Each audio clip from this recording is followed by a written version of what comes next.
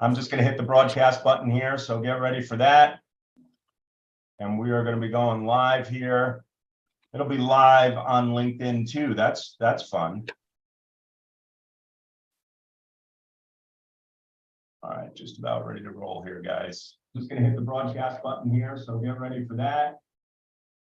And we're going to be going live here. It'll be live on LinkedIn too. That's fun. Okay, that's working. Very good. All right, well, welcome everybody. Happy to announce Anil being here. Anil, are you able to turn on your camera? Oh, somebody's playing that as well. I think it's reverberating. You might want to mute yourself. Let me mute everybody. Well, welcome everybody. Happy to announce Anil being here. Anil, are you able to turn on your camera? Yeah, I just muted everybody. Don't be insulted. I heard that a second time. Hey, Izzy. Hey, team. You might want to mute yourself. Anil, is that coming through yours? It might be. Hold on. Yeah, I just muted everybody. Don't be I heard that a second time. Hey, Izzy. All right, there we go. Looks like I still hear it for some reason. I think it's coming from you. Yeah, I think it's you, Izzy. But it's not my speaker's not. Hang on a second. But you have YouTube's probably delayed or LinkedIn's delayed or something. That's what my wife said to me, Izzy. She said it's me. I am the problem. She said I am the problem. That's what she said. Well, listen, I hear that almost every day. I'm still learning how to speak, wife. But we are true. Learn how to speak. Lauren, you will excuse these chauvinistic comments. Mm-hmm. Totally fine. Well, it's all true. It's all true. We are the problem. Yeah, I'm excited for Lauren to share a bit later, but we've got an exciting lineup, and I'm really excited about what's happening in the market. As you guys saw yesterday, we had a little bit of a market uplift. But before I go into that, as Anil shuts off his video, I wanted to just share you guys with Anil. We've been collaborating on some different projects. Neil brings some amazing background in the hotel and hospitality industry with investments, with investors, and aggregating that all up, rolling them up, selling them off. Anil, can you just touch a little bit on your background? Because I think what you've been doing with Nate's company and a couple others that are going to be showcased here is just instrumental to be able to lean on someone like yourself. So go ahead, Anil. Why don't you share a little bit about your background and what you do? Yeah, primarily my background's been in hospitality. I've been basically a sponsor. Our company puts investors together, then buys and hotel nationwide. And I have experience, raising capital like that and structuring deals and value adding. And then on top of that, I had a tech company, which we call Printed Energy. Imagine a piece of paper, put ink on it. That piece of paper was a light bulb. Add power to it, and then a piece of paper, put ink on it. It was a battery. Think the Tesla Powerwalls or the EV batteries. So we kind of built that company from scratch with the domestic license holder for that. I opened doors into Walmart, Ford. We were in Dodger Stadium. It's just we created things along the way and know how to operate a company and how to structure things for growth. So, working with some of these clients who'll showcase later, it's an exciting time. And Izzy is doing this and we collaborated on a few things, and I thought this is a good way to use my talent to help people out.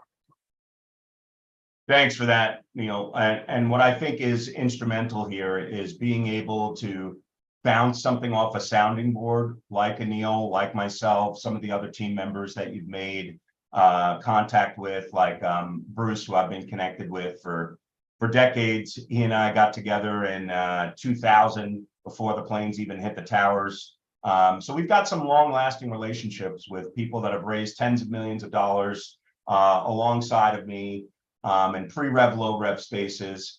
So with what's happening right now in the market, and for an opportunity for the Lauren Skinners of the world that jumped into this with their startup relatively recently, I think, Lauren, if I could use an analogy, it's sort of like the wave was pulling out and you see that wet sand in the ocean and you start booking towards that wave that is going to come back. I think that's what's going on right now in the market, in my opinion. How long that's going to take, I don't know. But when you see Meta spike 14% in the stock market like it did yesterday, analysts raising their expectations and through the full breadth of the market, and with numbers being released, that just tells me there's been money that's been sitting on the sidelines. Okay, and there's a boatload more of it. I'm not saying every investor takes all of their investment capital and throw it into a startup, but what I will tell you is that there's certainly money on the sidelines that is going to be coming back in full strength. So excited about that. But without further ado, let's go ahead and just cover a couple of things here. A little bit of housekeeping. As you know, this is no place for foul language, especially with ladies in the room, especially with ladies that will be listening in, and this is being recorded. Remember, this is going to live on the web forever, right? And you just want to be a cut above. And I think that's certainly important. That's what I like to do, is just help elevate your visibility and make sure folks know that they're not investing into some locker room people that are gathering. And that's not the case at all here at FEP Collaborative. We're cut above for sure. And make sure you remember that, remember your audience. That's never really been a problem, but you just never know. Outside of that, I'm going to go ahead and jump into things. You know, we always start things with a prayer and a pledge. So I'm going to go ahead and start that off, and I'll get the flag up here in just a second.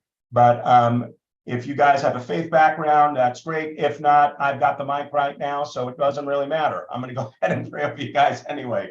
So Heavenly Father, I'm so grateful for this opportunity. Love these people, love this cohort. So excited for everyone here to allow themselves, for those butterflies to settle, Lord, and that you would have your way in their lives and their presentation. And Father, the money that they're seeking after, that you would bring it in expeditiously, Lord God, that you would move forward these businesses in a powerful way and have your way in their lives, Lord. Bless this time together, and it's in Jesus' name we pray. Okay, amen. All right, well, I'm going to go ahead and share my screen here and honor this amazing country that we have for free enterprise. Tell me if you guys can see my screen. Do you see an American flag up? Okay, great. So I'll go ahead and why don't you guys all unmute? I'll start it off, and then you guys will finish. So I pledge allegiance to the flag, the United States of America, and to the republic for which it stands, one nation, Nation under God, indivisible, with liberty and justice for all. All right, play ball, as they say. Okay, up first, we've got Gabe Lowenberg. Gabe, let me go ahead and spotlight you. You're one of the most fascinating startups that I've been in contact with. And I say that because you're such an out-of-the-box thinker. And I love that. First off, why don't you share with the audience your background, the things that you've done before in the past, before you jump into the Easy Trader app, because I think it speaks to everything that you've wanted to do. Thank you very much, Izzy. Thank you for that kind introduction. I started my career in 1989/1991. It's in Toronto at Gluskin Sheff and Associates. And then in 1994, I moved to New York to go join EOS Partners, which was a emerging hedge fund at the time. The founders of EOS Partners came out of Odyssey Partners, which was Jack Nash and Leon Levy from the 70s. In the 1970s, one of the famous hedge funds in the 1970s and 80s. And I joined EOS in 1994. And then in 2001, I went to go work with Stevie Cohen at SAC Capital, which was another incredible hedge fund, and in Greenwich and Stamford, Connecticut. And then subsequently to that, I moved back to Canada, where I started my own hedge fund or money management firm, registered under the Ontario Securities Commission, called Lowenberg Investment Counsel.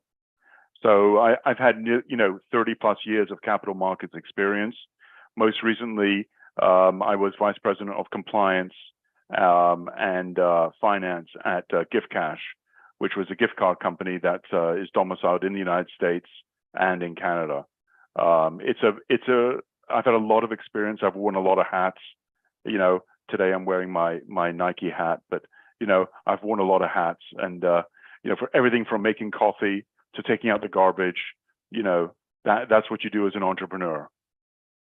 That's absolutely right. And what this has led up to into a marketplace that is not real understood well in the United States. And I want you to speak to that first before you jump into the Easy Trader app.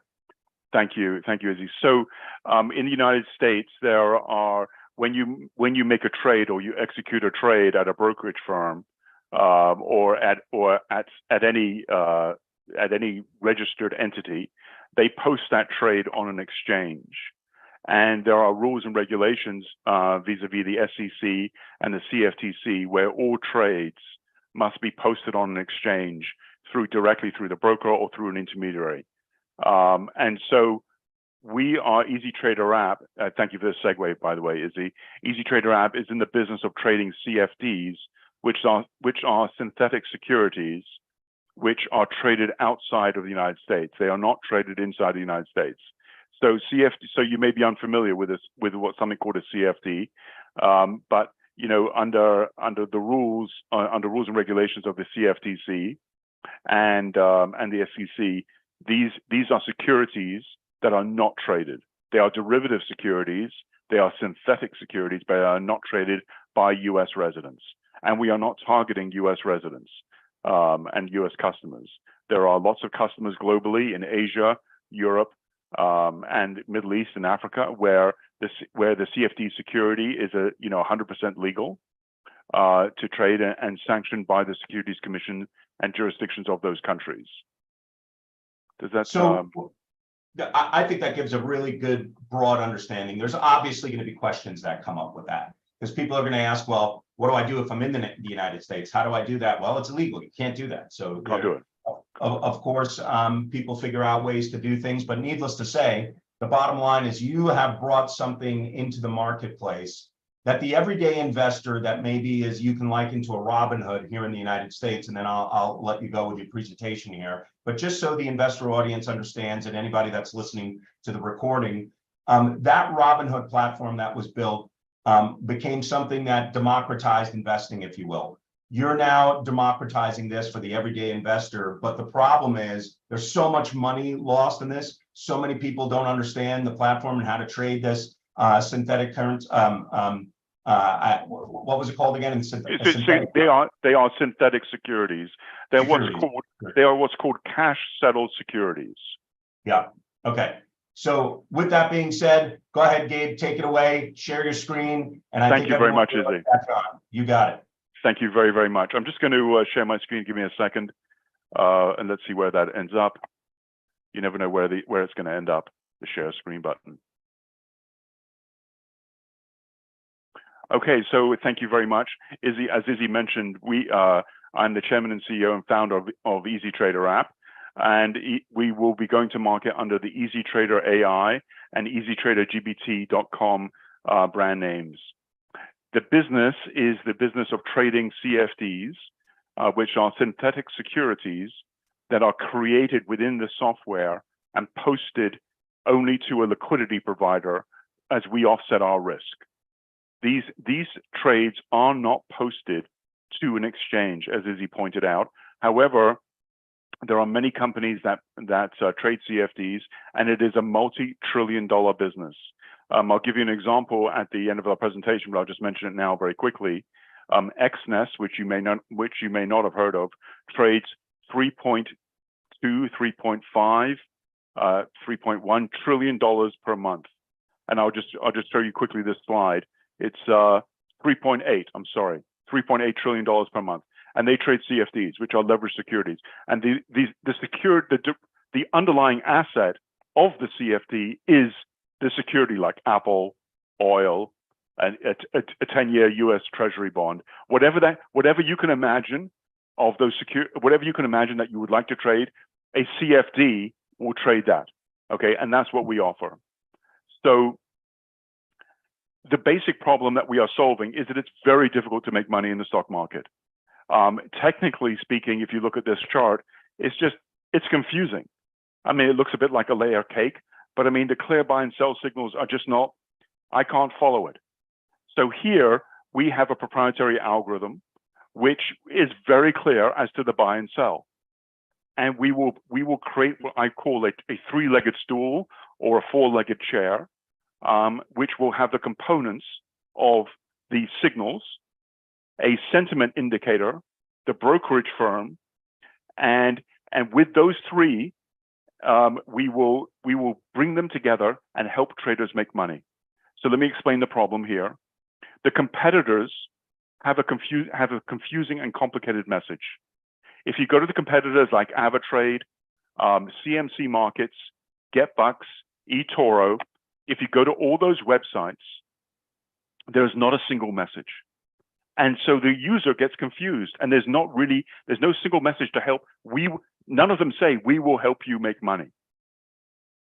So let me just expand on that. So why do the traders fail? Why does the competition fail? Because the competition is focused exclusively on getting transaction volumes, and they're focused on gathering assets, and they want sophisticated traders with large pools of money to generate volume. So traders spend a great deal of time trying to pick direction and pay attention to multiple news sources and digest all that, and it's hard to process. So our professional traders, and also they're competing against Goldman Sachs, and Goldman Sachs has tens of thousands of employees who are focused exclusively on adjusting their algorithms to the instant news flow, and brokerage firms have streams of people in IT departments that are doing exclusively algo and bot trading. The result is that 80% of traders lose money. And specifically, we know this because a number of the brokerage firms disclose that 80% of traders lose money trading CFDs. Why? Because it's exceptionally hard. So this is what we're going to do. We're going to focus on traders with a small starting cash balance, $500, $600, under $1,000, who want to engage in trading to make extra money. We're going to provide a winning platform which will have 4 legs to the stool, or 4 legs to the chair. A proprietary ChatGPT algo for sentiment, so we will have a long-term sentiment indicator, trading signals, and a brokerage combined. Plus, we will add one more layer, which is we will add trade protection. So we can, through options and volatility, we can price out protection for your trade. And I've written here in my presentation that we can do it for an hour, but actually we could do it for 6 hours, and we can do trade cancellation. That's what the coding will allow us to do when we complete it. However, I just want to repeat here, the winning solution is, a sentiment indicator, which we will do proprietary using ChatGPT, trading signals, and the brokerage firm combined in one. So I'm not going to different programs like TradeView for my signals, and layered on top of all of that, we will have, you can protect your trade. So how will we acquire customers? This is the most important thing. How are we going to get people on the platform? Guess what? If people start making money versus the other platforms where they 80% of the time lose money, referrals will be the biggest win. So Absolutely. it's, when you make money, it goes like wildfire. So referrals, partnerships, and trading communities like from Discord and Telegram. I must have 5 or 10 trading communities on my Telegram. These channels have 200,000 users, 50,000 users, 20,000 users. I've lost track of them, plus global influencers. Also, in addition, because we are not focused on the United States and Canada to get our customers, we are focused on underserved markets in Asia, the Middle East, and Africa. We will be focused on areas that are not well penetrated. The up and coming markets is not United States and Canada for this product. The up and coming markets are areas that have a lower economic, let's call it GDP, and those countries are rising faster as a percentage of the base than the United States is. So just to repeat, our platform is the integration of a proprietary sentiment algo, trading indicators, and brokerage. And then we're going to layer that on top of a white label connectivity platform, which is used by the biggest brokers in the world, Merrill Lynch, Goldman Sachs, or the old Merrill Lynch anyway, CME. This is all the connectivity software is crucial, but the connectivity software is something anyone can get. What's proprietary is the sentiment algos and the proprietary trading algorithms, and then combining that with a brokerage firm. So I'll just explain how we make money. With 2,000 clients, making a $10 spread capture per trade. So there's $10 spread capture. You're like, oh, Robinhood, they trade for free. Why should it be like? Why should people pay $10?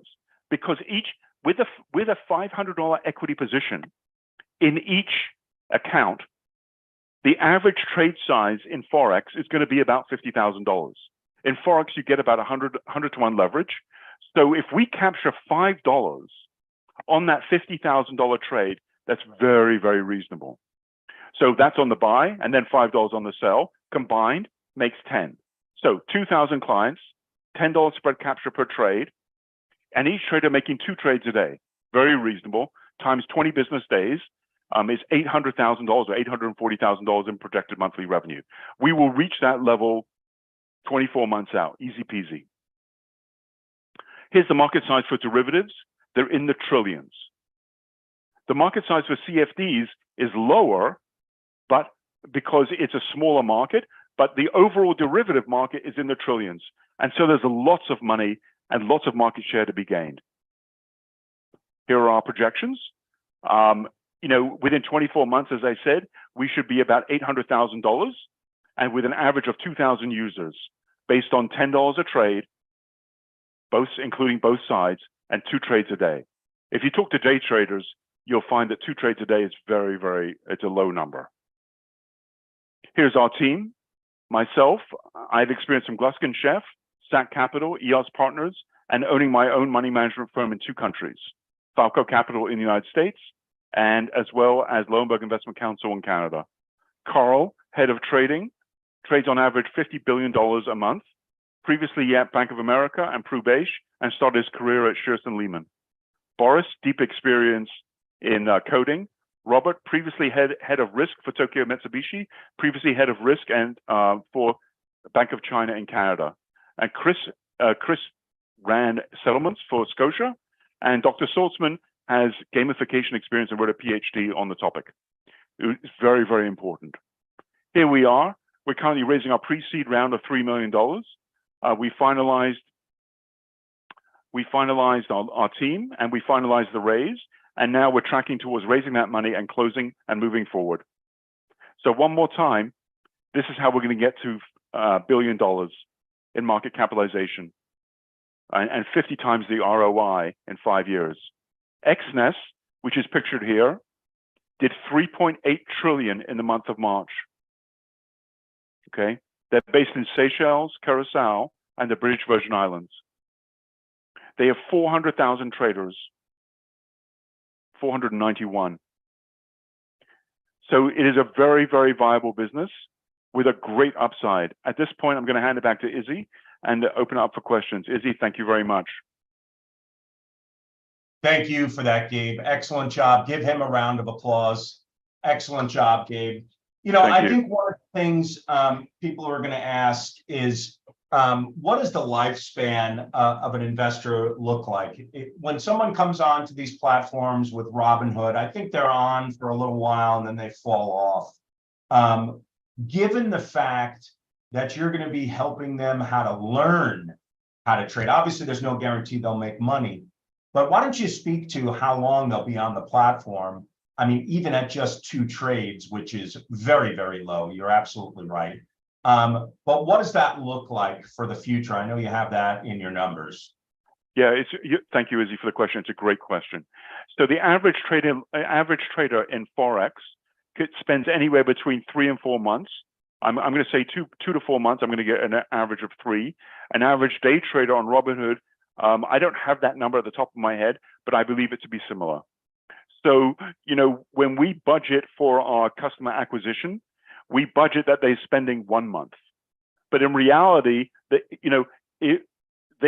spend maybe 3 months because they're not making money. Because remember, 80% of traders lose money. So imagine if actually 50% made money, we can extend the lifespan of that trader significantly. A company called FTMO, which is based in Europe, they have their traders spend upwards of a year on the platform. That's amazing. And those traders that are spending upwards of a year, I got a funny feeling that they sort of include the profits as some of their relied upon income. I mean, if you could take someone around the world that can turn $500 a month into maybe $750 or $600, 20% of that, and they're seeing those kind of gains, that's significant for a lot of people around the world. I think we look at this in the United States and say, you know, well, what's the big deal? How much money can be made for an investor? Well, let me tell you this. I mean, a penny doubled every day for 30 days is worth over $5.3 million. You take someone like Gabe's platform and teaches someone how to do the same things over and over a period of 5, 10, 20 years. Can he have any impact on someone's wealth? Can you speak to that, Gabe? Because I think that's remarkable. Yeah, it is going to have a huge impact on people's wealth, and especially so in the underdeveloped countries which we are planning to serve. You know, in the United States and Canada, where the average income is whatever the average level is, you know, I'm not going to make up the number because I don't know it. But, you know, when you look at the underserved markets, such as Asia, you know, such as all of Asia, Africa, and the Middle East, when those people increase their monthly income from, when they add an extra $200 to their monthly income, that's huge on a percentage basis. And so for them, the value add is so much more. For us, $100 may just, you spend that at Walmart, you spend it at Williams-Sonoma, before you know, it's gone. But for them, that value add of going from $500 a month to an extra $700 a month can add huge to people's lives. And that is the reason and purpose that we are doing this, is because to add that extra income when someone is starting from a low base is so much more meaningful and so much more useful. I love that. And I think what my final thought here would be, Gabe, if you could just give some insight into the reality of there's so much more confidence in US traded securities than in other markets around the world, where there's just not a lot of confidence like they have in the United States on those securities. Can you speak to that, where now you've got someone that can see what's happening in the stock market here in the United States, leverage that in their own country? Because some of these indices around the world, there's just a lot of funny business that people don't have confidence in. Can you speak to that a little bit, and then we'll move on? Of course, Izzy, thank you very much. So in terms of confidence and in terms of world stock market, of course, the United States stock market and the NYSE, NASDAQ, and and the Amex and any other peripheral dark exchanges provide the most breadth and the most security of execution. So when you buy Apple or you buy Google through a brokerage firm, you know you actually bought it. So that provides a surety of execution. So when we provide what is a CFD, which is a synthetic security on Apple, or synthetic security on the S&P 500, or synthetic security on the Dow, people will have the great confidence that actually buying the same thing. Even though they're actually buying a derivative, we will specify that they're buying a derivative, of course, but they're buying the same thing. So they don't have to worry about them buying, a Yemenite exchange or a Yemenite index. They can buy the same Apple, or have the effect of buying the same Apple that everyone in Idaho is buying. And that to me, and that to the customer, provides a great deal of value. It does. Give Gabe a round of applause again. I think, Gabe, what you're doing is remarkable. I'm so proud to be a part of this project, because I think what you're doing is bringing the marketplace of what's here in America globally and democratizing that. So great job. You figured something out. Thank you very much. Thank you very much for your time. Thank you. Here we go. We're going to go ahead and spotlight Eric Terrell. Eric, you're up next. Where are you? Let me go ahead and spotlight you. There you go. I can spotlight you when you have your video on. There he is. Look at that handsome guy. How you been, Eric? I'm right here. How are things out in Nebraska?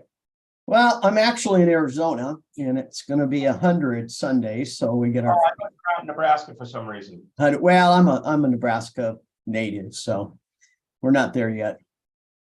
Well, it's good to see you, man. I mean, you can probably resonate with you being in the banking industry for so long, that amazing platform that Gabe was just sharing with us. But you know what, one of the things that's really cool about, you know, your platform, whether you're in Nebraska, Arizona, Miami, Florida, if you're like me and you like to travel, one of the things that my wife will do with her girlfriends is try and research what's around the area where I can go and visit. And if I were to just, let me see if I can do this here. Yeah, there we go. If I have everyone on here and you can see everybody, by a show of hands, how many of you have struggled to find a cool place to go when you're in a different city? I know I have. Okay. And one of the things that this platform does that you're about to showcase here, Eric, is it identifies all these great places that you can visit that are doing certain things that I like to do with my family. You know, one of the things we love to do in the Greenbelt in the summer is just have a fire pit going so where the kids can run around and have some s'mores and we can play cornhole to the wee hours of the evening. It is ridiculous seeing how long people will play cornhole, and we love doing it. And there are places that will have a backyard area for a bar or something like that. And you don't know about that until you can go to a platform like yours where you can get some information on that. Can you share a little bit about what you're doing with My Life there and how you can connect all those things before you jump into your presentation? Sure. We're, you know, my partner and I that started this are credit card guys from a long ways back. And we've talked to merchants for a lot and we've traveled and, you know, it's hard to find things to do that are retained. You can do all sorts of searches. You can go to Google, you can get all sorts of information, but the minute you leave, it's gone. You don't have anything to capture it. You can print it, but this app will take your preferences and go out and find items and locations and things to do to your preference. It's age sensitive. So if you want to do something with the kids, it will bring back all the kid-friendly activities.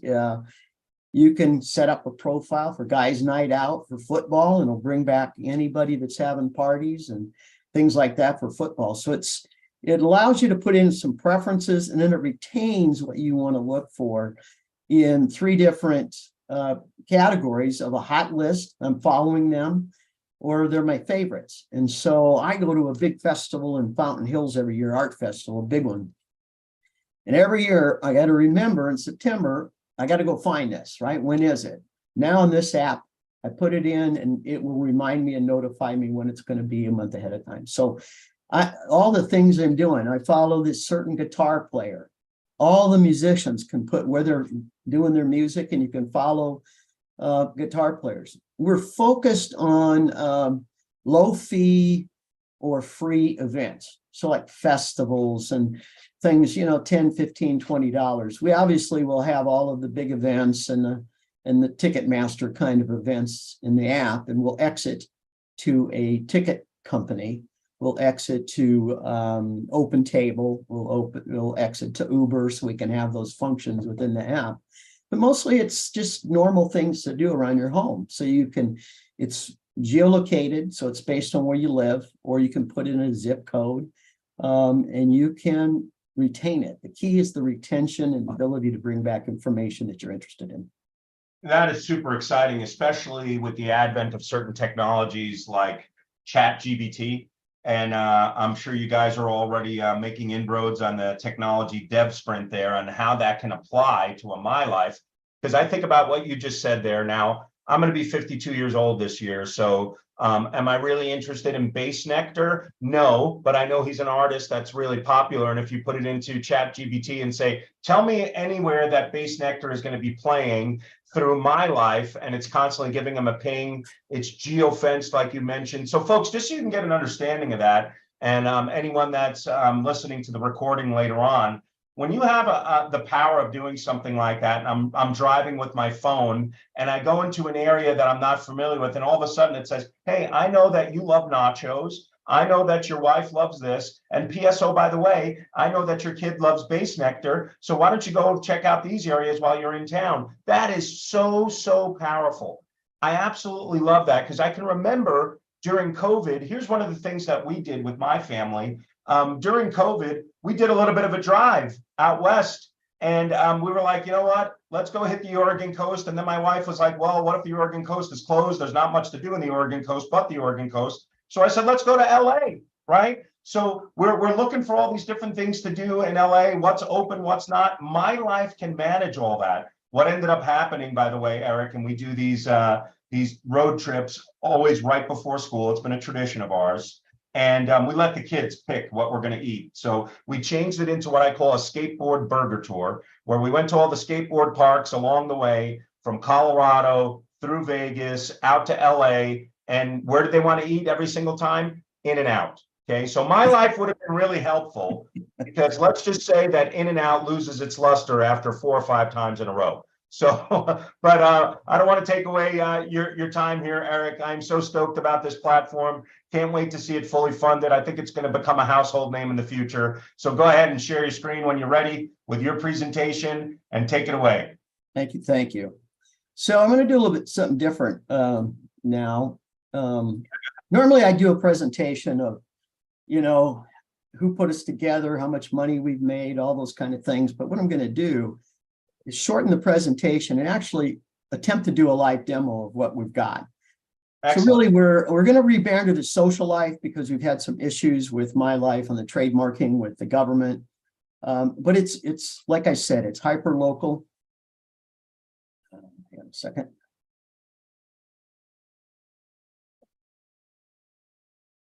For some reason. Oh, there you go. I put this chart up. This is just why you should invest in us. Is it patentable? Yes, we've run the patent in. It's got great returns. Yes, we're going to roll it out. It's going to make a lot of money and those financials can be obtained later. So the market disruptor, yes, there's really no app or anybody in the space like us. It's highly scalable. We're going to prove Arizona, then we're going to cut out 54 cities and wrap it up. Does it have to be manufactured? No. Does it need government approval? No. Does it have to market individually to people? No. We're going to load the app via APIs with tons of data.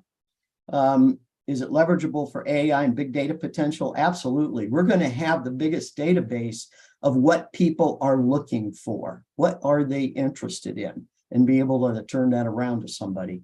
Huge upside, national. We could go international. We have a very low burn rate and very few employees because it's a highly technical platform. The only people we're planning on really putting in are some marketing people and some people to analyze and correct the data when it goes into the database. And we have multiple export. Real quick, it's content rich, loaded with APIs. We have over 800 variables so far based on your likes. So, you know, we've got all sorts of things you can pick from as a user. This is the user mobile application slide. We can create up to 5 preferences. You can click on a button that returns all the info on preferences you've created. 1 click to retain the info that you want. So for instance, a kid days out, date night with my wife. We go out every Friday, have since the 70s. Guys night out.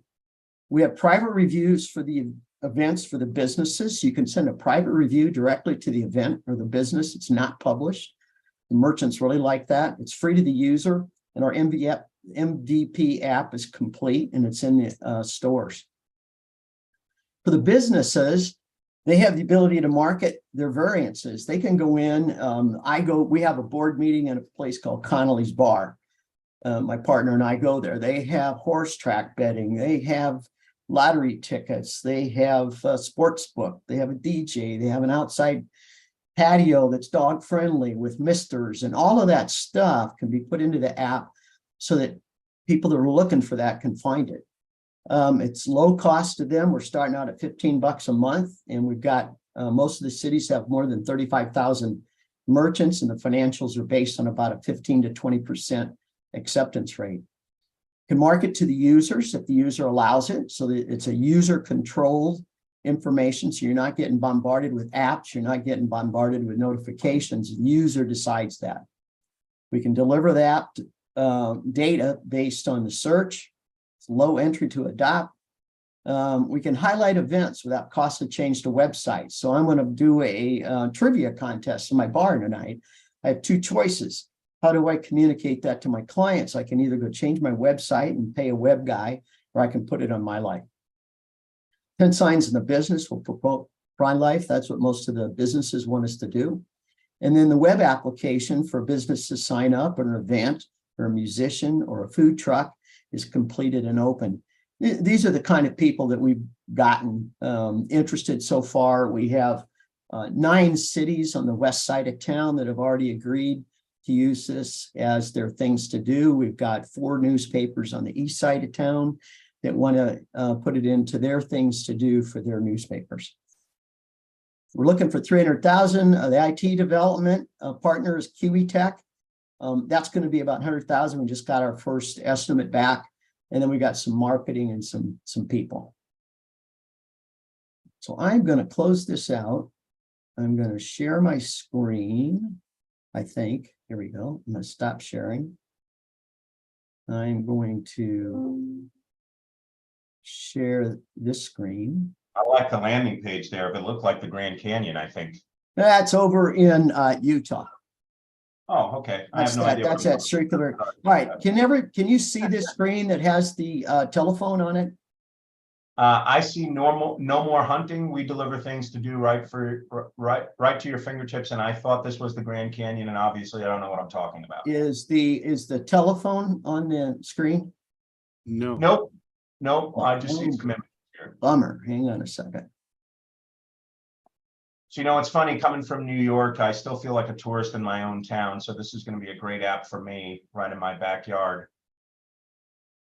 One of the places that I want to go to, you've probably been already, Eric, because you're a traveler in this area, is Moab.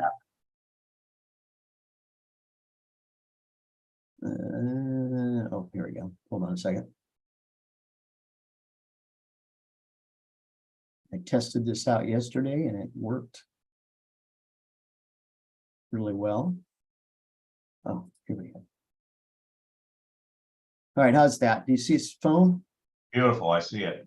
Okay, so this is actually a mobile app, and this is what we're presenting. We have all these different squares in here, and actually it is customizable by the person using it. This is the local events, and this will be based on your geolocation. We've got this on a very thin database, so it takes just a little bit to come out.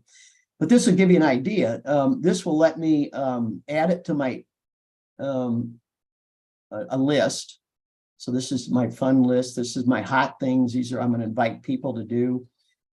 So let's go down here and take a look at one of these. This is the farmers market out at Arrowhead. I can add it to my favorites. So that's on there. It tells you everything about it. Some icons in here that the merchant can pick when they go in. But you can see it's got food trucks. It's going to have a farmers market. It's going to have a crafts fair. It's this is the detail of all the description of what you want. And then this is your ability to review it.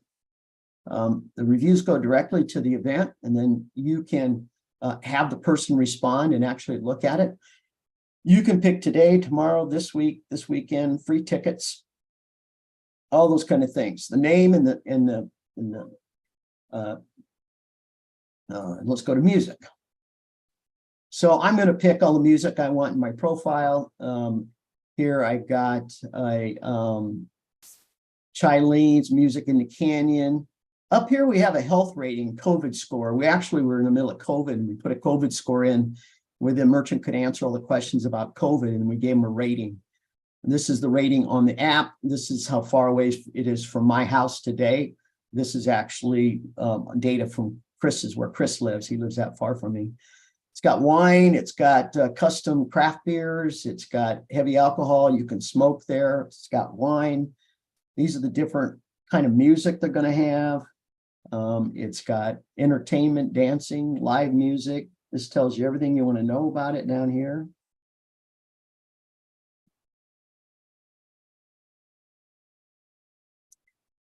These are local specials, so I can select to have the people I have on my favorites list send me information about, oh, get a special, and you can turn these on and you can turn these off. So if you don't want to see them, we have a save list where I go through and I have a hot list. These are ones I really want to know about.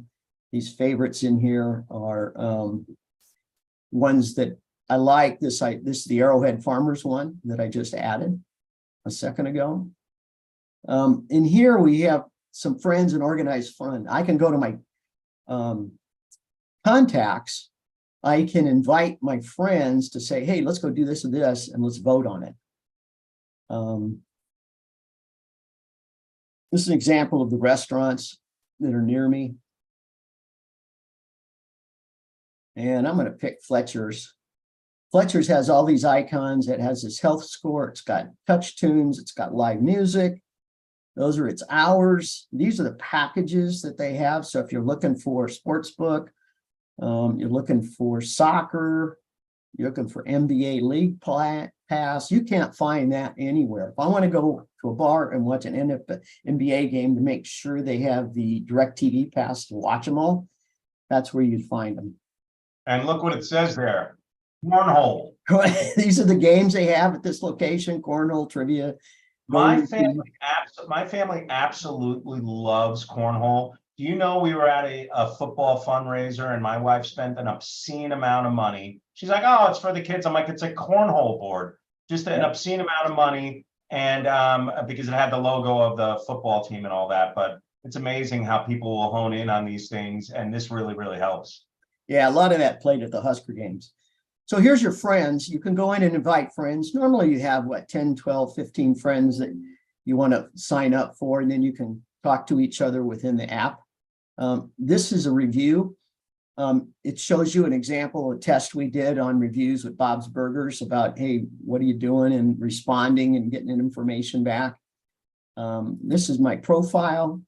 I can set up my music profile. This is all the different musics I can choose from. And we have a heck of a lot more than before the app was made. Let me go back to food types. We've got all these different food types you're going to be able to pick from. And then in settings, this is customizing the front page. The bottom three buttons are going to be your preferences. So if you put in preference for kid things to do, it's going to show up as a button on the front of the page. So you can click it and take a look at what's going on. These are your alert notifications. You'll be able to say whether I want alerts or not and we're going to add people on your hot list, people you're following, and people that are your favorites. And then this is your user review. So it's very user generated, where you're not going to let it garbage, but you will get good information back from the merchants as you continue to use the application. That's the mobile application. And this is the business application. Can you see that? My Life Mobile, and it's got a dashboard. Is that coming through okay? Yes. Okay, thank you. And you've got your demographics, so business, an event, a concert, a food truck, anybody can go out and sign up, and this is what you get. When you get into unique venue uniqueness, this is my company, I'll sign on, and so you got venue games. This is where you pick all the unique stuff. There's over 800 of these attributes. These are the ones we put in for the demo. Facilities, dog-friendly party rooms, they have a dress code. This is all the viewing options, the networks. What's beer pong? How do you play that? Huh? What's beer pong? How do you play that? Yeah, sure. I don't know. My son tells me about that. And so this is the business side of it that we've got done and completed. So that's my life, and that's the things that are up and working, and that's it. Great job. Give Eric a round of applause. Excellent job. I'm so excited for this platform. And let me ask you this, because I know investors are going to want to know right away. You've gotten the development phase to an MVP. After you continue to raise capital and get it fully functional, what do you think this can scale to as far as reach over the next year, 2 years or so? Why don't you give us some perspective on that, Eric? Well, once we get Arizona done, going to the other cities, we will be gathering, as we finish out Arizona, all the data from the other cities in the order that we pick. And so we'll start loading that data from the APIs. So it's just a huge database, which I don't know if we're going to segment or whatever, but our tech people say it's highly scalable and without a problem. So we should be able to be in 10, 15, 20 cities by the end of 12 months after we complete Arizona.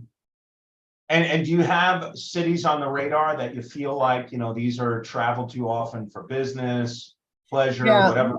We've got market data on all the establishments in each city within each SMSA. And we'll go after all of those. There's a lot of that data out in the government that we've pulled and we're ready to go to. I think we've got our first commitment, at least to finish out the technical programming. We've got somebody we're working with right now. Hopefully we'll do that. And then we'll need more for the marketing and all of that. So it's going to take probably 3 months to finish out the programming on top of what we've already got done.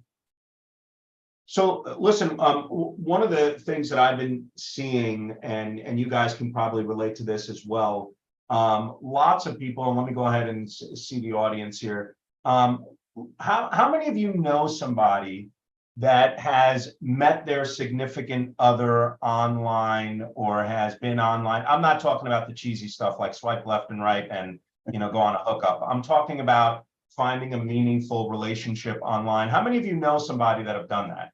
Wow, that's funny. Only a couple of people. I know lots of people that have met people online. I can totally see some affiliate relationships, referral partners, strategic alliances, maybe with people wanting to meet groups of people out together at certain places. Because a lot of times people are just afraid, like, man, I don't know I don't know who this person is. I don't know them, but I'll go out with a group of friends to this cool place. And hey, we're all going to be meeting there. Would that be something that fits into the My Life plan in the future, where you can connect groups of people that are all going to go out and meet one another? There are a lot of opportunities. Every time we show this, people like you come up with great ideas that we log down and have ready to go. And our software will really work well with AI, because it's people are looking at things and coming to things, and we can interrogate the database based on the searches. So that's really going to be helpful, and that will lead into that. Yeah, should be. Yeah, what I can also see as well is, you mentioned some of the concert venues and things like that.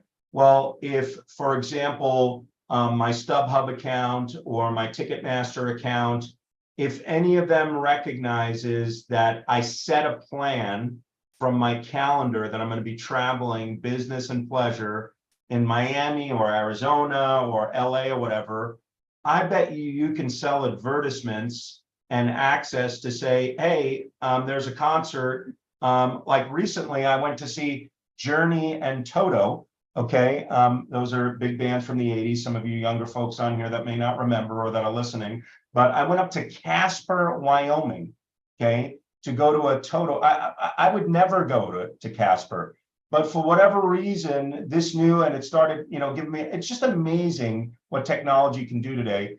Do you see something like that working? I mean, I'm throwing all these ideations at you, Eric, but I'm just so excited about this platform.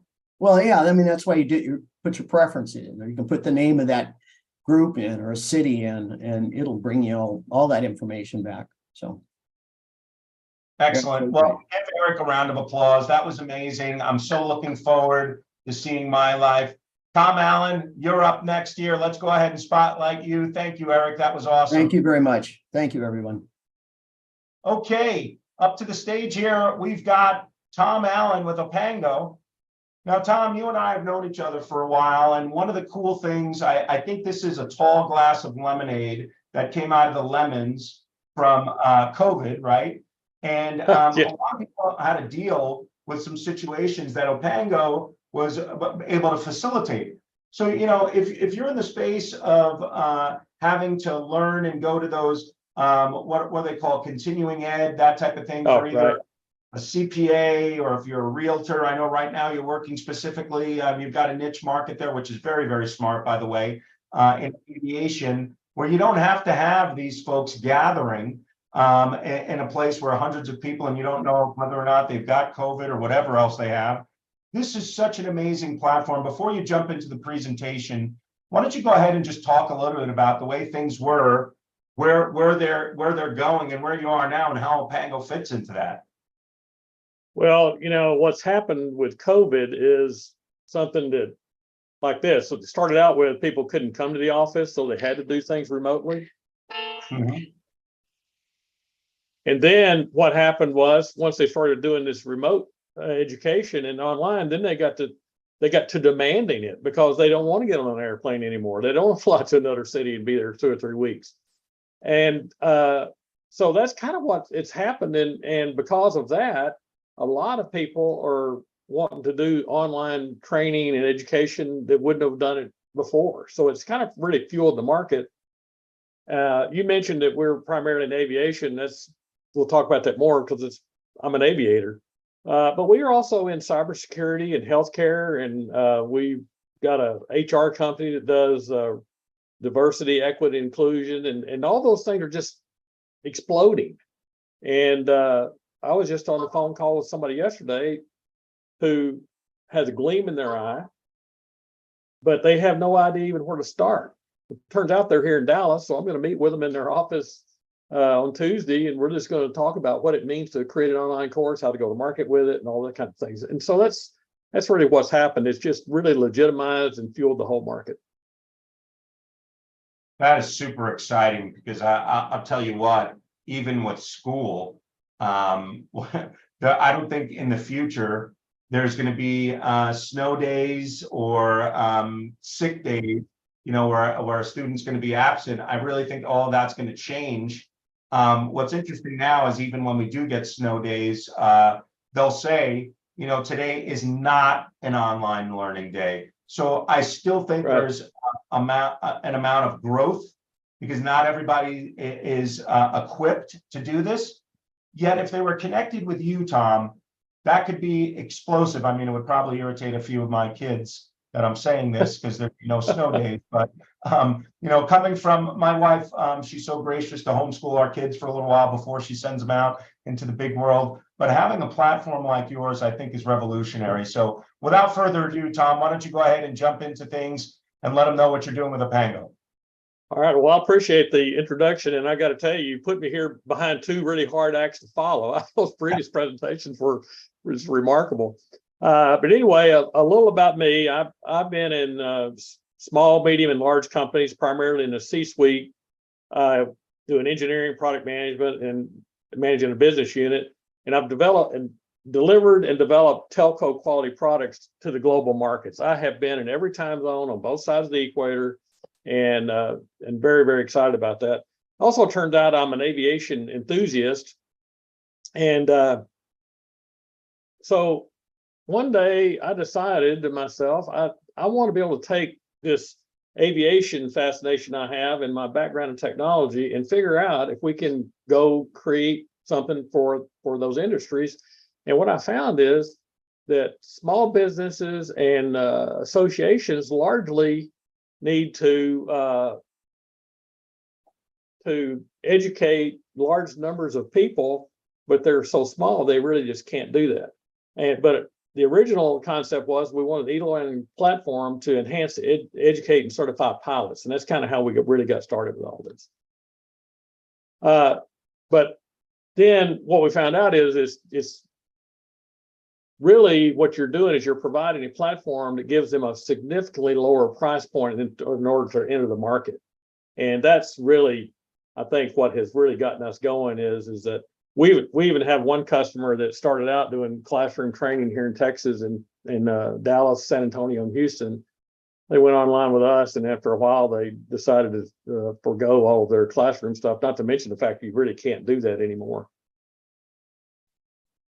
So to highlight a couple of our customers in aviation, you got the Helicopter Association, and this is what they'll tell you. I'm good with helicopter operations. I don't know content delivery over the web. So that's what we do. You got the National Association of Flight Instructors. They're a situation where they got all volunteer staff. Those people all have full-time jobs, so they need us to help them actually manage and deliver this. And then you've got this guy down here, solopreneur in pilot safety. He's a guy he's just highly sought after, and so he put all his stuff online to enhance his market. But the other thing that we do is I met Greg Brown out at the Helicopter Association in Las Vegas, and he was frustrated that had an emergency, and his current provider only could guarantee a 7-day turnaround. And so I gave him my business card and told him to call me anytime he wanted to, and so he did. And so what we have found is that for things like this, you really need to have ability. You need it. Your customers want to be able to reach you. That doesn't mean they do all the time. What it means is they want to.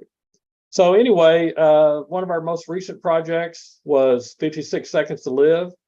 And I'm sure you guys all heard about Kobe Bryant out in LA. And it turns out with helicopters and airplanes too, that there's kind of a series of bad decisions. And when you make that last bad decision, you've in a helicopter, you have 56 seconds on average to live before you crash.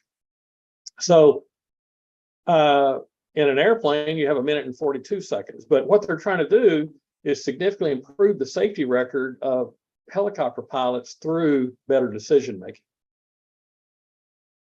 So how do we do this? We claim we're the Chick-fil-A of LMS platforms. And if anybody knows anything about Chick-fil-A, they've got it going on here. We administer the LMS if they need it, and some do and some don't, but we have that capability available to them. We do training strategies. As I mentioned earlier, I just met somebody here in town. They've got a gleam in their eye, but they're not really sure what is working and what doesn't work, how to put a course together, things like that. So we're going to help them with instructional design and what we think will make an effective course for them. Content development, again, it surprises me sometimes that even though people have taken a lot of e-courses, the idea of actually sitting at a desk and putting one together seems to be a daunting task. So marketing strategies. The other thing I found out in time with this is that if somebody just thinks they're going to put up an e-course, and because there's a World Wide Web, people will find it and buy it. Well, that's just not always the case. So they need to have some sort of go-to-market strategy, and they need to have some sort of target audience that they're going after. We're very service-oriented. Like I said, our customers are people that often they just want to have the comfort of knowing they can call somebody and get a response. And so we are just, based on all my experience and history, differentiating yourself and having excellent service is really, really important. And so in a lot of ways, we're just the outsourced e-learning department. They've got their own organization to do what they do, but we're the outsourced department for those kinds of people. We already talked about this a little bit, but the COVID-19 has really forced the global education system to embrace web-based online learning, and employees are really demanding it. I was just recently at my bank, and the teller knows what I do, and she said, I don't want to drive over from Dallas to Fort Worth. That's only an hour. I wanted to just go upstairs and do this from my, my home office. My wife she's a school teacher. She does this all the time. She goes into our home office and takes courses and doesn't even leave the house. So in 2019, LMS billings were 9.6 billion. In 2022, they were 18.7 billion, and they're estimated to be 43.6 billion in 2027. And so that represents an annualized compound growth of, I think it's 18.4%. So our go-to-market strategy is to really bring on a big digital marketing campaign and outreach. We still go to trade shows, industry events. I just got back from the Helicopter Association in Atlanta, and really a great show. There 3 days, met a lot of new people, and I have a long list of people to follow up with now. We need to bring on more administrators as needed as we grow. And we need to, I say we need to accelerate our roadmap. We've already done the data analytics, the UI changes, and the updated customers they're very, very excited about that. The one thing that is new emerging is that our customers want to make data-driven decisions. So we're working with a company here in Dallas that has an AI engine so that they can analyze all the stuff that their customers are doing in an online way and provide them more information about how to be more effective and who's doing the best and things like that. So our executive teams, James Roselle, he and I have worked together through several companies. He is our works on our education, content development, and helping people put their courses together. Tom Dennis is doing our marketing and brand management. Chris Kambala is product development. He has a steeped history in enterprise software development. And then Charlie Quinn is our HR guy. So here is Izzy, who you can't say enough good things about what help Izzy and what he's brought to the party. He's been phenomenal to work with, and he also gives you a lot of truth on occasion if you need it. David Zumwalt, I've worked with him at a couple of companies. I just met with him this week, and he's currently here in the United States. He runs a wireless infrastructure association, but he is just, he's just somebody who really can give you a lot of really good sage advice. David Sim Smith is a venture capitalist with Mobility Ventures. I've known him forever. He also is really good at figuring out, helping you think through how and to do what you want to do and scale. Pat Hamner with Patriot Capital. The interesting thing about Pat is he was on the board of a company I was with. He comes walking in there one day with this box. He said, I want to show you all what we invested in. And he opens the box and it says these inline skates. And I thought, you got to be kidding me. Turned out that was Heelys.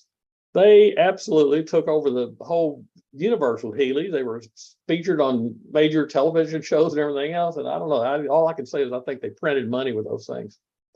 Dan Vermeyer is with Just so you know, Tom, my 18-year-old son just got a pair of those. I thought he was a nerd. He's like, no, Dad. I mean, my friends are getting these all the time. It's pretty crazy. Yeah, I saw him on CSI Miami when the crooks skated into the bank and robbed the bank. But I'll tell you what, now Pat is a venture capitalist. The way this entrepreneur got him to invest was he took a video of his sons using these Heelys and dropped it on Pat Hammer's front porch. Pat saw this box, opened it up with a videotape, and based on the strength of watching his kids see how excited they were about these Heelys, they invested in it. Now, marinate that for a little bit. In case anybody's wondering how to raise money, I thought that was, and he tells that story down there at SMU all the time. Burmeyer is in the private equity. And so if you think about where we're going in the future, he's keeping us sort of our ship in the right direction in terms of what it's going to look like to exit out the other end. Bolanger is a CFO advisor and heavily in the SaaS marketplace. So he's helping us make sure we have our numbers together. And Kyle Ferguson is, I met him when he was a young man, when his law firm was just a gleam in his eye. And now he's in I think 3 cities here in Texas. And if I understand it right, I don't know if I'm supposed to say, but he's expanding into another state, into another major city. So he's a super, super sharp guy. And that's the best part about this thing, is having sharp people around that helps keep you sharp. All right. So what we're going to do is we've got a revenue plan here that our initial numbers say we're going to have 21 million out here in year 5. And so we can talk about that more in maybe in another conversation. But what we're looking for right now is, what we'd like to do is get about a 500K bridge with an SPV. And then once we're able to take that and get going, we will believe that we'll raise another 4 million once we are in a better place. Does that make sense? We have already, I think I mentioned this earlier, we've already accelerated our roadmap. Things are looking good on that. I've identified a company that I believe is maybe the best company for our digital marketing, primarily because they're steeped in the LMS marketplace. They're not just people that go, oh, we know marketing, we do email campaigns. These guys know this marketplace really, really well. And then we'd like to add on some sales staff and LMS administrators as needed. Anyway, Izzy, that's really all I got, in case you've got some questions for me. I do indeed. Great job. Give him a round of applause. Excellent job, Tom. I love the Opango platform and what you'll be able to do with this in the future. But you know what? Investors always have this mindset and the question, which sometimes it's off-putting for founders, but they just say, so what? You're just another LMS platform, right? And I love how you preface things with, you're the Chick-fil-A of LMS platforms. I love Chick-fil-A. It doesn't seem like a fast food restaurant when I get the bill, right? Nor the way it's getting treated. You know, for a family of 6, when you're spending $80 on chicken sandwiches and sweet tea, something seems wrong, except for the exceptional customer service that you get. Yeah. A little bit of a different culture than the people that they hire at McDonald's. Not to say, Yeah. I'm almost embarrassed to say that I do stop at McDonald's from time to time. But with Opango, there's something different about when you look at all these LMS platforms, you can't even interact with people. How about this? Try talking to someone at eBay. Try talking to someone where you're putting something on a platform and it's important for you to be in human contact. I dare you to go out and try and do that right now. With Opango, you can. But here's the question I want to ask you, and it's putting your feet to the fire, I understand. But when this scales, and I believe you will, because people just love Tom Allen. He's a happy-go-lucky guy, wants to help people. I love that, man. You're going to do exceptionally well. But when you scale this thing, how can you get the human contact that you want to get, what you're doing on a small level now at scale? Can you speak to that?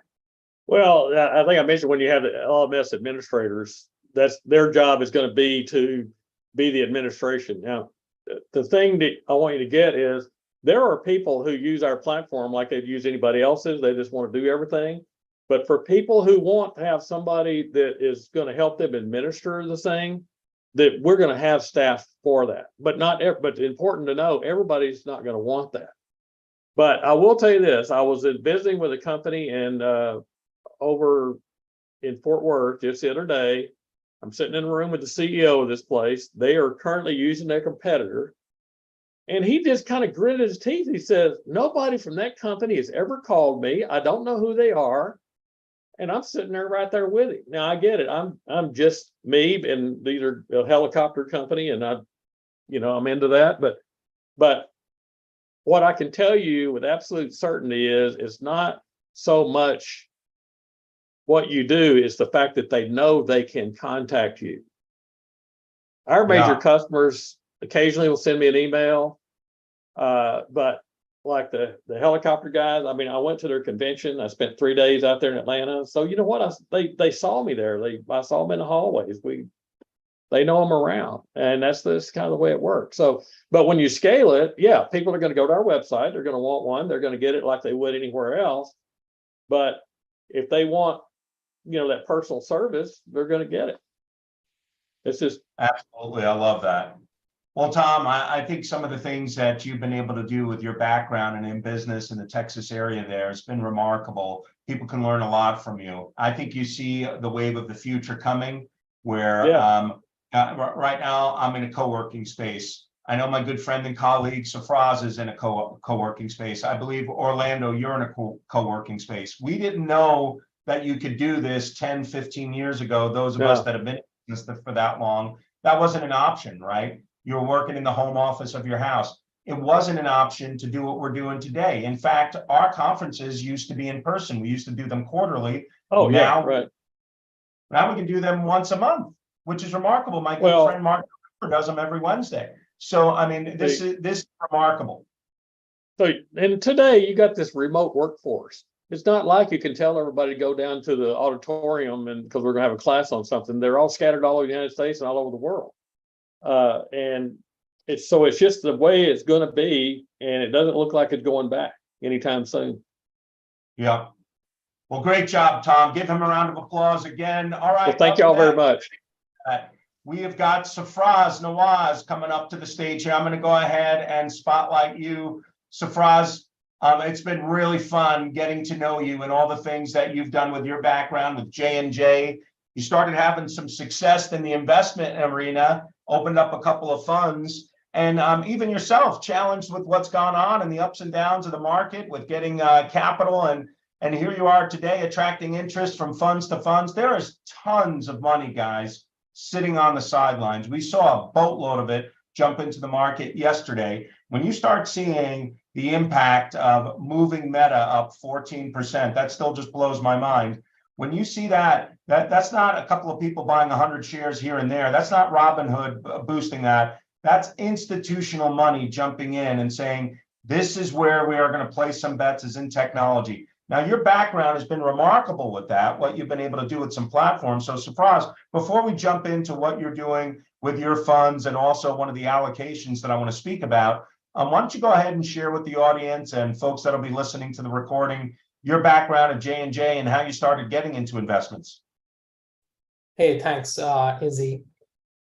Yeah, I am a computer scientist by training, and as far as J&J goes, spent 4.5 years now here, almost focused on digital and innovation across the company. Our primary focus is definitely supply chains, where we build interesting digital solutions across the breadth of the supply chain, from suppliers, manufacturing, distribution, transportation, all the way to customer delivery. So I think one of the key focus areas is to adopt AI, ML, optimization, simulation, and including quantum tech to some of the problems that we are solving. My background has been essentially with building large-scale data infrastructure, products, and basically AI, as well as analytics products. Started with search and Microsoft at Bing almost a decade ago, and then a couple of startups in the marketing analytics space. So one of them had a pretty good exit. Apple, with Apple Maps, was an interesting time as well when we were really moving away from a legacy base map platform into a brand new experience. So I think that's been my background. Got into investing, and I'll talk a little bit about this deep tech fund, which has been my focus. And I'll be happy to sort of dive into some of the very, very exciting portfolio companies in the fund. So, Safraz, I think with respect to the first couple of funds, if investors can hear the type of returns you brought to some of the LPs that followed your lead, and I bet, and you know what would help, Safraz, as well? Let me turn on my video here. You know what would help as well is if you can, for a bit of encouragement to startup founders that get a lot of no's, because I think you got a lot of no's in the beginning when you were ramping up the first fund, bringing on some LPs, and then all of a sudden they started seeing your success, right? So when you start seeing that kind of success, it's a lot simpler. I hate to use the word easy to bring on some capital, but why don't you share so that the investor audience that might be listening right now and that will listen to the recordings as well, what was your success with Fund 1 to Fund 2, and now we're moving on to Fund 3? Yeah, I'll keep it pretty high level at this point, and we'll talk a little bit about the portfolio. But I think on a very, very high level, across our two funds, now we're getting into Fund 3, and that's the one I was going to talk about. We have overall seen a 6.x realized gross multiple, if you will, and then more than 200% IRR, if you will, right? And this includes like two portfolio companies which had an exit via M&A activity, essentially. One of them, I think, last year, on scale, which is basically a simulation product. I think not a lot of people spend a lot of time with simulation, but definitely in supply chains, it's a big area. Building digital twins and simulations is a very, very important area where you're able to basically understand all your physical parameters without even making any changes, and simulate it before deploying it, whether it's in your manufacturing or rest of your supply chain network. So that was a very interesting exit. We've got one more portfolio company, Sandbox AQ, which is basically a spin-off out of Alphabet's portfolio focused on quantum computing based cryptography and security, and they have recently released a suite of products unveiling end-to-end security suite, basically focused on public sector and large enterprises, including customers like J&J potentially. So those are some successes, I would say, what we've been seeing over the last 2 months. Excellent. Well, I think that's great to know the amazing returns that you're able to see with that, because you've been picking some great companies. And right now you've gotten a recent allocation with a little company that I want you to share in the space of robotics, automation, AI, machine learning. All of that is something that they're huge buzzwords for today. Share a little bit about this company. I'll let you unveil them and the allocation that you're diving into right now with them. Yeah, I'm going to quickly go through the slides, and I covered some of this with your initial question, AZ, right? So, so like I said, the focus for us has been around artificial intelligence, simulation, optimization, and large-scale distributed computing across industry sectors. From healthcare, financial services, workforce training, which is an exciting company in the Fund 3, and legacy industrial engineering, if you will, right? So those are some of the areas from an industry standpoint that we're focused on, making it a really good sweet spot from a deep tech perspective. And you will see with trends from large investors, including Lux, and this is what Izzy and I were talking about. I think there are two main big areas right now where funding is going into. One is deep tech for sure, and the other obviously is generative AI. Like everybody see that. Again, I touched upon this a little bit. These are some a handful of our portfolio companies across funds. I talked about OnScale, which had a successful exit last year. Sierra AI, another company in that space. We have a VR-based product, and this is very interesting because we're focused here on enterprise training needs. So it's more like upskilling your staff, BMW or J&J, where you're looking at your remote workforce and trying to upskill them. Very, very interesting product in that space. We have a SaaS-based product for carbon footprint measurement for the enterprises, which is Persephone. And a couple others, very, very interesting, from quantum computing to fusion energy simulation. And then the most recent one is around medical imaging, handheld X-ray product, if you will. And again, very, very related to the space that I'm involved in. I talked a little bit about the overall fund size and what our target return is. I mean, I think I mentioned a little about our historical numbers, but this is the target fund size, and we're sort of looking at a certain return here, right? Targeting 30% in this case. Some of the companies we've been associated with, and I'll not spend too much time here, but just gives you a sense. From search engines, what 3 words is basically a very interesting twist to how search engines work. To Burrow and Trifacta, which is a very popular data catalog product, if you will, based out of the Bay Area, and some of the co-investors, big names, if you will. So it just gives you goes to speak some of the partners we've had. Intel Capital recently, I think the newest portfolio company we've added, which is in the medical imaging space. We've co-led with Intel Capital. So with that, I'll quickly talk about one of the really exciting portfolio companies here, which is Figure. Essentially, this is an AI robotics company. The goal being automating physical labor.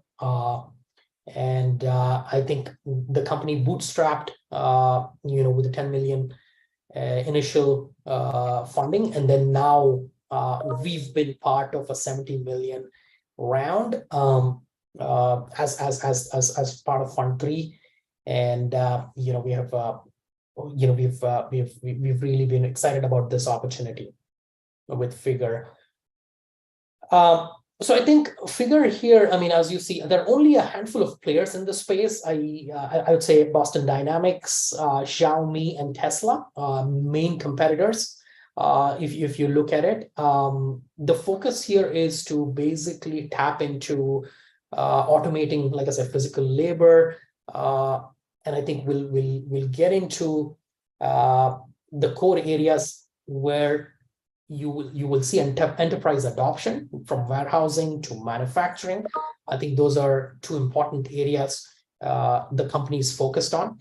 And then there is obviously longer term use cases in consumer, which I think still very early at this point. Again, this is a quote from Goldman Sachs, where humanoid robots have a potential to essentially have the same growth curve as smartphones or EVs today. So I think just goes to say about the potential of this product. Market size, at a very high level, we look at it as everything that the labor market, the market where you have the need for skilled labor, which translates effectively to half of the overall GDP spend across the board. I mean, these are very high level numbers, but just gives you a sense of what the overall market size can be, right? Again, the company is positioning itself into specific areas to begin with: enterprise, warehousing, manufacturing use cases, and then scale beyond that point. The approach being, again, this is alluding to the same.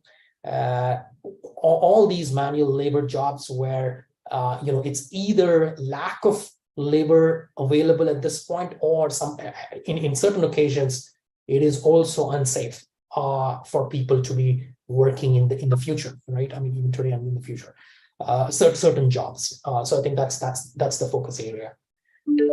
Finally, I would say, I don't know how much time I have. He's drop in a little bit as well. I think the approach the company is taking is. Yeah, the approach the company is taking here is also to not really, go overboard with the product, rather a similar approach as Tesla, where you start off with the low-hanging fruit. In their case, they got to the self-driving product more, in the easier scenarios, or in freeways, and then sort of push the software updates to more city and urban driving scenarios, right? So using that analogy, we're focused on sort of enterprise use cases, and then sort of scale across the board. So I'll stop there, because I think those are some of the things that I'm trying to cover. I think somebody's trying to call me, sorry.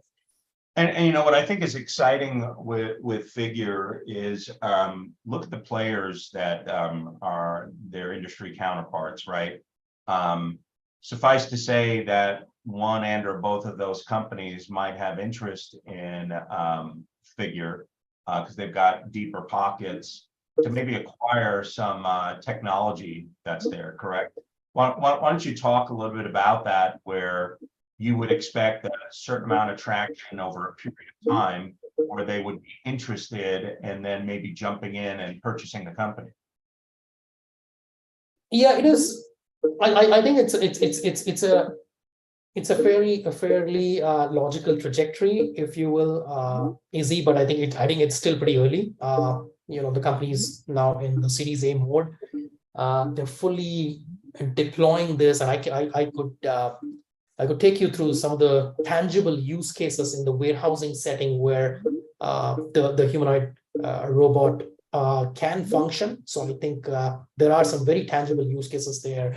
The company is based out of Sunnyvale here, which is, I think, basically the most important area for robotics talent, if you will, from Tesla. And then rest of California, if you will, some of the people coming in from Rivian, Lucid, Tesla, like I already said, Boston Dynamics. So I think some of the best talent they've got. But yes, I mean, I think there are opportunities both for M&A. But looking at the history and trajectory of the founder here, it looks like it's going to be a while. There are going to be some really interesting wins along the way and partnerships before getting to an M&A. Yeah, could you speak a little bit to that? I don't know what you're able to share or because this is being broadcast, as you know, but maybe you can talk about the significance of some of the strategic alliances and partnerships that they'd be engaged with deploying a certain amount of these robots to the field. Yeah. Well, at this stage, the company is still, there is a trajectory to have the robot fully defined and AI equipped, if you will, this year, right? And then there is a very strong roadmap in terms of deploying the humanoids across warehouses.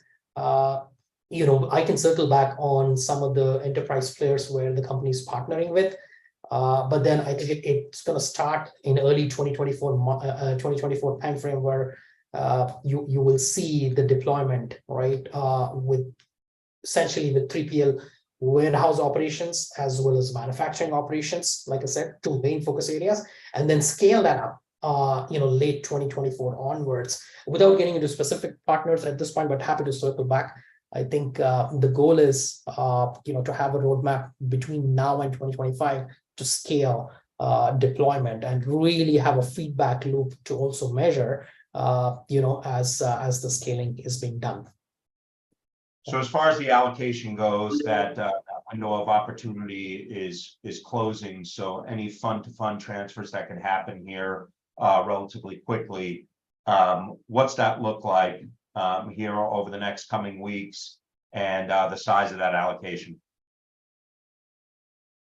Yeah, we have been having a lot of interest, Izzy, as you and I have been in touch on this, specifically this product. So we at this point do not have a direct allocation only to the to Figure as a company, but overall Fund 3 we do have allocation. So there are a couple other companies in Fund 3, including the medical imaging. So to that point, I think the minimum is $1 million, like we discussed, for this fund at this point. And I think we're, like I said, there has been a lot of interest specifically because of this particular company. Yeah, and knowing what the company can do here over a period of, let's call it 3 to 5 years, what does the space look like as far as becoming more crowded? Would someone say, hey, I'm going to wait to see these other major players that are working on things, or what are your thoughts on that?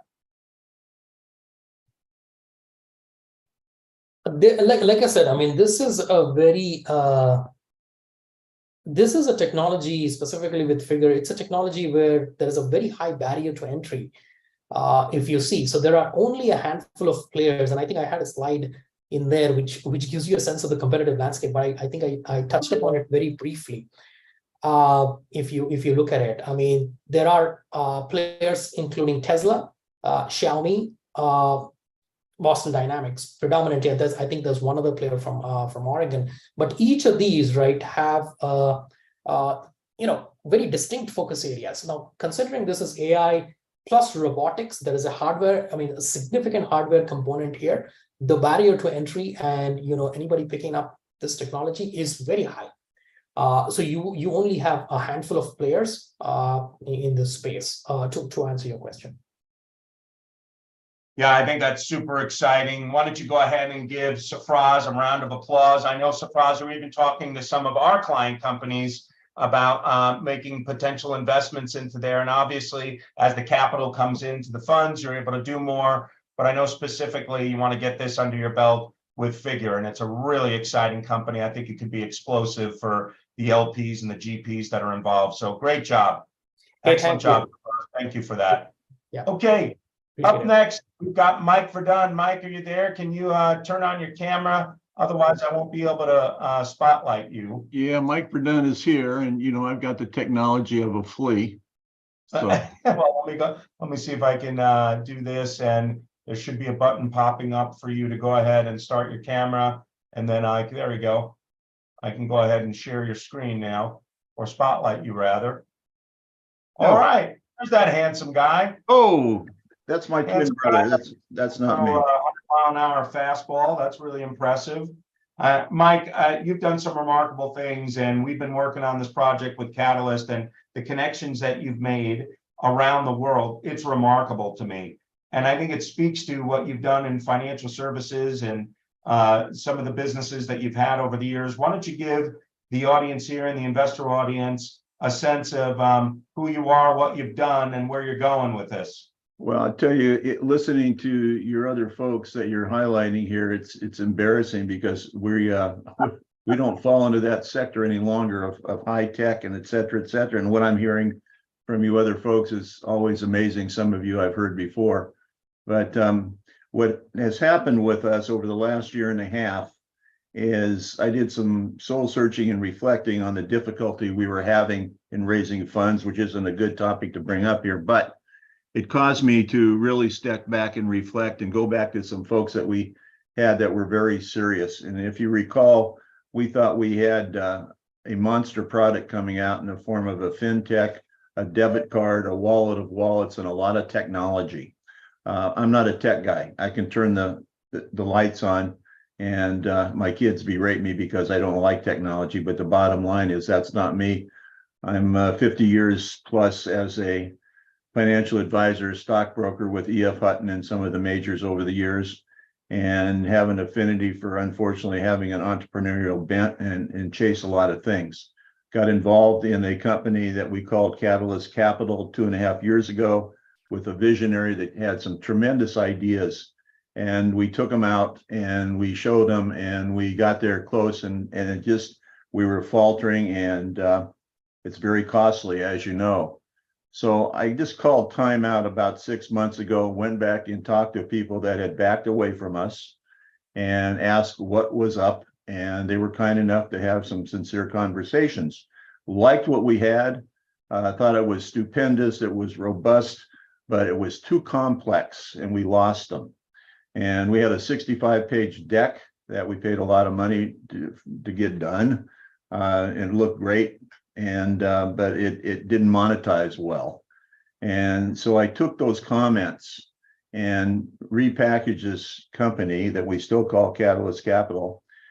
And one of the initial components of what we were doing was really to be a benefit to the world and to do well. My heart is to be a servant, to be a giver. And I know this is atypical on your program here, but I know Izzy, so he's not going to smack me for talking my heart because that's what this is. And my heart was to find a solution that benefited a lot of people. So these last 6 months I've been out and about. My history is like everybody else. We have a focus and a direction, and mine has been pretty spiritually driven the last 20 years and been very involved with people throughout the world, with missionaries, with groups, with philanthropic organizations, and decided that, you know, there was a message here for me. And I learned a lot from our efforts in getting us to the point where we had a remodel. And I simply took this platform and turned it into a giving platform and developed a very, it's overly simple mechanism for creating a pathway for donors to give to their favorite charities without affecting their daily budget or income. And I gave a methodology for the institutions for consistent charitable giving. What does that mean? It means I'm talking to some of the majors of the world, the Cancer Society, St. Jude's, some of the readings that I do in the morning, Daily Bread, spiritually oriented stuff, but they have a donor base, substantial. And what I did was I acquired the rights to a online shopping mall. And I did it for the purpose of getting as much distribution as I could without spending as little as I could, if you will. And we are offering to the majors that I just mentioned to you a freebie, if you will, a service whereby they can come online on our mall that we will brand for their purpose. Their obligation is to take their 1.2 million donors that they have and drive the message down to them to shop on our mall, which we've made very easy. It's just a typical mall. We're not in competition with Amazon, nor will we ever be. We have 1,200 merchants. We have all this stuff. My wife says it's fine. They have Nordstrom's, they have Macy's, we have Best Buy, and we can add as we need to. But it was a turnkey operation that has all the technology. It's available. It's up on the screen today. If you take a look at loyaltysuperstore.com/shop, that's us. We just completed the transaction. We're remodeling the face of the mall that you see online. But the idea is that when I talk to Daily Bread and say 1.2 million, if you can drive them down here to shop, we're not changing anything. Doesn't cost anything. There's no risk to this.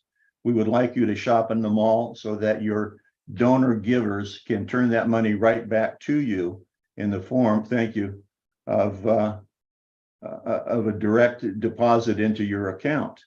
And it's a numbers game. The biggest thing here is this is my heart, and this has always been my heart. And I thought, well, we could get there the other way 2 years ago, and we could surprise the world with robust and tech and and I couldn't get there. And this is something that I'm so comfortable with, and I'm doing what I do, and that is talk to people. And I'm comfortable at any level, and I'm not selling at people. I feel like I really am providing a benefit for the world at large, and everybody's looking for money, including us here on this screen today. My focus just happens to be not just charitable and spiritual, but philanthropic. I'm right now tinkering with Habitat for Humanity, and they're not agnostic, but they're not, they don't advertise spiritually driven. Doesn't matter to us.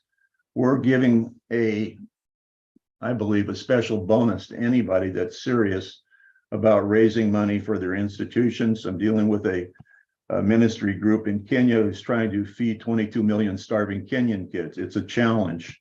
There's worldly things out there that are overwhelming. We can't do it all, but we can do something. And I felt that, this would be a good restart for us. I'm putting it out there. We're having great success. It's warmly received. I'm not having to sell it, people. My ultimate gift is going to turn into the card again, hopefully in 6 to 9 months. Well, we will reintroduce it. And that's the debit card I was referring to, that we will reintroduce it to the donors that we are now doing business with, that hopefully are comfortable with us and trust us, and will easily convert the card to another 5% reward cash back. I'll shut up here. Izzy, am I going in too fast or too much? No, not at all. And what I've always loved about the entrepreneurial mindset is that you got to pivot, right? You got to know how to turn lemons into lemonade. And some of the challenge that you had technologically, some of the hits that were going on in the market before COVID, and then COVID blew out the candles on a big party in private equity and stuff like that. You pivoted, Mike. And what I love where your heart is you're a giver and a server, and you want to help others. And if we were to survey the room here by a show of hands, I mean, if you were going to buy, I see Lauren, you've got your camera on. So Lauren, if you were going to buy a sweater that you knew from Macy's that you could buy online, the same exact thing, but a portion of that went to St. Jude's or some other one of these other what would you call those, charities, I guess. But I know St. Jude's does a lot more than that. But any of these folks philanthropically that you could help out, I'm sure you'd choose that versus walking into the store and it not benefiting one of those organizations. Am I right, Lauren? So, I mean, this can be something that transcends the spaces in brick and mortar areas that you can now pick this online, and you know that you're going to buy some stuff from Home Depot and say, hey, you know what? I'd rather do it through this national mall. And Mike, this isn't some small feat. You're saying like you were a little embarrassed with some of the folks here that have presented. I get where you're coming from. Yet what I'll also tell you is that what you've done with relationships is absolutely amazing. The undertaking that you've done with all the balls that you've had to juggle is nothing short of remarkable. So congratulations to you for doing that. I know what you wanted to do here was a pivot announcement with some of the investor audience that has been pursuing this and looking at Catalyst and asking, how are you going to be able to give money back? Is the big card out there that says what's in your wallet going to be the one that takes you out? I don't know. All I know is you said, I don't care. Before I leave this planet, I want to leave a legacy. And this is a mark on the world that won't go away, Mike, because you're going to have people that are going to continue buying. And I'm proud of you, man. Proud to be a part of this project. I feel the same way. And each one of us here, we're driven by our vision, our goal, and what we want to do. I know my heart. I'm 78 years of age. I'm a competitor. I was an athlete. I still love to compete. I can't run as fast. I can't throw 102-mile-an-hour fastball. I do shoot straight. But I love people, and I've been blessed with contacts throughout my experiences in the financial world of people that really do have good hearts and really do want to do things at a much higher level. And to be able to walk into St. Jude's and talk to Marlo Thomas that I used to watch on TV as a kid is a real blessing. And that's coming because of relationships. And the gentleman that helped Danny Thomas set up St. Jude's is a dear friend of mine and a Christian brother. It's opening the door for me at a higher level with folks. I'm still anything around me locally, I'm talking to. I mean, I'm talking to every organization. I'm getting the word out what we're doing. The beauty is here, we're turnkey. It's already there and it's available. So I'm excited about it, and we'll see where it takes us. And you've been a great supporter, Izzy. Thank you for the opportunity. And for those of you that still shop online, like 97% of people in America, take a look at our mall. We're converting it. It's going to be a bit more colorful. The big message here is we will brand it. So when we do St. Jude's, we'll brand it to St. Jude's. So everybody that is giving there knows that they're giving. The KYC is simple. We do audited financials. We're returning money every 45 days, every 2 weeks, really. And this is my sweet spot. And I'm not on the mound anymore, but I'm in the dugout and I get a chance to coach again. And I love what I do. And again, for you other entrepreneurs out there, you know how important that is. And you all feel the same way. You wouldn't be doing this otherwise. So this is my sweet spot. And thank you for listening. Izzy, thanks for giving us a little showcase. Love it, man. Who was the team that you played for out in California again? Well, I walked on right out of high school. I had a pretty good fastball, and I was on the mound. They just finished Chavez Ravine rebuilding it for the Dodgers, and I had Don Drysdale, Sandy Koufax, and Johnny Padres on the mound with me. And I was a timid little kid, but I could throw. And although that day I tried to impress everybody, and I was throwing harder, and I couldn't hit the side of the barn. And Drysdale says to me, he says, "Look, a kid." Drysdale was a big man. He's about 6'6", and he's towered, and the mound was built for him. It felt like I was up in a skyscraper. But he said, "You know, you throw strikes, come back here next year, boy. Go to college." Anyway, I had a full ride already at the University of California. I knew that I could fall back on that, but I had to go out there, and I don't know how I did it or had the courage to do it, but I did, and it's a great memory. And but it's a memory, and now I am where I am, and I'm doing what I really like to do. And you know, I'm gonna hopefully tell my kids I'm gonna be like Abraham. I'm gonna go 156 years. So don't let fear and common sense hold you back. Well, you know, it's a funny story. It's a great story. Give him a round of applause, Mike. Thank you, guys. I love the repivot that you're doing here. We got to do that as entrepreneurs. I remember meeting Ralph Branca at a Chinese food restaurant in New York. That's the guy that you know, you've heard the quintessential, the pitch heard around the world, and it was for the New York Yankees. Was it the New York Yankees he was playing against? and New York Giants. They were called the Giants first. It's why the Yes. Giants were independent. But anyway, I see a lot of similar attributes, how he wanted to give and he gave in the community. So great job, man. Looking forward to helping everything that I can on my end. And I'll share this with you too. And I think I told you we had our 18th grandchild this week. And, Yes. yeah, so we're rich His with name, what you see. Thank you all. Good luck to everybody out there. What's the baby's name before I let you go? Oh, they called him Hank, like Hank Williams. I don't know why, but it's Hank. I have seven kids, 6 boys. They're all Michael, like me. I know who they are.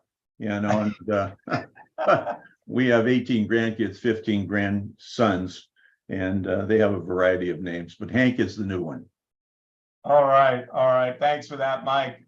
Thanks, Up to the Iz. stage next, Orlando Rodriguez. I'm going to go ahead and spotlight Mike as well. Let me add him. There we go. Look at these 2 handsome guys. You guys. Guys, what you're doing right now, really, as you know, it was something that was very close to what was happening in my life in the space of migraines. Unfortunately, my wife has had to deal with migraines for many years. Then we started seeing that in my little daughter. It can be hereditary. Yes, of course, I don't want to speak things over their lives, but needless to say, you guys have really come up with something that's remarkable, not only for the migraine space, but I think the concussion space. And why don't you guys speak a little bit about your background? We'll start with Orlando first, with what you've done in the space of exits and the other companies that you've worked with. You hooked up with Mike, and now you guys are bringing this device to the marketplace. Before you jump into that, just share with the investor audience who you are and what you've done and where you're going with Aya. Yeah, thanks very much, Izzy, and thanks for the opportunity to present today, and thanks to all the viewers, whether you're on today or whether you see this in a recorded fashion. So my background is predominantly in healthcare, med tech, biotech, and pharma, and I've spent most of my career on the commercial side, as well as doing investor relations, fundraising, customer service, marketing, sales, that sort of thing. And I was fortunate a few years ago to run into Mike at a company that we sold about 5 years ago. So that's one of what I would count as 2 of my significant exits. That particular company we sold to Allergan, now AbbVie, for a couple $100 million. Prior to that, I'd done a med tech company that we sold to Kimberly-Clark for $325 million. So both of them great rides, both of them really, really fun companies to work at. And fortunately, I was able to get into Mike's orbit, and we decided to do a second project together. So I'll let him tell you about himself. Thanks, Orlando. And thanks, Izzy, for giving us this opportunity to talk. So my background is in product development. And the way I kind of look at it is that I was always involved in taking those great ideas that some, researcher or, someone early on has discovered, and then trying to turn that into a real product. So I've worked on any number of different types of products, from small molecule drugs to biologics drugs, Botox-like drugs, and a whole bunch of different devices. And so when Orlando and I got together, we decided to kind of take a crack at this area here, which is, it's more of a device, but it's also in the consumer the consumer area. So it's a little less onerous than doing some sort of an FDA approval thing that takes you 10 years. We wanted to have an impact sooner. So that's why we chose this. And so Orlando can, fill you in on all of our progress and describe what we're trying to do. And before you jump into that, Orlando, let me just preface things with, so the investor audience can hear this. I know from personal experience, I told you a little bit about, my wife and my daughter, but as you guys know, with my kids that do football, wrestling, and lacrosse, these are areas where there's a propensity for injury to the head constantly, right? And now what ends up happening, there are concussion protocols that people have to follow. I think this could be a breakout device into that space. I'm just speaking this. I know you guys aren't making any guarantees or anything like that, but I really believe this can be on the athletic field what the AED has been on the athletic field. Because here's what a lot of people don't understand about concussions. If you do not cool down the brain, you're going to have a serious problem. That's the bottom line. I know this from my experience with my son, who unfortunately had to deal with a multiplicity of concussions in a row. And that happens because once you have a significant concussion, the next one comes easier than the first, if you will, right? And what is that? It means that your brain is jarring against the skull. There's a little bit potentially of blood. Thankfully, that wasn't the case with my son. But when they saw the video of my son in a wrestling match and how the back of his head hit the mat and he went unconscious, the specialist said, you can't do this anymore, because what can end up happening, it's a high 50% mortality rate, is in the space of what's called sudden secondary impact syndrome, SIS, where now you can literally die. And that's because the brain doesn't regulate the temperature well. It's going through this inflammation. And I believe your product, what you're going to speak about, I just wanted to preface all that. That was my long-winded way of, we got to get this funded, because you're going to save lives on the side of lacrosse fields, football fields, mat side at a wrestling match. You're going to save lives at gymnastics, whatever it is. Think about all the little leagues, the kids that have to wear a heart guard now because just a couple of kids died from getting beamed in the chest with a ball. Well, I'll tell you what, God forbid some athlete dies, and we've seen this prevalent in professional sports. God forbid someone dies from that sudden impact, secondary impact syndrome. Yeah. I know that what you're doing here with Aya can totally curtail where that could go. So I'm proud to be a part of this project, and I just wanted to say that before you jumped into anything. Great. Thanks, Izzy. I think you've hit the nail on the head, right? So the essence of what we're doing is exactly what Izzy's talking about, which is we're basically reinventing cold therapy. And we do it with something we've trademarked, electric ice. And at its basest sense, cold therapy is nothing more or less than ice. But ice has so many drawbacks, and we'll talk about those. And you'll see, as Izzy's already detailed, that we have more than just a migraine product to help his wife and help his daughter. So we are in getting started here. We really are a science-driven company, and our science is going to be our enduring competitive advantage. I don't think we have any question about that. We are development stage right now, and we have proof of concept prototypes, which we have used to get all the way down to 0 degrees centigrade. And that was important, because you can't call something electric ice if you haven't gotten down to 0 degrees centigrade. The markets here, you're going to see in a minute, are huge. And as everybody knows, the e-commerce, which is where we'll take our first product out, has tremendous popularity right now. Our concepts are pretty novel. Not only do we have IP, but you'll see that our pipeline is robust. And then lastly, we have a winning team. And there are 3 of us who are founders. We've all had one exit together. And as I detailed earlier, I've had an exit separately that were significant in the space.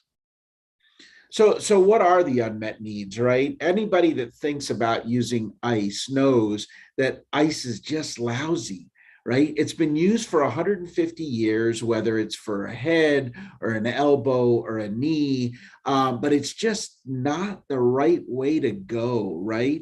Because you've got this antiquated delivery where people are constantly complaining about the mess that ice creates and how much it drips all over.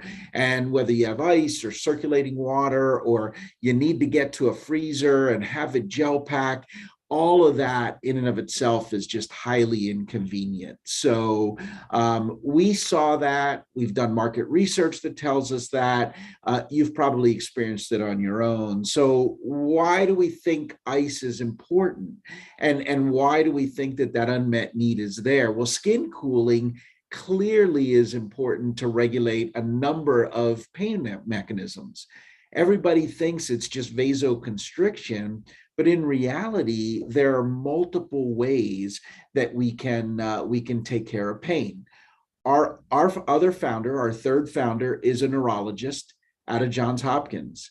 Fortunately or unfortunately, she also suffers from migraines. And so as we started doing a deep dive here, we found that this science is critically important to help migraineurs. And what is our solution? Very straightforward. Our solution is called the So Cool Smart Migraine Relief Cap. It is technology that can be worn to cool the head, and it is operated with a mobile-based app. So the cap itself will cool on one side or the other. Critically important because you don't want to cool both sides of the head when someone has a migraine. It is 100% electronic. It is self-contained with a rechargeable battery. The app that controls it not only provides a user experience to help measure the temperature and the amount of time that it's on and it's off, but the app also collects data. And not in the MVP, not in the first product, but in a second version of the product, it will actually be able to help predict the onset of migraines so that people can take measures that will help them to not get a migraine. The product is lightweight, it's portable, there is no ice, there's no water, and again, it works with this mobile-based app. Our goal, plain and simple, get people back to normal activities. And Mike already mentioned it, but the product will not require an FDA approval.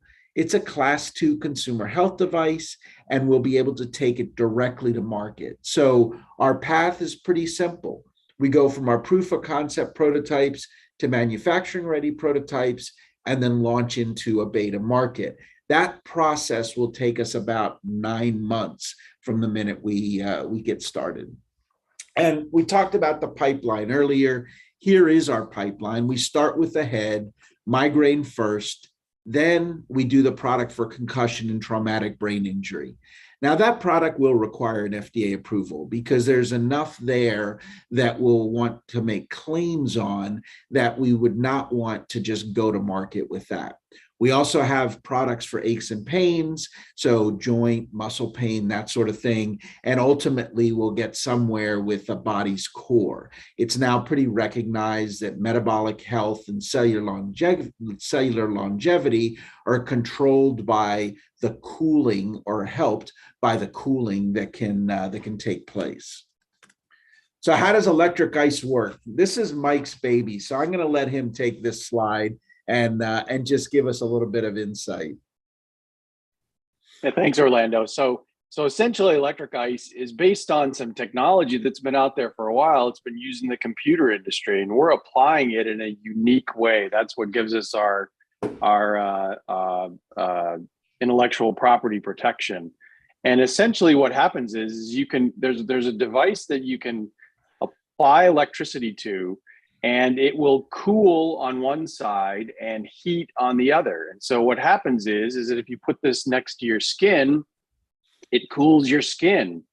And what we do is all that heat from your skin gets pulled into this device, and then it's driven off by a fan and various heat sinks. So it's a really simple, it's a simple process that, again, we've adapted to our particular applications. And so it's really a matter of being able to apply the electrical current to this, and it goes. And we're doing that with a rechargeable battery, as Orlando mentioned. There is no ice, no water, no gel packs, no freezer, and no mess. Yeah, thanks, Mike. The moving on to the market opportunity, you can see here Just the head market alone has a total addressable market around $26 billion. Amazingly, and I never knew this, there are about 40 million migraine sufferers in the US, and that's a phenomenal number. Now, when you get to concussions and TBI, the numbers aren't quite as large, but the significance and what happens is huge. Today, what classically happens with concussions and TBI is someone gets diagnosed. Well, that's all great, but as one of our advisors tells us, once you can act on that diagnosis in real time, that's when we'll really start making a difference. We did some market research, as I suggested earlier, and we found that over 90% of people use some sort of pain relief, and about 90% of them say, I'm not getting the kind of pain relief I'd like. So then we asked, well, how many of you are actually using cold therapy, ice, gel packs, that kind of stuff? And that number was well over 50%. And of those individuals, 2/3 said that they would be highly or somewhat likely to buy the So Cool Smart Migraine Relief Cap. So we were pretty buoyed by the traction that this market research indicated. So you might ask, well, how are we going to go to market? I've already described that we'll do a beta launch that will likely be in California. We'll go into the consumer channel at a price point sub $500. Think Theragun or Hyper Ice or the percussion types of products that are out there right now, and that's where we'll be. We will create demand, obviously, social media, as well as health networks that are aggregated groups of people who are already talking about migraines. And then we'll spend a bit of time with some high-profile individuals that are in the medical field that are treating migraines, so that we get their endorsement as we take the product to market. A national launch for the So Cool Smart Migraine Relief Cap will follow this initial beta launch of 90 days. What do the sales look like? So you can see here that the sales grow relatively fast, and that our profit margin is very healthy. The team believes that we have a relatively conservative projection here based on a serviceable obtainable market penetration of around 10% in peak year 5. But here you see the sales growing first year from just under 20 million to a little bit under 150 million in year 5. The competition is very straightforward, and as we look at it, ice, other basic cooling devices, and then these combination devices that you put ice into and then circulate water with. And again, all of them from a non-pharmaceutical side, at least, have the same set of unwanted effects that we talked about earlier, whether it's the ice melting, or we had a lady tell us not long ago, she loves to take naps when she has a migraine, but she really can't take a nap because she takes her gel pack out of the freezer and within 20 minutes it's already melted. With the So Cool Migraine Relief Cap, she doesn't have to worry about that. We've already talked about the team. You have Mike here on the presentation with us, myself, and then Dr. Susan Abushakra, who is our founder, president, and senior advisor. So we also have amassed a scientific advisory board to give us guidance. We have 2 of the preeminent world-renowned migraine experts in Dr. Dodick and Dr. Lipton on our advisory board. We also have Dr. Shepard, who is going to help us with the aches and pains, and Dr. Cruz, who will give us guidance as we get into the concussion and traumatic brain injury space. So we feel very fortunate, very honored to be able to work with these individuals. We have about $450,000 invested in the company to date. We are currently seeking $3 million through the SPV that Izzy has, and you can see where the use of funds is on the right-hand side.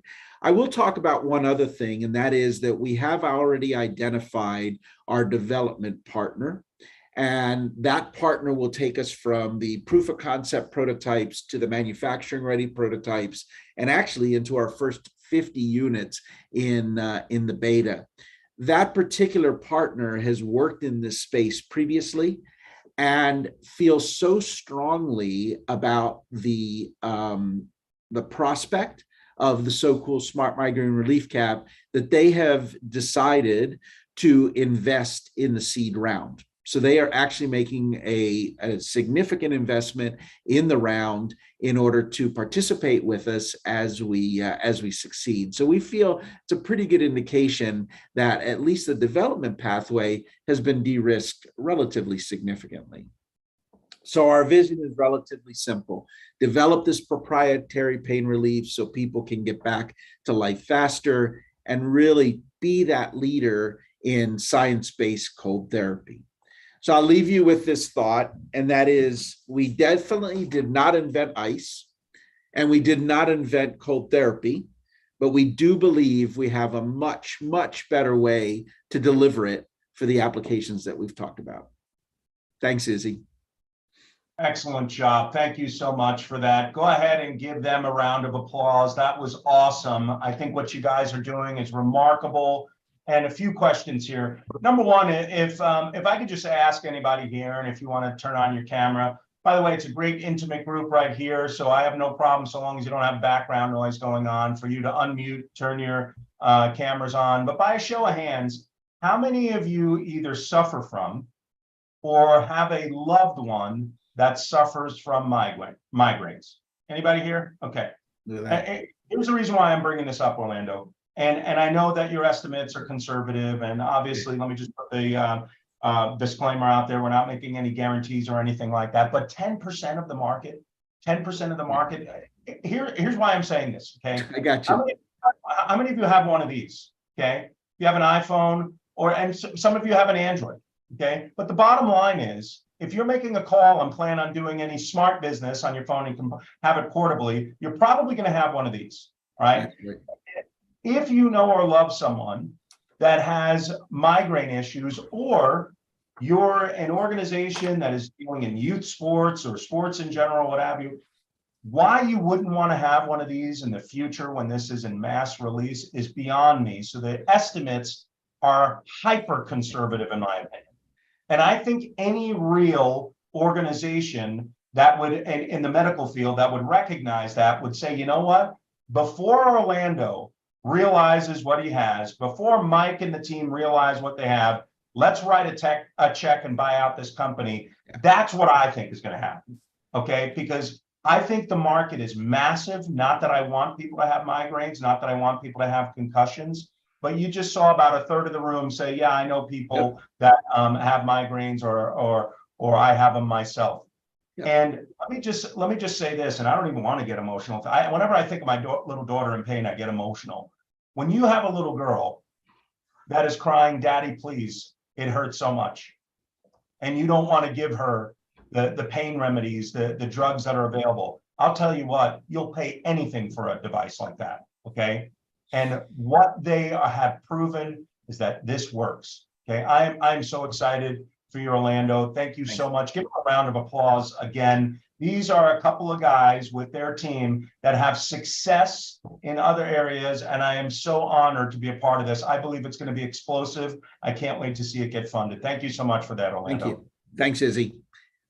Okay, up next, we've got Nathan DeYoung. Let's go ahead and spotlight you. I need you to turn your camera on so I can spotlight you, my friend. Yep, getting there. Bear with me 1 second. No problem. All right. There you are. I can go ahead and spotlight you now. Let me go ahead and do that. Boom, there he is. How we doing, Nate? Doing well. Thanks for asking. I love what you've done with the office, man. It looks great. You know, it's so cool with all these backgrounds and everything. My office is a little boring. My wife tells me that all the time, but you know, hey, it is what it is. But Nate, I think what you're doing is remarkable as well. You know, we talked a little bit earlier with Gabe and his platform that is outside of the United States. And what you're doing on the privatized level and democratizing, potentially investing in businesses and things of that nature, either by utilizing the power of the web, e-commerce, real estate assets. I think asset fund could be something like a Robinhood, if you will, but on a micro level. And that is super exciting. But before we jump into all that, why don't you tell the investor audience and the folks that are here now your background in technology and everything else, and then we'll jump into asset fund. Sure, I'll actually get into that within my presentation, actually. But I've been in technology for before I could drive, so quite a while. Most companies do not want to hire a teenager that cannot drive, so it doesn't count towards actual experience per se, but I distinctly remember having my parents drive me to the computer store on several occasions so that I could get parts for my computer. But anyway, one of the biggest things that has really occurred with technology is the ability to really create opportunity.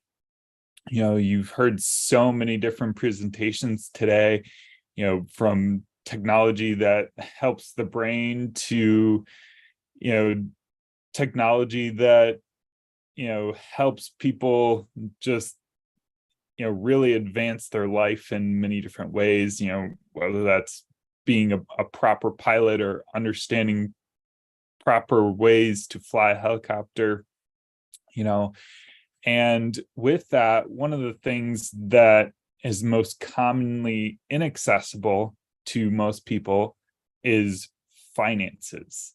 You end up in a position where,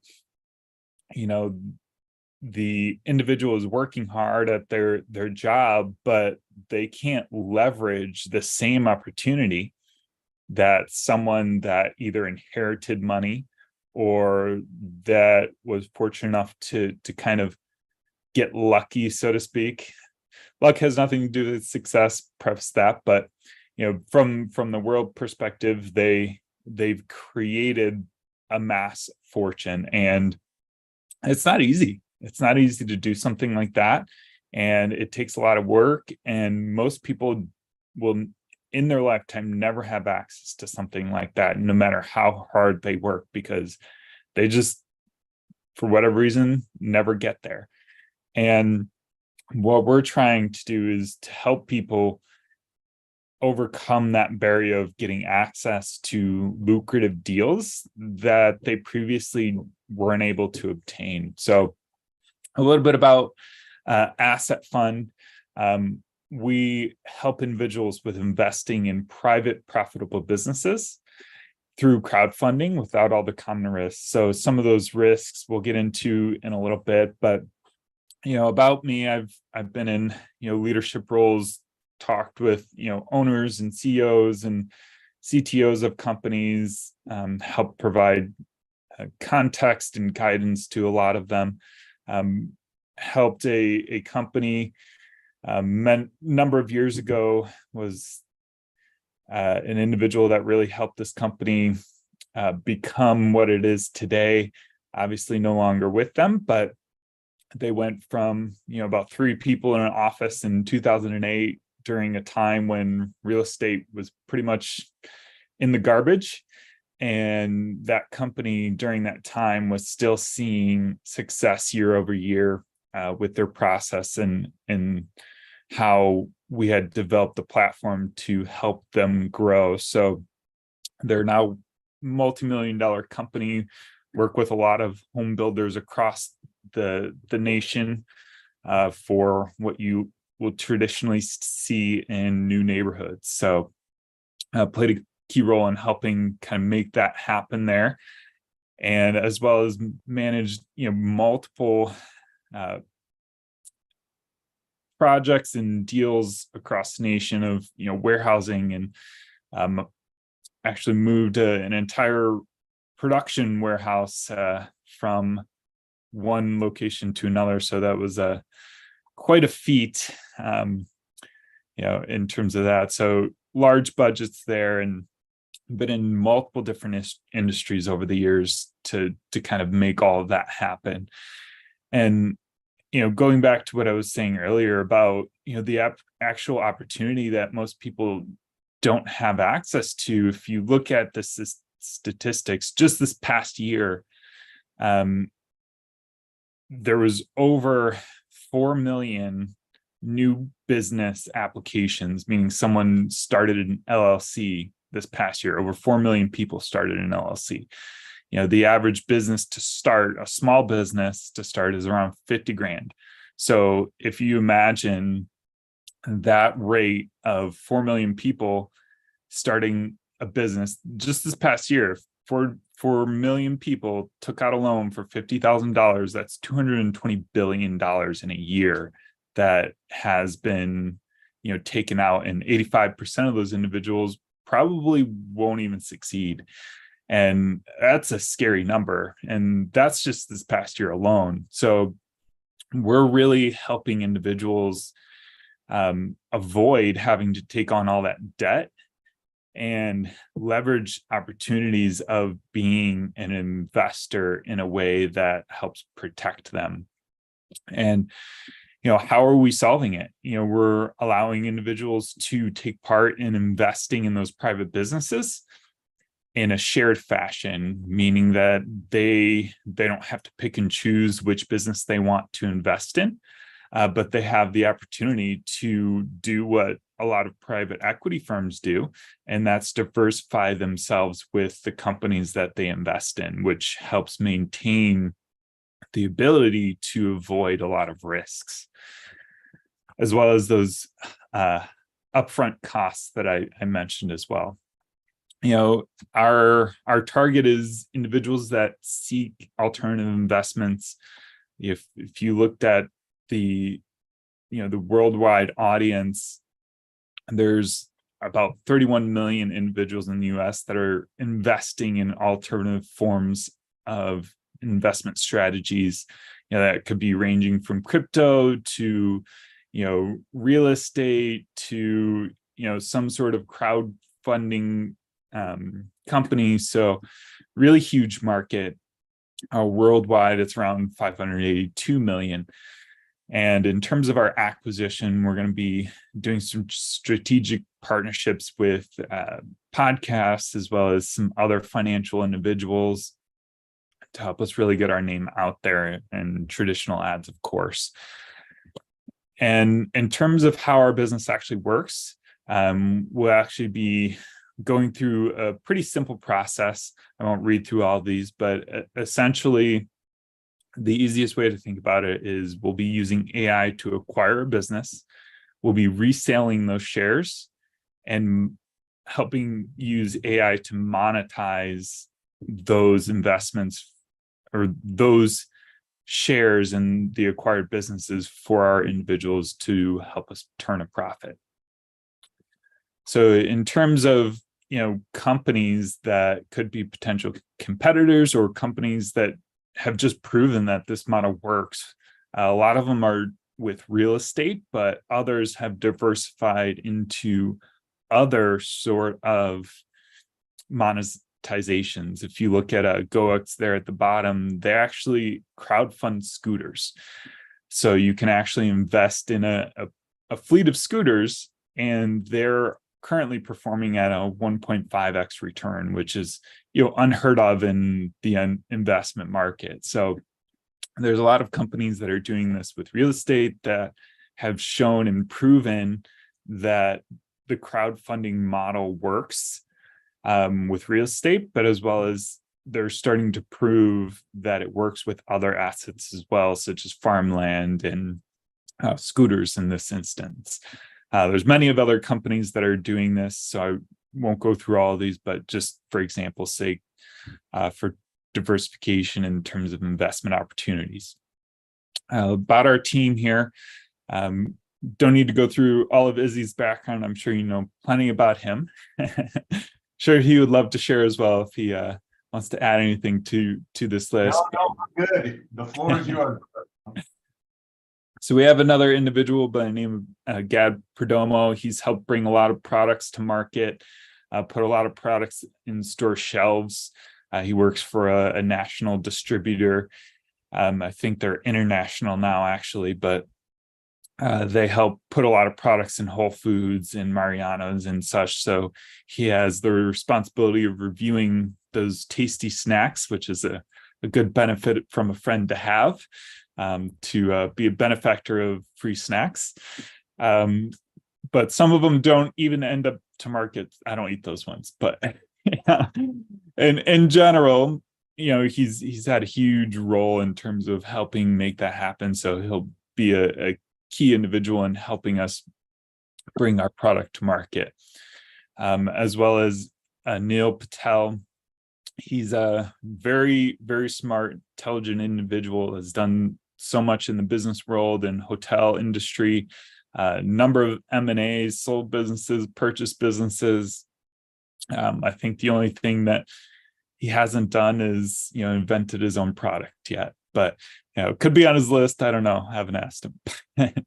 And another individual that we have on our team and that we'll be partnering with is Dr. Hogar. He actually has developed a form of AI that we can build our base off of. So there's a lot to be said about what he's already built, that we can take his code and enhance it to suit our needs. So the development of our process will be expedited with his assistance. And a little bit about our numbers here. I have to move this. Got a bunch of icons in my way so I can talk about this. But so in terms of our returns, I won't go through all of these numbers here, but if you look at the first 4 years, these are in years. So you look at the columns starting after that 400,000 there right in the center. That's the cash flow from the actual fund itself, meaning the business is producing profitability. If you look at the investor cash flow for the first 4 years, it doesn't look like much. But in year 5 is really where it starts to get interesting, because what happens there is the sell-off point of our fund. So if you take our investment size, our fund size of 5 million, and we sold and liquidated all of those assets at a 10% increase in profitability there, we're looking at a net cash flow for investors of 13 million. And this is just in the investment in the operations side. So looking about a 3x return on $1 million investment into asset funded parent company. When it comes to the actual fund performance, there's a lot that goes into that. So I won't get into that on this portion for the crowd investing users, but the big thing to note here is that we can be very profitable very quickly, as well as start to see positive cash flow after year 1 there. And so go to the next slide here. So we're currently seeking $5 million in aggregate with 1 million convertible bridge note debenture. So that would be the investment into the parent company itself. Once we've developed out the platform, we'll have the opportunity to start raising funds with our federal regulation via crowdfunding as well. So it wouldn't the 5 million in aggregate wouldn't need to come all from individual investors, but we can start seeking alternative sources of crowdfunding in that $5 million. So that's all for me, Izzy. Thank you. Great job. Let's go ahead and give him a round of applause. Excellent job, Nate. So let me ask you this, Nate, because everyone's going to want to know. You mentioned AI and identifying these businesses, and I'm going to go ahead and spotlight Anil as well. Here we go. Anil, obviously, with your background and everything else, you're not just going to let a computer decide what you're buying and affect these transactions. Anil, with that being said, what's that going to look like with the scale of the amount of opportunities that come in How are you guys gonna, with Anil helping choose the right ones to invest in the platform? I think using the AI technology, you're going to get a lot of businesses we're going to look at and review. And using the AI technology to sift through the financial statements, sift through the data, and highlight opportunities for us, because we're trying to value add to the companies we buy to create value and create opportunity. So it's going to kind of pinpoint, hey, this is where the market is, or this is where you can reduce costs, or this is where sales are untapped. Those are the types of things we use AI to help leverage the business for us. Yeah, no question. And if you want to add anything to that, Nate, go right ahead. Sure. Yeah, Neil pretty much hit it right on the head there. Big proponent of what AI I personally haven't seen been used for is aiding in decision-making process. You see chat GTP, you provided information, it provides, context back. We're not doing anything that isn't already done in the market. We're speeding up what is being done in the market and collecting that data in a form that's easy to understand. If you look at all the data points that financial analysts sift through in a given day, they'll get through maybe 5 companies if they're lucky. If you look at how many companies that are being sold and purchased on a daily basis, imagine 10xing that by taking all that data and saying, okay, here's a business that is opportunistic because it needs X, Y, and Z.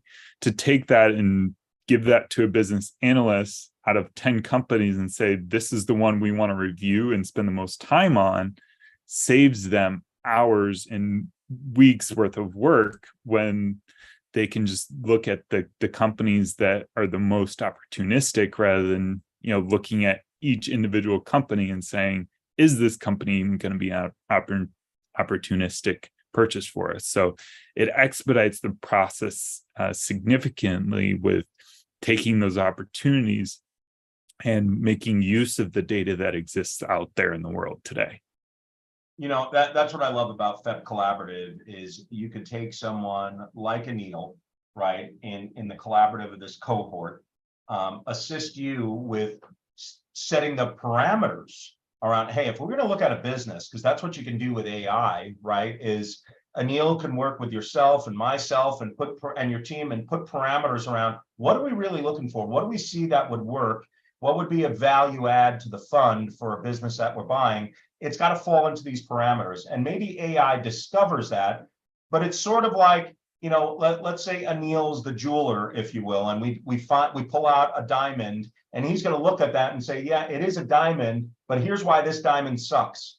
Okay. Mm-hmm. So we put parameters in for a diamond, but Anil and your team and yourself and others with that collaborative effect can look at that more closely and say, oh, now this one is great because it's got a great cut. It's got flawless clarity and no inclusions or anything like that. This is undervalued. We should buy that. But it was the AI engine that kept putting it in front of you. And that's just awesome.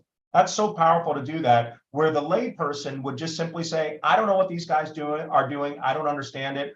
All I know is I don't have the confidence in my 401k. I've seen 401ks turn into 201ks for a lot of employees. And that's just being slashed in the market, right? But they can say, you know what I'm going to do is I'm just going to put $100 a week away. And then as they scale their income, it can turn into 200, 300, 500 a week. And now their money's growing with you guys. And that is just so powerful for you guys to be able to do that. So exciting. Anything else you would add, Anil or Nate, before we move on to the next presenter here? I think Nate created something pretty incredible here because it's allowing the average investor who's not a $100 million fund to invest in stuff and invest in these growing companies and feel good about what they're investing in and what they're becoming a part of and actually grow their funds, like you said, over time. It's not just for the rich and wealthy. He's bringing it to the everyday person, which I think is great. Awesome. Great job, guys. Go ahead and give them one last round of applause. We're going to move on to Duncan Burns here. Moving right along. Duncan, so excited for you, man. This has been an exciting year for working on this. And let me just go, let me remove the spotlight from here. Sorry, I did that wrong. Remove spotlight. There we go. And remove spotlight. Okay, perfect. Nate, what I was going to say before I do, Kevin Neal, you're up next, and then after that is going to be Lauren. Lauren, you'll be up after that. So Kevin, you're on deck, and Lauren, you're in the hole. So Dunk, we've had an amazing year this year, man, and it's only Q1. I mean, this is so super exciting with some of the connections that we've been able to bring on, and man, I'm so grateful for everything that you've been able to navigate and do it with excellence, because I don't think you would have attracted the powerhouse people that you have to this project without you being such a great leader. So great job. Why don't you go ahead and speak to some of the things that I'm talking about? I want you to unveil it. I don't want to steal your thunder, as they say. Great. Well, I thank you very much, to Izzy. And this has been a journey of years. And of course, as a startup, you're always thinking, I've got to make it happen in the next 90 days or else I'm not going to be able to make it. And you keep on putting one foot again after the other. And I'm looking back now, I'm looking at the sense of my company as being so poised to make a home run, knock out of the park, that I could not have done 2 years ago. It all needed that time of growth. And yes, just last month, we signed 4-time NBA champion John Sally as a partner under the company. He is going to, again, knock it out of the park. And we've designed through, even working through the COVID times and selling a consumer product. And that's something that I'm really grateful to be in a cohort here. Everybody here is just fantastic. I wish I had money to invest in everybody here, but the diversity of the types of things I've been hearing is just wonderful. And that's good to hear, because I'm generally here in Santa Monica, in Silicon Beach, where there's all this more digital, computer-based types of companies, that I'm selling a kitchen utensil, okay? And I'm always standing out that way, but I feel good in this crowd because you guys have some amazing things, and also, again, the diversity. This is not an invention. This is more than an invention. This is a discovery. And what a discovery is when you have everyone be able to see the same thing, and yet you are having a different thought of what you can do with it. So we all know we want food. We have to have vegetables. We have fruit in our kitchen. And we used to have an ice box, and people used to have a block of ice, and they'd put it onto literally a box, and it would cool things down. And they had their food in the areas of the kitchen. And if you said, okay, now I've got an electrical device for your ice box, would people go, I need to buy that right away? Generally, people think, oh, well, I don't have one of those, but I'm doing okay with this ice box. This is how we do it. And the idea is there's another step to take. When you have now the electrical refrigerator, that's been what we've had for now 100 years, okay? And we're throwing away 40% of the food, the fresh vegetables and fruit that we're buying out of the refrigerator. We're throwing over $100 a month in American families and American households, average of food that we buy in the store. That's perfect when we buy in the store. We just bring it home. We kind of forget about it. We don't see it. The bag opens up. It's spoiled. And we are not eating enough vegetables in this country. So anyway, that's one thing that's all been developed from, and I'll go ahead to my deck right now, but I want to be able to come back and have, a personal conversation and feel and have you understand that there is a product in front of you, this Veggie Dome, that you guys don't have in your kitchen. Actually, I can say that Izzy does. Yes, I have. He has wonderful stories about how he's been using it and how the kids are eating vegetables now a lot with the Veggie Dome there, and they're beating him to the punch sometimes and grabbing from it. You don't have it in your kitchen because it hasn't been mass produced yet. The idea of it being in everyone's kitchen, or can be in many people's kitchens, is something that is so simple. It's almost like the description of, let's say, a Frisbee or a yo-yo, okay? It's a simple device that someone just tied a string around a thing and made it so that they could go like this. And all of a sudden you have a yo-yo or you have a Frisbee. And the Frisbee is something I bring up because it's a simple shape, just like my product is a simple shape, but my product is 4 different elements. And I'll show you in the deck, but it's the combination of these elements that allows a natural progression to take place, that the vegetables create an atmosphere that is healthy for them, not to just stay fresh. People go, oh, how fresh does it keep it? It keeps it alive in there, okay? So this is a simple device. I've got the utility patent on. I had to do scientific experiments to show the USPTO how it works, and I've got that in place. It took me 4 years to get that. But I'm going to now go to the deck and be able to show you the Veggie-Dome. Yeah, it's funny you mentioned the name of the company. It's funny you mentioned the simplicity of this product and Frisbees Right. and things like that. And you know, years ago, my babysitter, there's probably some young faces that won't even recognize what this was, but it was called a Slinky. You remember those, Duncan? Right. Me and my right. sister had a Slinky, and we would spend hours just doing Slinky races down the stairs. And somebody just took a coil of metal and Yep. just did that with it. So again, this is a discovery because everybody's had vegetables in their household. Everybody buys them every day. And yet they didn't understand, or everybody's had fruit bowls. We've had fruit bowls for thousands of years, right? But what do we do with the vegetables? We put them in plastic bags in the refrigerator and threw many of them away. So this is the Fruit and Veggie Keeper product of the Veggie-Dome company, okay? So let me go, let me see, oh, I've got to get the... It's on my screen. It's on your screen, but I can't turn the page. Isn't that funny? There we go. Oh, there's the second page. Is it filling the full page now, or is it got? No, it reduced, but it was for a moment. I'm going to see if I can turn the page next time. That's me. The whole thing actually started with me just wanting to have snacks for my kids on the table when they come home from school. How can we do it? And the dad was at work at the time, and mom was busy, or they just want to have to deal with having to wash things right when they came home from school. And what happened is, not only did I solve the problem of having snacks on the table, I made it so that we weren't throwing vegetables away. And also the kids were eating a lot of vegetables.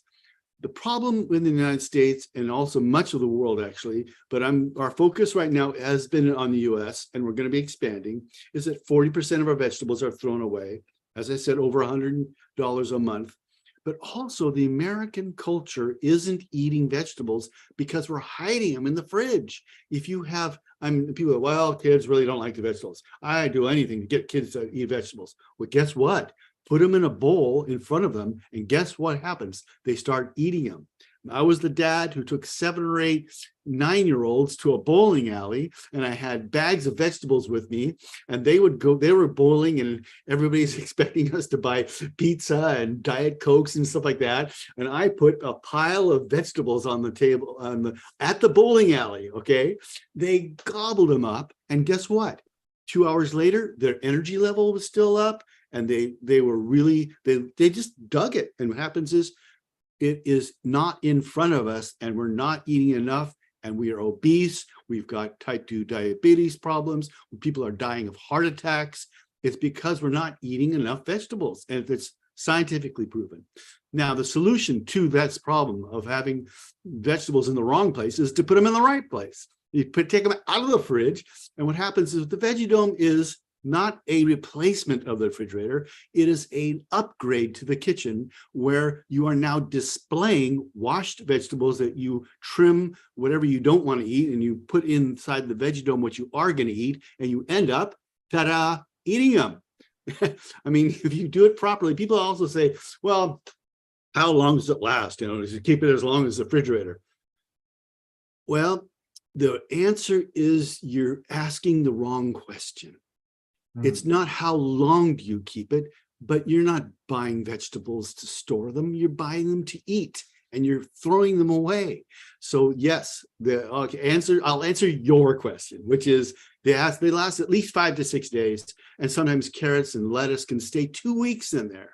And lettuce even starts to curl up, grows in there. So it's not that it stays fresh, it's actually alive in there because the vegetables themselves are creating a moisture in the dome that they then drink. So there's a cycle going on of the vegetables providing the moisture and then drinking from it. And then the lid itself allows ethylene gas to escape, ethylene being a hormone for growth, but it also makes it so that they spoil faster. So that this is the perfect atmosphere inside there that is devised by the simplicity, but the combination of these shapes. And this dome piece, which is in the middle there, it's got the hole in the top and the bottom, and it's like a bit of a donut shape. That's actually kind of difficult to make out of glass. And if you do have it in that combination, I call that the engine that keeps it going, that's why there's this amazing balance of nature going on in there.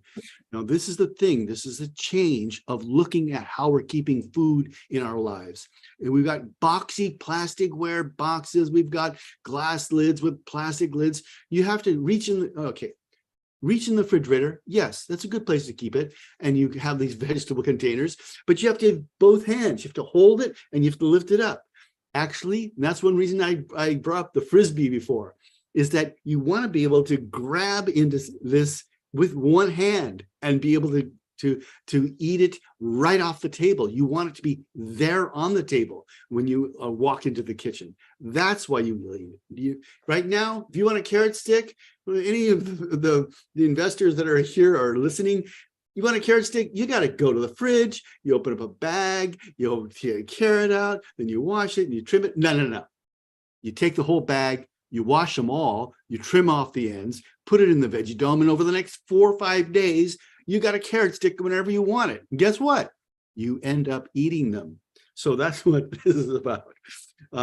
We have amazing history in terms of making 8,000 units. We had a successful Indiegogo.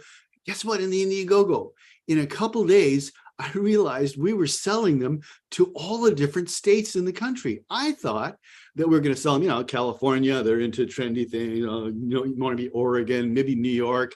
No. 47 of the 48 lower states bought it from the Indiegogo, which is a successful campaign. We've got the first molds made. We made 2,000 units. We kept on making more units over the years, and we've sold them out.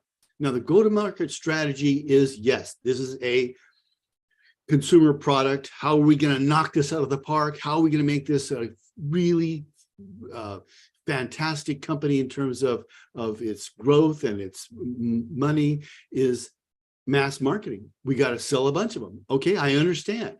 Well, the idea is, yes, we will be able to reach out to the national retailers. Our only problem is, one of the best ones that had their doors open to us was a place called Bed Bath & Beyond.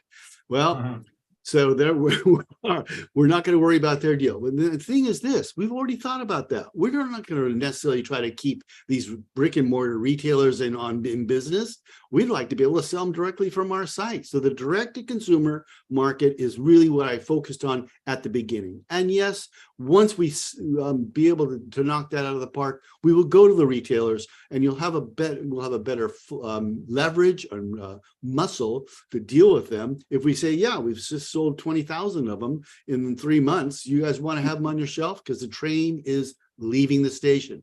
And how are we going to be able to get this out there? How can you get it as not just a really mass marketed product, but we are actually researching, dig this, our marketing crew is researching, how do you make a trend? Okay, that's what we're about. Putting it into people's kitchen to the point where people walk into somebody's kitchen and go, hey, where's your veggie dome? Where is your food?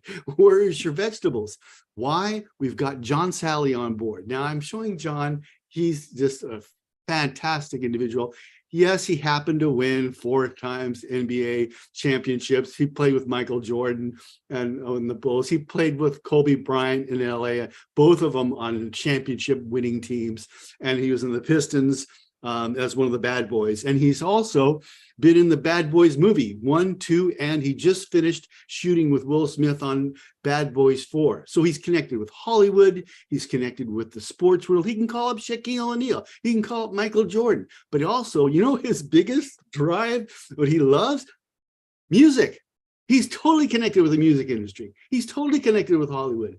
So what I'm going to do is I'm going to quickly jump to something that I've never done before. And I want you to hang with me for a second, because I'm going to let you see meet John Sally just for like a 90-second video. And this is a video that is made as part of a proposal to how our go-to-market campaign is going to go. Okay. And so what I'm going to say is, you're going to see some interviews that were shot, and we're going to be in the future with John. He's going to be doing an interview every other week with a leader of a community. We're talking about, how do you make a trend happen? You go to the mountaintops. You have it trickle down to everybody that this is something that, hey, this doctor who has 1 million followers is using this veggie dome. And how does that work? We have a deal with the doctor, but we're not making commercials. We're going to be talking about food. Okay. So here is the video. I'm just going to play a quick bit. There's a proposal for it, but every other week, John and I are going to be shooting a new interview.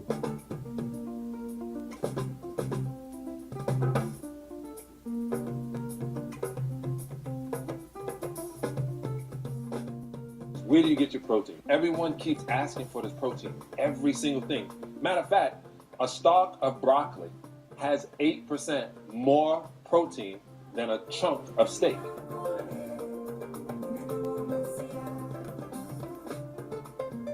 I'm going to show you what natural sugar is. I'm going to show you that I don't take any supplements besides herbs.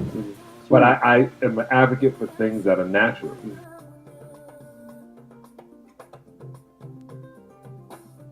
And then I took all the years of playing and all I knew how your body works, and chiropractic and massage and yoga and Pilates and literally trance meditation and dealing with all the things I've been studying for all these years. And I'm not against meat, I'm for vegetables. I'm not against war, I'm for peace. I'm not against ugly, I'm for sexy. That's now you speak my language. Yeah, I'm bringing sexy back for you want to be 15 ugly, years. You keep your ugliness going on. I'm into the sexiness of it.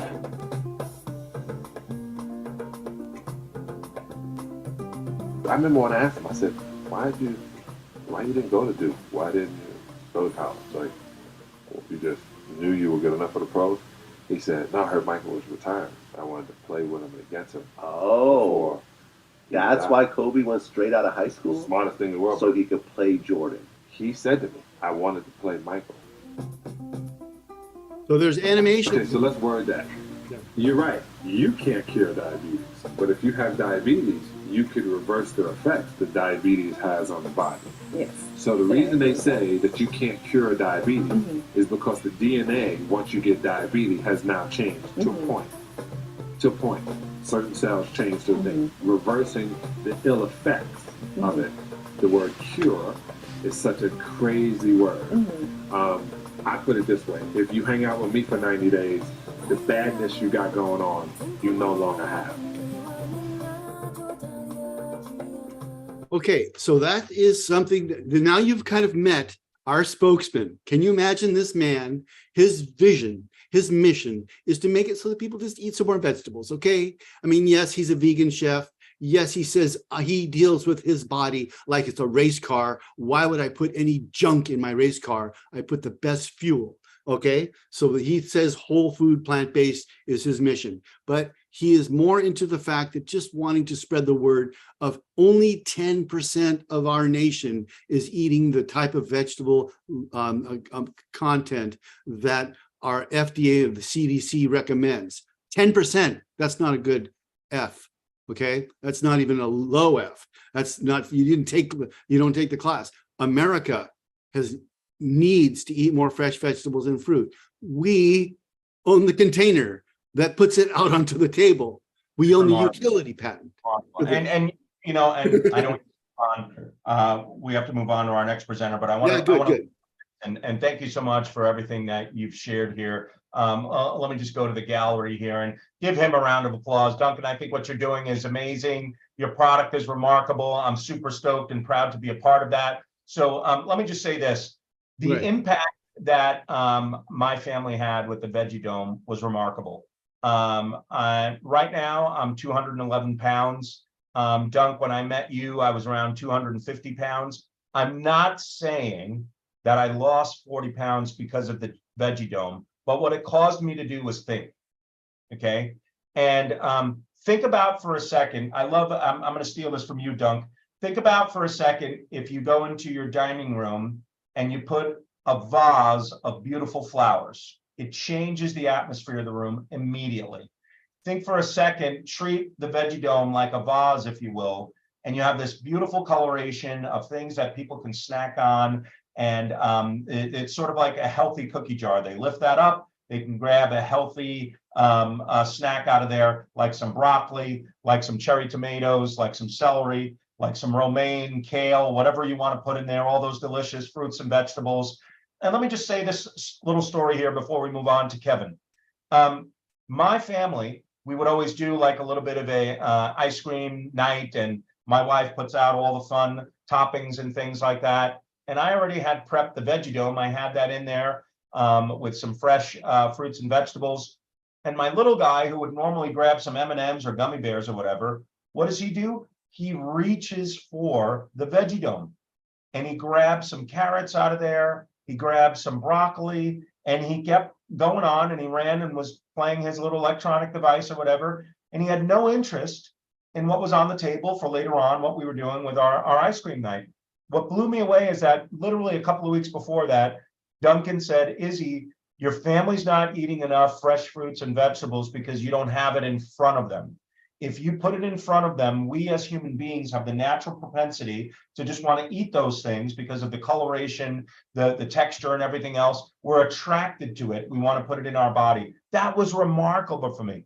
It just changed everything. And what I realized is that if you could take a cheap electric grill made somewhere around the world, right, to put hamburgers on it and steaks on it, all right, and now you've got George Foreman putting his name on it, that he's going to knock out the fat out of there. Years ago, it was called the lean mean fat grilling machine, something like that, where he knocks fat out of there. Just imagine taking someone like a John Sally, who in his height of his career and all the followers and the movies and everything else, the name cachet is way stronger than George Foreman was before the grill. So what do you think is going to happen to this company as John Sally starts promoting it within his network, within his partner now? He's on board. I mean, all of that is amazing. Comes on as an investor to the tune of $350,000. We can get into the granular details for the investor audience if you want more information on that. But the exciting thing about that, and here's a little plug for FEP Collaborative, if you will, when things were rough, what did we do, Dunk? We said, we just got to keep connecting. We got to keep connecting with people. And through our process here at FEP Collaborative, we connect with a great woman by the name of Pat Fiore, who brought Jordache to the height of its fame and other product lines and things like that. She's connected with all these people like John Sally. We have a conversation. What ends up happening? He loves this. He wants this, wants to help people with it. So, Dunk, man, I'm so proud of you. I'm so excited with all the things that you're doing. I know we got to jump here. 20 minutes doesn't ever seem like enough. I can only imagine what ends up happening with Mark November. You want to go on and on and on, but you know, thank you, Izzy, for all the work and effort you put into this, and also Izzy also has been really involved in helping and make sure that when we are presenting the financials and I'm showing you how this literally from dollar to dollar is going to work. And we're working now with Trevor, who is Pro Tem CEO. He is a business savvy guy. So all this was a lot of flourish and a lot of beautiful pictures and great video, but we actually have the financials to back this up. People are going to make 7 times their money in a 4-year period, and we're going to exit and everything. Of course, we have to preface, there's no guarantees or anything like that, but certainly merits a conversation. If we're on board, I can guarantee it. Thank you so much, Dunk. I really appreciate it. Round of applause again. All right, Kevin Neal, we're going to bring you over to the stage here. Look at that handsome guy. How things going out in Oregon? California, but not handsome either. So I thought you were Oregon. no, still on the West Coast, so it's all the same, you know. Hey, Izzy, we're in San Jose, California, Bay Oh, Area. right on. Okay, we've got another presenter on here from the Bay Area. Yeah, Go those ahead, are. Kevin. The floor is yours, my man. Well, I want to just say, hey, Duncan, those are some big shoes to fill, literally. Like I've been, John Sally, I don't know what size shoe he wears, but this is following up your presentation is a tough thing to do. But I've been following you, and congratulations on your success. That's really awesome, man. Absolutely. Thanks for that. Well, Kevin, you've got a deep background in the digital space. You've done some incredible things with some partner companies. And P3ID, I'm so looking forward to where we can just push a button and take these digital pieces of information, secure them. I don't want to steal your thunder, but I know you've got a great presentation here. So go ahead, take it away. Yeah, so appreciate it, Izzy. You've been very helpful. So yeah, so I'm Kevin Neal with P3ID. We're in the digital transformation or future of work business before it was a thing with COVID. COVID just accelerated the need for people to have digital transformation kind of tools from home or from their remote workplaces. So very happy and honored to present with this great cohort. So a little bit about myself. I have worked at leading companies in the digital transformation industry. I was a product manager over at Fujitsu, very successful. I drove our product lines to #1 market share for my products. Working with the team, it was really awesome. But it was a hardware company. I was always advocating cloud computing and kind of leveraging the cloud. So I moved on to a software company called Abby. And I was their top revenue producer for the United States. Very happy working with the team, very successful there, but those were piece parts. So I took the leap of faith to start P3ID a couple of years ago. My expertise is around business productivity tools. I've been doing this for about 30 years. So I'm either really good at it and I'm kind of known as in the industry, or I'm really bad and I can't get out. It's one or the other.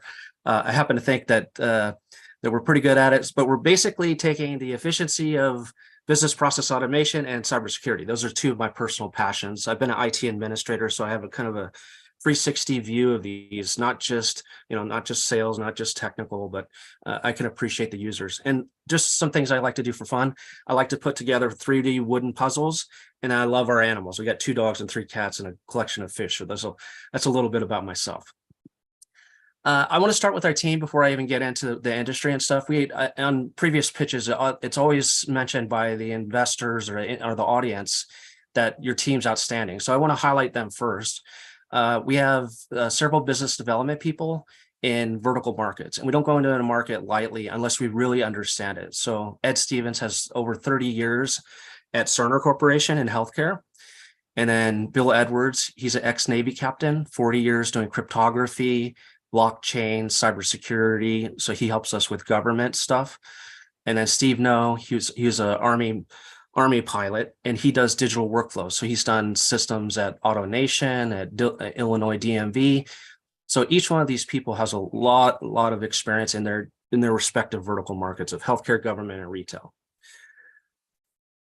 So the market we're in, the intelligent data, digital transformation industry, is has a $48 billion total available market, growing at about 17% per year CAGR, 14 billion US serviceable market. And then based on those 3 verticals of retail, healthcare, and government, we feel there's about a $2 billion obtainable market for P3ID. So that's a little bit on the market size.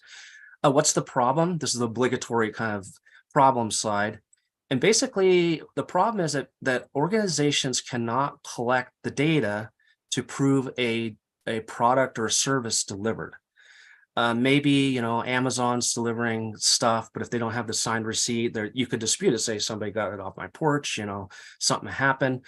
So basically what happens? You just write it off as bad debt. And a lot of organizations just take, on the national average, it's about 1.5%, but because they can't collect their data, they're having to write off. So getting everything digitized and understanding your content and having decisions made on your content and being able to prove a service or a product delivery is kind of the key problem.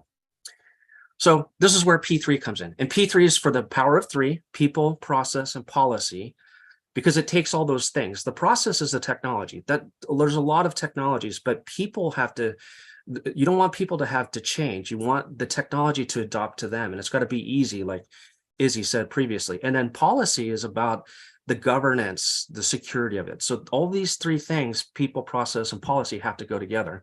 And then ID is for intelligent data. So that's what we create from basically digital junkyards. We can create value out of the digital junkyards.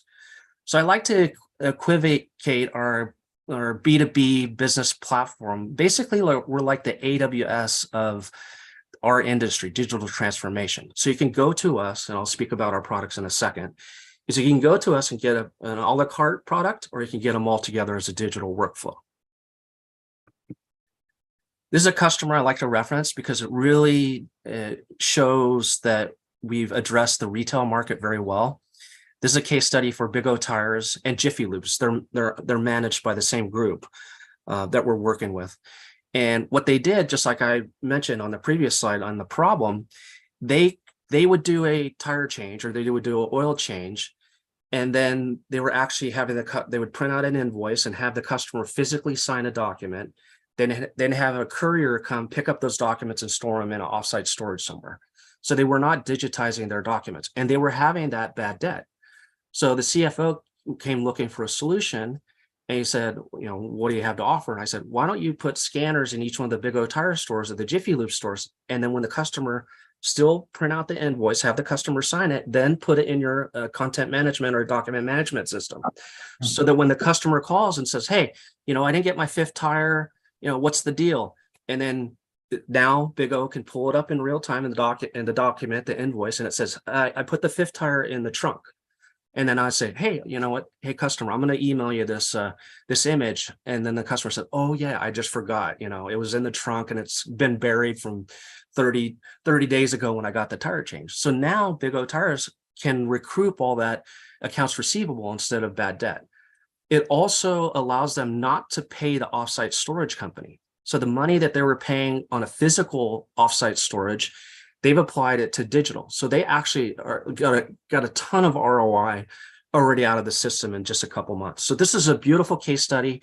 We're focused on these kind of retail and franchise stores. There's tons of them: Burger Kings, Pizza Huts, anyone that has a corporate headquarters and a distributed kind of offices is perfect. So we're very focused on retail. So this is one example. So this is the system. I'll show a demo right now, just quickly, just so it's real stuff. We make the software that does this portion of it. So we can collect images, then we can understand the content, we can classify it and index it, and then put it into workflows.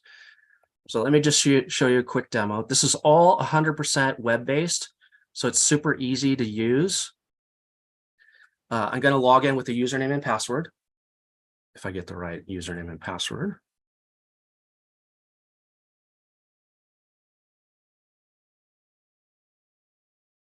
Okay, there we go. So now you can see this is our application in the back here. I just pressed two-factor authentication. So now it's going to send a little notification to my phone. And I've got my, notice I'm not typing any kind of keywords. It's registering my face to do the authentication here. And of course I'm moving, so I have to do that one more time.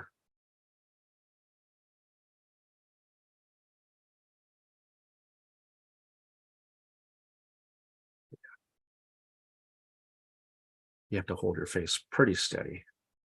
But notice I'm no hands on keyboard, and it's saying verifying Face ID.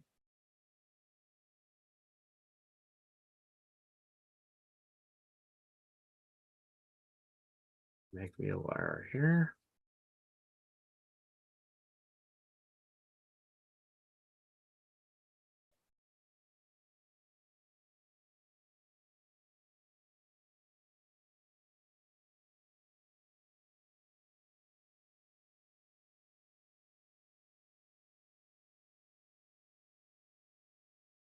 Okay.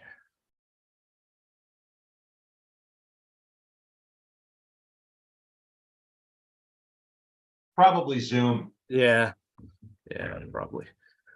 So once we get the document scanned, then this is the real value here, is that you can see that we can extract we can classify and extract the data from the documents like this automatically. So this is using artificial intelligence and machine learning technologies to extract this. So once it sees this document the first time, then it learns and it applies the machine learning algorithm back to the AI. So it's learning over time. So we've got customers using this, and they get tremendous value over time because produce more document, then there's less and less training. So this is a really valuable kind of a technology. So these are the tools that we have. As I mentioned in the intro, you can get these separately or together as a workflow. So the scanning application is called ScanBot, and the extraction tool that I just showed you is called Docs Extract.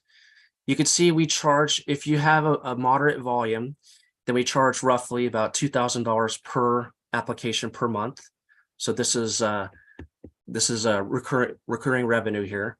And you can see our goal to get to $1 million of annual recurring revenue is just, we have to sell 13 of these, 10 of these, and 23 of these. So we have customers for each one of these currently.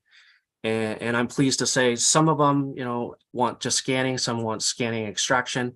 But this is the point, that they can get exactly what they need. If they already have existing documents that they want to process them, they can use this one. If they need to ingest documents like Big O Tires and Jiffy Lubes, and they can scan with ScanBot. So these are our three kind of hero products that I like to describe. Competitive analysis. So always, this is an obligatory thing too. There is traditional companies out there that have been around 20 and 30 years, company A, B, and C. But they were primarily on-premise type technologies and not AI. So now they're kind of, creating a message around AI and trying to put band-aids on their technologies and putting lipsticks on pigs. But our technologies was built as a cloud-first infrastructure, and it's built as a Kubernetes. So you can use it as hosted in our environment. But if people say, hey, it's got to be hosted in our environment because these are mission critical documents, these are sensitive documents, then they can host their own. And then, as I mentioned, we're combining the efficiency of document processing and information management workflows with cybersecurity. So we're really focused on cybersecurity first. We can't have a IoT device or a cloud service that's insecure. But a lot of these companies, in their desire to get to market quicker and get market share, they have gaping holes in their technologies of open firewall ports and bad authentication and not multi-factor authentication, not encryption, all these kind of things. So we built our technology to be cloud first and very focused on cybersecurity. And then our pricing, because we built it as a multi-cloud environment, the economies of scale, we've taken advantage of it. So we're very profitable in our products, and we can offer the customers a very, very fair price for this kind of technology. As Izzy mentioned in the introduction, we have excellent relationships with a lot of the hardware vendors like Canon, Fujitsu, Epson, Xerox, and we're leveraging those relationships because they make great hardware, but they're not really cloud platform people and providers. They're not total solution providers. So they need a company like P3 to come in and help them create software that's compatible with their devices. So we have hardware relationships. We do have a lot of reseller partners and technology partners also. We feel we found the product market fit with Big O Tires in the retail. Our product is justified through ROI and TCO. It's very easy to say, there's 3 people doing this process. Why don't we automate that process? And then those 3 people can actually do, more productive things like call customers, provide customer support. They could be revenue generating instead of kind of a cost to the business. So that's how we kind of justify our business. I'm very pleased to say our early customers are already expanding. There's no churn on our customer base so far. Everyone is expanding to additional projects and more of the same. And then we have, I mentioned our team, 100 years of experience, over 100 years, and we have quite a few contracts in the pipeline. This is an important slide here because We're not having to go directly to clients, as I mentioned, leveraging existing channels. There's thousands of resellers and managed service providers that we're leveraging those. So the leads are coming in from those sources right now. So we don't even have to do much marketing. We get the leads from our OEM partners, from our reseller partners, from our technology partners. This is a really great strategy. So we don't have to spend a lot of money on marketing. Then the last concept I want to talk about from a strategic point of view, P3 is really thinking strategically. So we're leveraging a lot of open source software, but we're also creating our own and patenting our own technology around open source. And the analogy I like to give is that Red Hat software, right? They offer a free operating system, Linux operating system, but they got bought by IBM for $34 billion. So they had an open source strategy. Google with the Android operating system, it's a free operating system, but they make tons of money on Android. So P3 is doing something similar in that we are part of we're a board member of this group called the Twain Working Group, and it's creating the new standard for device to software application connectivity.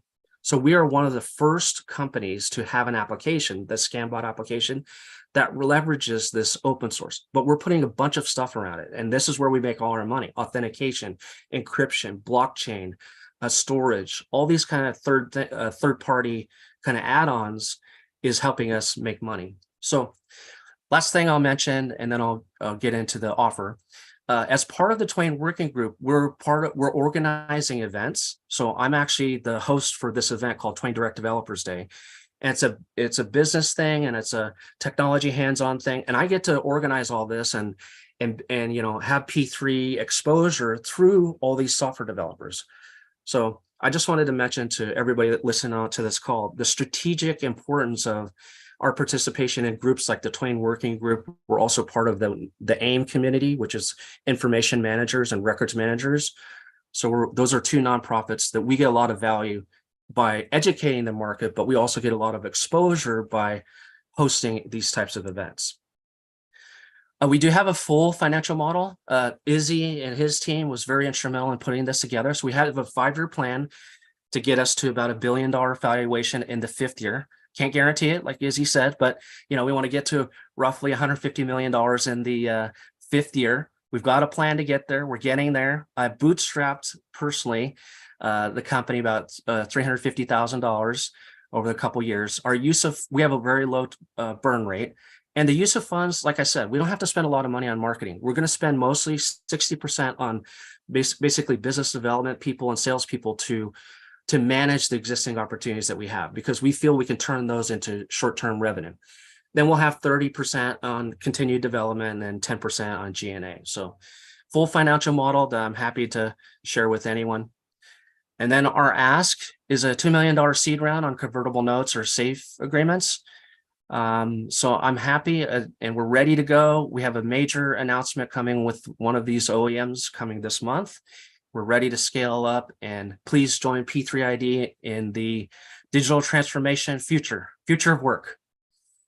All right, excellent job, Kevin Neal. Go ahead and give him a round of applause. Great job, Kevin. I mean, you've been able to grow some technology here over quite a long period of time. What does that roadmap look like for updating that for clients that you're bringing into the fold? And tell me about that, because investors are going to want to know, like, the scalability with doing all the updates and everything. So there's two things to that, Izzy, and I'll just disclose kind of our roadmap because it's not such a secret. But one thing we're going to do is add blockchain to this, because forgery in documents is a big deal. Because like you see these home lock title commercials where you can go into a county clerk and they say on the commercial, if they give you a document and all the fields are filled out and it's signed, they have to take it, and people get their houses foreclosed, even though they know, they technically still own it. But anyways, it causes a big problem. So those kind of documents need to be authentic. So if you could scan a document and say, this is one source of truth, and I can transfer that title to you, Izzy, or I can revoke it from you, and I can give it to Lauren, and I could revoke it. So document authenticity is one thing. That's really cool. But also, I told you, I worked at Abby. They're a language company. So I was before ChatGPT and all these home devices.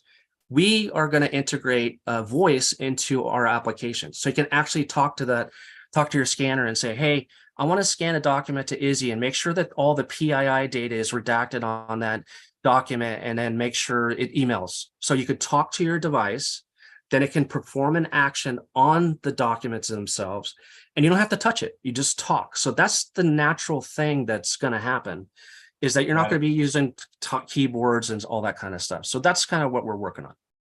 That is so amazing. So if you have to change an agreement that you might have templatized in like DocuSign or something like that, you'll just be able to speak to it. That's right. Just like ChatGPT, right? Say, hey, I want this, I want that, so the future is very bright for this kind of technology.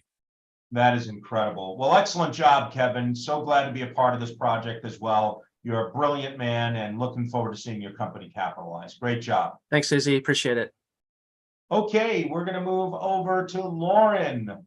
Lauren, if you could, I think your video was on. There you are. Let me go ahead and spotlight you. Boom, there we go. Hey, Lauren, how are you? Hey, I'm good. How are you? Good, good. It's so great to see you, and I am super stoked. This is your breakout interview, if you will, into the World FEP Collaborative and all the investors that plug in and watch the recordings. But I mean, you really impressed my socks off when I first met you.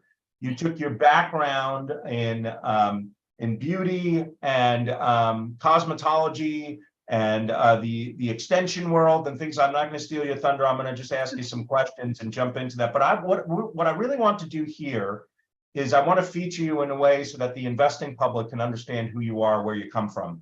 You had this affluent background where you saw some opportunities, and it was cute listening to the story because it reminded me of my little girl, and we resonated with that, where, man, you were living on a golf course, and at a very young age, you were already an entrepreneur, having a lemonade stand, seeing all these golfers that were wiping their brow, and you're like, yeah, I got lemonade right here, even selling them, for $20, and they'd grab a whole bunch of them at once. It's impressive when you see that in young people. Why? Because they recognize opportunity, okay? And that continues to grow. And you certainly saw an opportunity with financial literacy in the industry that you were doing so well in. Different from someone that makes 40, 50 grand a year in the hair care industry versus someone that makes $400,000 or $500,000 a year, like so many people like yourself or others that were doing that. And yet you saw this niche that you were filling. Before we get to all that, why don't you tell us a little bit about that journey from a little girl to where you were in hairstyling and the industry and the opportunity that you saw?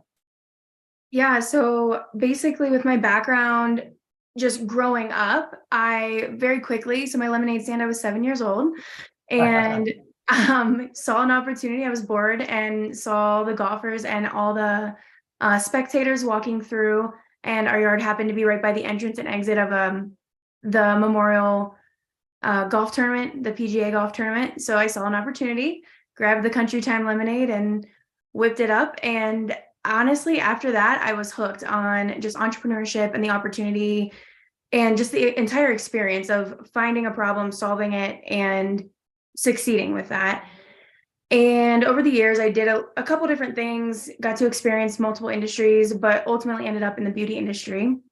And once I ended up in the beauty industry, I was able to really hone in on what I enjoyed and niche down into what I could perfect. And so I did niche down into the hair extension world, which is outside of the typical, oh, you're just a hairstylist comment that a lot of people make, and ended up being very successful in that realm, but realized that nobody within my industry had really ever had any training, education, tools given to them for managing the money that we were now making.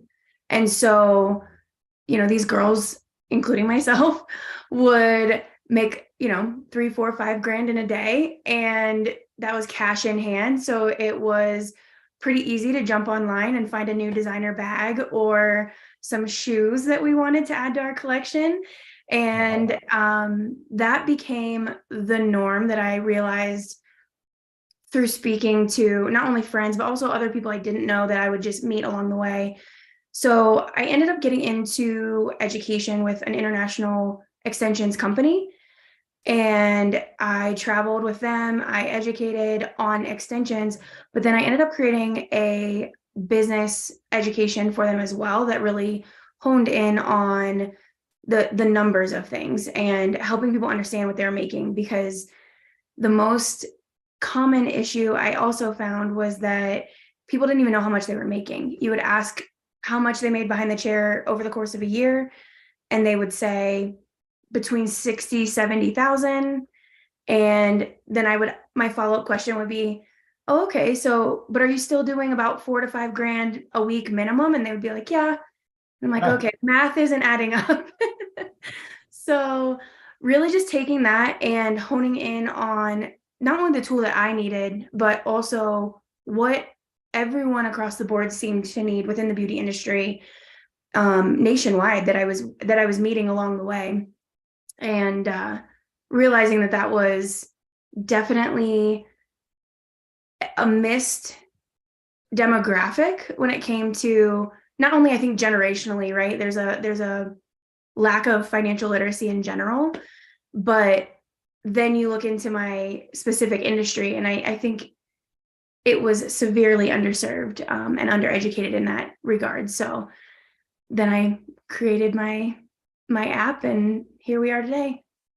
It's remarkable because I know, Lauren, you've had some challenges that you've had to overcome, right?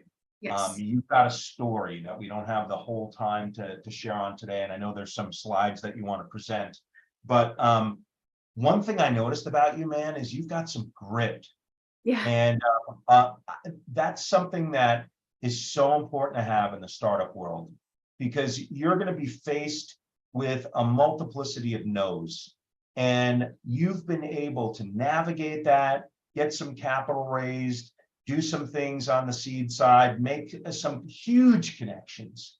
Yeah. And it's exciting. We always look for the brightest of the bright that we can. I mean, just as a side note for anyone that's listening in, we don't say yes to everybody, right? There's a process that we go through. And what I love is the scalability of what you're doing, how disruptive it is. The other side of that too is the financial literacy side of that, okay? So it's one thing to make money, it's another to keep money, and then to keep that together, right? To have legacy. And I love what you're doing with that. So if you want to share a little bit more on that and jump into your slides, that'd be great. Yeah, I definitely can. I think I covered some of it within my slides here.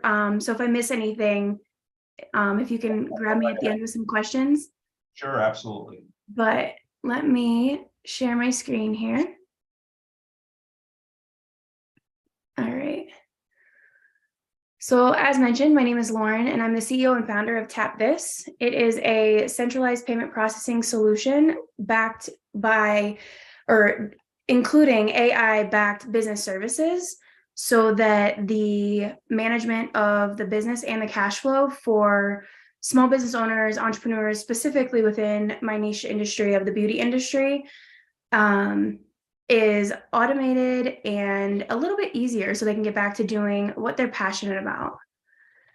So I went a little bit over my story, but some things I didn't mention. I am a single mom and a serial entrepreneur, so I think that's where my grit comes from, my resilience. I'm extremely resourceful and scrappy. I am persistent. I will succeed. I will pivot if need be, and I will get there. So as mentioned, I was in the beauty industry, and I had about 15 years of experience within that industry, and really found success in my area of that sector, and found that the pain points I was having were so common that something had to be done. And so Tap This was the app that I needed, and the app that I now know everyone in my industry needs now. And not only are we creating a fully integrated centralized payment processing solution, but we're using AI-backed business services to drip education into the daily use for the member to help shift their mindset to a healthy money mindset, all while managing and scaling their business with intuitive functionality and ease. So this allows them to not only buy back their time, because let's face it, they're hairstylists. They didn't go into hairstyling because they wanted to be an accountant or a bookkeeper, right? So we're giving them that time back that they can go do what they're passionate about. and helping them to break through the barrier of maybe some transition points that they wouldn't have known how to get through previously. You know, it's so powerful, Lauren, because a lot of people in general are afraid to talk about finances because they're financially illiterate. You know, there's a lot of people that know how to go out and make money, but a lot of people don't know what to do when you get it. Or how about this? I love how you talk about AI-initiated business services. I can remember when I lived in New York in the Wall Street community and I started accumulating some wealth, all of a sudden I was invited into the private banking arena. Back then it was Bank of New York that I was banking with at the time. And I didn't know that I could get behind the velvet ropes, if you will. I didn't have to stand in line at the teller line. I also, as soon as there was a amount of money inside of my account, they were like, oh, you should be putting this over here and this, that, and the other thing. And here I am in financial services and I knew what to do, but they didn't know that, right? But now for you, you can help trigger that and say, hey, you know, let's just not live on red bottom shoes and Louis Vuitton bags. There's a lot more to life than that. Maybe you should be thinking about how long can you stand on your feet and earn the kind of income that you're doing. Here's some of the things that we can help you with. I love that, man. That is awesome. Yeah, and it's nice to be able to utilize not only, you know, the attention spans are a lot shorter these days as well. So by dripping education or gamification into the app and their daily use, we're training them subconsciously to make good decisions financially. And, you know, we're fighting an entire generation of I guess, influence that we're supposed to be living with all these designer brands and living the way I always say, like Instagram worthy moments, right? We're supposed to be living this way and putting out this image, but nobody's talking about how to maintain a lifestyle or to actually build wealth, just portraying a false sense of wealth, right? So the fact that we can use gamification and use dripped in education to essentially educate them subconsciously actually shifts that money mindset. So not only are we providing the service, but we're also making a change for the future and generations to come as they, you know, have their own families and hopefully continue to educate further on after that. So, yeah. Well, unless you're going to another slide, I'd love to jump into how does this platform work? Because when I saw what you could do with this, man, there's a multiplicity of verticals, and you were kind of wrangling it in like, okay, well, we're going to stay focused here first. I get it, Izzy, and I can go in all those places. And I love your focus because most startup founders, they're all over the place. It's like squirrel. Oh, wait, we can do this. And you're so focused on this. Why don't you just go ahead and unveil that to how the app is looking and it's going to work. I was so impressed with that. Yeah. So the structure of the app really starts with the dollar coming in, right? So it starts with payment processing, and we're housing all the different types of payment methods under one roof. So in the past, you had to have multiple apps to be able to take payment, right? If a client wanted to pay you with Venmo or credit card or cash or payment plans, or if it's a monthly membership, you had to use multiple apps to do so. So we're housing all of those under one roof. And then we're going to centralize the reporting as well. So all of that reporting from the second the dollar comes in is then kept, and then it's tracked for trends. And then that gets used to move into the budgeting and goal setting, which then the AI is going to use to help you set not only realistic goals, but also goals to get you where you need to be. So that bigger goal of, oh, I want $1 million in the bank, has littler goals along the way that need to be reached. So the AI is going to track your trends in revenue, track your trends in spending, and it's going to help you set the path for that goal long-term with little goals along the way. So again, we're using that gamification. So you'll earn badges and things like that that reward you or applaud you along the way. And it's going to help with that budgeting and that goal setting. The other cool factor is that we use what we're calling our smart banking and our real-time balance. So we'll link to your accounts, but we'll also be able to show you what we call your real-time balance, which is in simplified form, your money that's in your account, less all your allocated bills for a period of time, so that we're, again, helping you budget. And so it shows you your real-time balance. without those allocated expenses included. So that allows you to know what's coming up. It allows you to get out of that cycle of the paycheck to paycheck mentality of, oh, I can buy this extra thing because I'm getting paid in a week or whatever the case is, and allows you to actually put money forward. And some of the suggested budgets that we'll put in there, not only for like entrepreneur sales tax and taxes and just in general, getting some of the necessities out of the way, but also really encouraging saving and investing. So teaming with some partnerships to not only, again, tracking the dollar when it comes in, helping them grow it, but then helping them know where or who to invest with to help that grow for the future. So really helping that, or going along that journey with them from the second the dollar comes in to the second that dollar is taking care of them later on in life.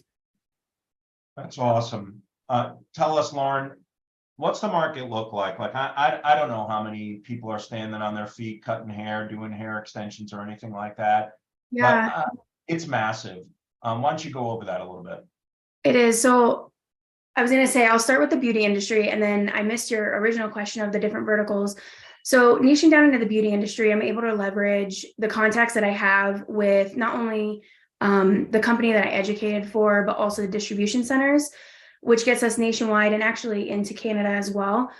And in the beauty space, it's a $550 billion industry. So it's massive. So even if we can get a small piece of that pie, we're still looking at a couple $2 billion right there that we're looking to go ahead and take from that particular vertical. And then we're looking to expand next into health and wellness as well.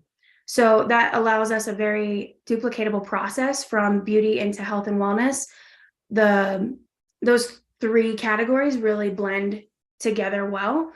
So that is our next target market, but overall it is really duplicatable across all markets into just, if you're an entrepreneur or a small business owner and you want help like managing your business and cash flow and then learning to scale it or help scaling it, this app will work for that. It's very scalable across multiple industries.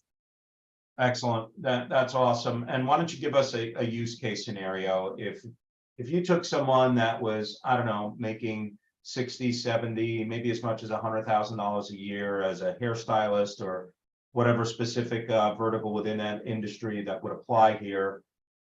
Let's talk about what their life, we know some of the habits that people can have, and that goes for anybody. It's not unique to that industry. That applies to my industry in financial services, a homemaker, whatever it is, right? If you don't tell your money what to do, it seems to do what it wants, right? Yep. So why don't we talk a little bit about if they don't have this, what their life looks like as far as the end goal and savings and not having that versus what you see with the average person of making that kind of income and what they can have in the bank and what they can grow that to.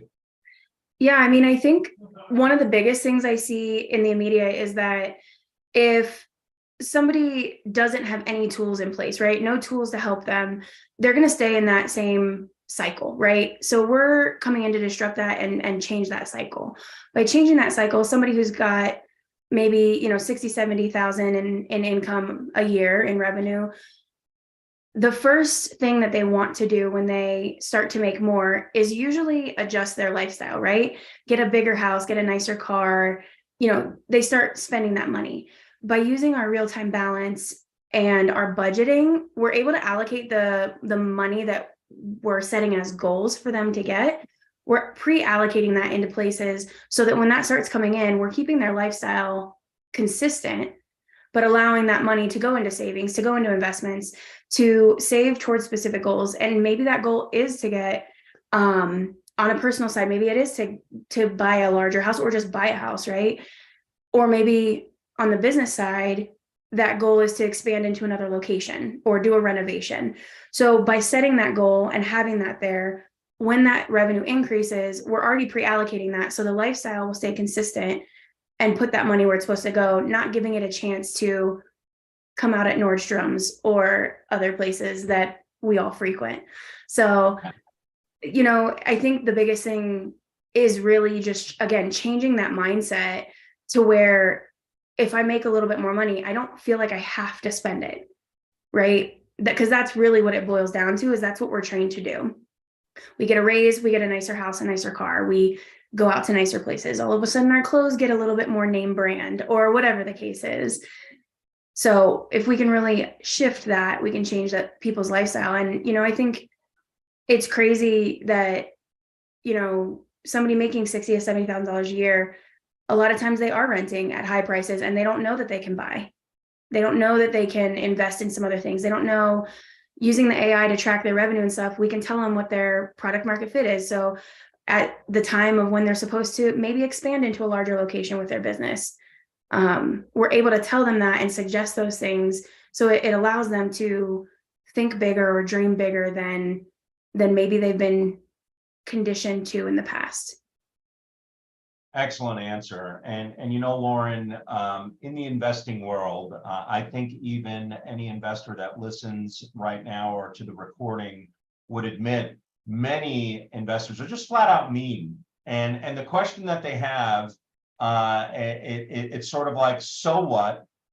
You've got this app that can manage money. There are other apps that can do that as well. What's the differentiator for you? And then we're going to jump into the use of proceeds here because we're running behind and we got to get up there. So if you want to share that slide quickly after that, or any other slides that you think will be impactful. Yeah. But why don't you talk about those major differentiators? Because I know you went into this knowing there are other platforms that you can manage money with, right? Absolutely. So why don't you talk about the differentiators there that really is something that's head and shoulders above the crowd? Yeah. So I know we're running back on time, so I won't slide through all the slides here, but one of the things I really wanted to address is that in order to do what Tap This is doing, you would have to purchase and maintain upwards of 6 to 10 different apps or programs. And then there's a lot of room for human error of transposing information, or the apps don't speak to each other, right? So there's human error, there's the fact that they don't speak, so they don't integrate with each other or work together. So there's a lot more in the transition that you're required to do. But also there's not a lot of support out there. So even if you're using one of those apps and you have an issue, you're not always getting a human on the phone. You're not always finding a way to work through whatever issue you're having. So then you're probably using that app at, 50% capacity or value, if that. So Tap This is really centralizing all of that. We're implementing more of a hands-on approach with our members, and we're providing a private community, which we've already got going. And that private community is really giving the members direct access to help that they need.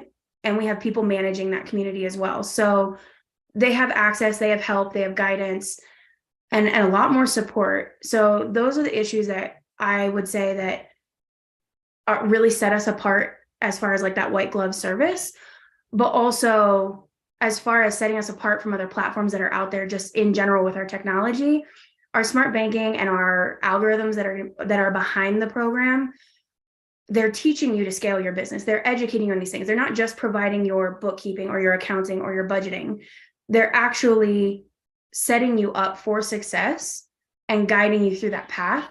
Obviously, you have to make the decision to go down that path, but the tools are there. So I would say that is what's setting us apart. We're not just a payment processing solution.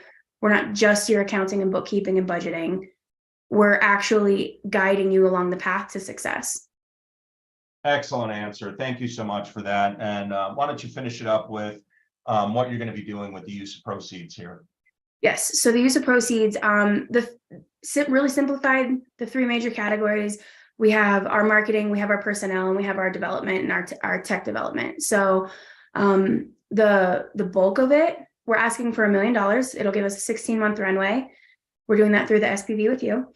And the bulk of that will go into the development costs, because it is a pretty heavy lift with the features that we're looking to do and the customization behind the formulations and everything with the AI and tracking the trends and all of that. So that's just about 50% of that. And then the other 50% is split probably about 60-40-ish, between 60-40 and 70-30 between personnel and getting the right people in place to make this a success, and marketing to get that out there. Excellent job. Well, let's go ahead and give her a round of applause. That was amazing. Great job. I love where you're going with this and all the ladies that you can help, even the men in the industry for sure, but just people in general, right? We're all creatures of habit. And I forgot who said it, but I think it takes like 21 days to start developing a habit. Yes. So even if you start having people just shift this money around the where it should go, and what smart people are doing with their money as well, people start getting into these habits, right? And then if you mentioned being a single mom and the grit you have, that's going to pass on to your children, right? So all the single parents that are out there, the apple doesn't fall far from the tree. Okay, so if you're bad with time and money, and your kids are you're telling them better things to do, what I always tell people, as my wife and I mentor other small businesses, is kids, it's more caught than taught, right? They're watching what you're doing. So if you can help a generation of people watch what is supposed to be done with their money, and then their children are watching that, what an impact you can have. And that's absolutely amazing. Great job. Super proud of you, Lauren. Proud to be a part of the project. All right, Ivan, we're going to go ahead and feature you. You got to turn on your video so I can spotlight you. I don't know if you fell asleep though, Ivan, because he's out of the country. He's 12 hours ahead. Ivan, are you there? If not, we're going to jump over to Tom first, and then we can circle back with you.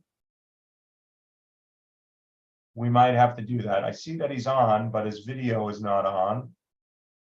Let me give him one other second here. I don't see him. I don't see him, Izzy. Oh, did he log off? He might have. Okay. Tom, I don't want to blindside you, but if you're ready, we're going to jump to you. Is that all right? Which Tom are you talking about? Tom Prodakis, sorry. It's all right. Yeah, All right, let's do it. Let's go ahead and feature you. Spotlight you here. There we go. Okay. Let me share my screen. Well, before you jump into your slides right away, I think what an investor would love to know is how you got started with this background, the science, all of that, because I think it really speaks to what GameSense can actually do. Why don't you just spend a minute or so on that? Sure. Yeah, my background was in sports and science. So I grew up a science sport nerd. Spent my time in the libraries and played every sport I could. I had an opportunity to go play in college and then go play professionally in Europe. And then before I lost too many brain cells, I went back and got a PhD in biological psychology, specifically in electrophysiology. So I studied, basically I was the one putting electrodes on you and studying the results as we did stuff. And in that pursuit, I really got into reflexive actions and non-conscious actions. And the vast majority of everything we do is non-conscious, right? Very little of what we're doing we're conscious of. So after I got done with my studies, I started just doing basic sports psychology, but with the emphasis in biofeedback, psychophysiology, that kind of stuff. And in my foray into that, working with professional athletes, working with other athletes, doing neuropsychological examinations, I realized that we were not touching one really, really important area of sports, and that was decision-making. Nobody was ever talking about it. And anybody who's an athlete, or even if you're not an athlete, you can imagine that, again, the vast majority of stuff you're doing on the field is you're choosing what to do. You're taking information in, and then you're doing stuff based on what your goals are, which is what life is anyways. But what's interesting about sports, as well as like military and law enforcement applications, this stuff happens instantaneously. And you've got to make split-second decisions. And you can get hurt if you don't make the right decision, and you can certainly fail and lose if you don't make the right decision. And when you get and you continue to go up in levels, what you'll find is that the differentiating, the factor that segregates or separates the winners from the losers is this factor. It's not how big you are. It's not how fast you are. It's not how high you jump or how strong you are. It's how good of decisions you make and how quick those decisions are. So in exploring that was really the impetus for GameSense. We realized that this was this wasn't touched. I reached out to the experts in the field, and they obviously agreed. You know, there's always this disconnect between the laboratory and the applied science on the field. And so we decided to make a go of it, and we made GameSense. It's remarkable. And some of the things that we've talked about, Tom, my son, my oldest, doesn't even have your app. He plays lacrosse, football, wrestling, and lacrosse. So as you know, he's a face-off guy. And just some of the things that I've been telling him and talking to him about, he's so much more sensitive to. It's really improved, upped his game on face-offs, just with that knowledge. Because the app that he had was very much sound initiated, a whistle blow, right? And so much more goes into an effective face-off than just hearing the whistle blow, right?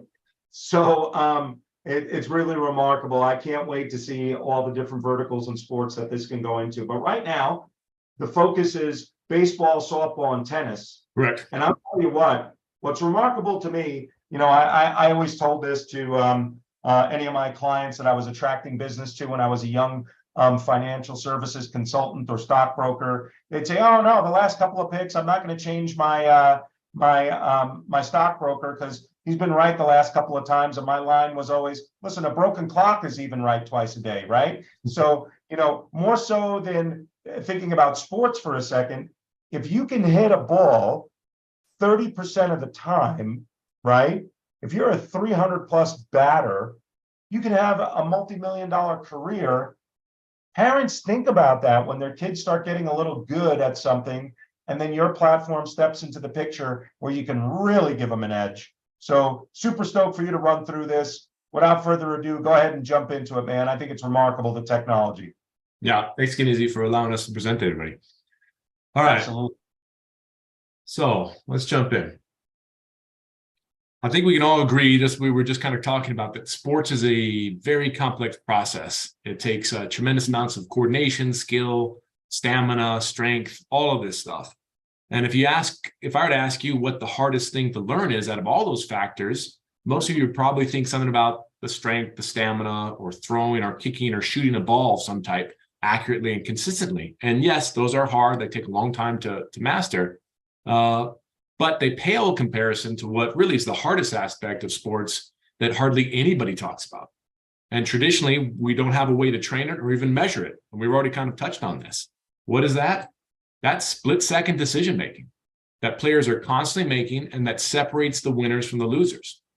This is integral to success, and nobody's even talking about it.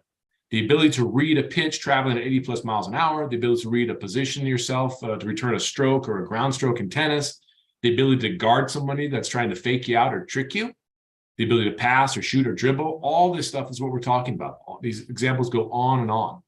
These reactions, instincts, intuitions, whatever you want to call them, said they are fundamental to sports, but they take decades to fully develop. And no one is born with these skills. This is something you have to develop and learn. And the only way you can learn this is through thousands and thousands of hours of practice. But GameSense, we've developed a way that you can do this in a matter of weeks or months. And I'm serious. Really, it's just exposure.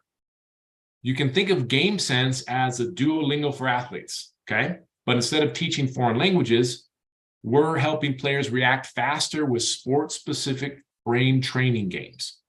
This helps them react 100 times more efficiently than past traditional methods. There's no risk of injury in it. Plus, and perhaps best, you can do it right on your phone. Well said, this stuff works. We see 30% improvement. So Izzy talked about somebody hitting 300 in baseball, which is great, depends on what level you are. 30%, that takes you from 300 to 390. That's excellent.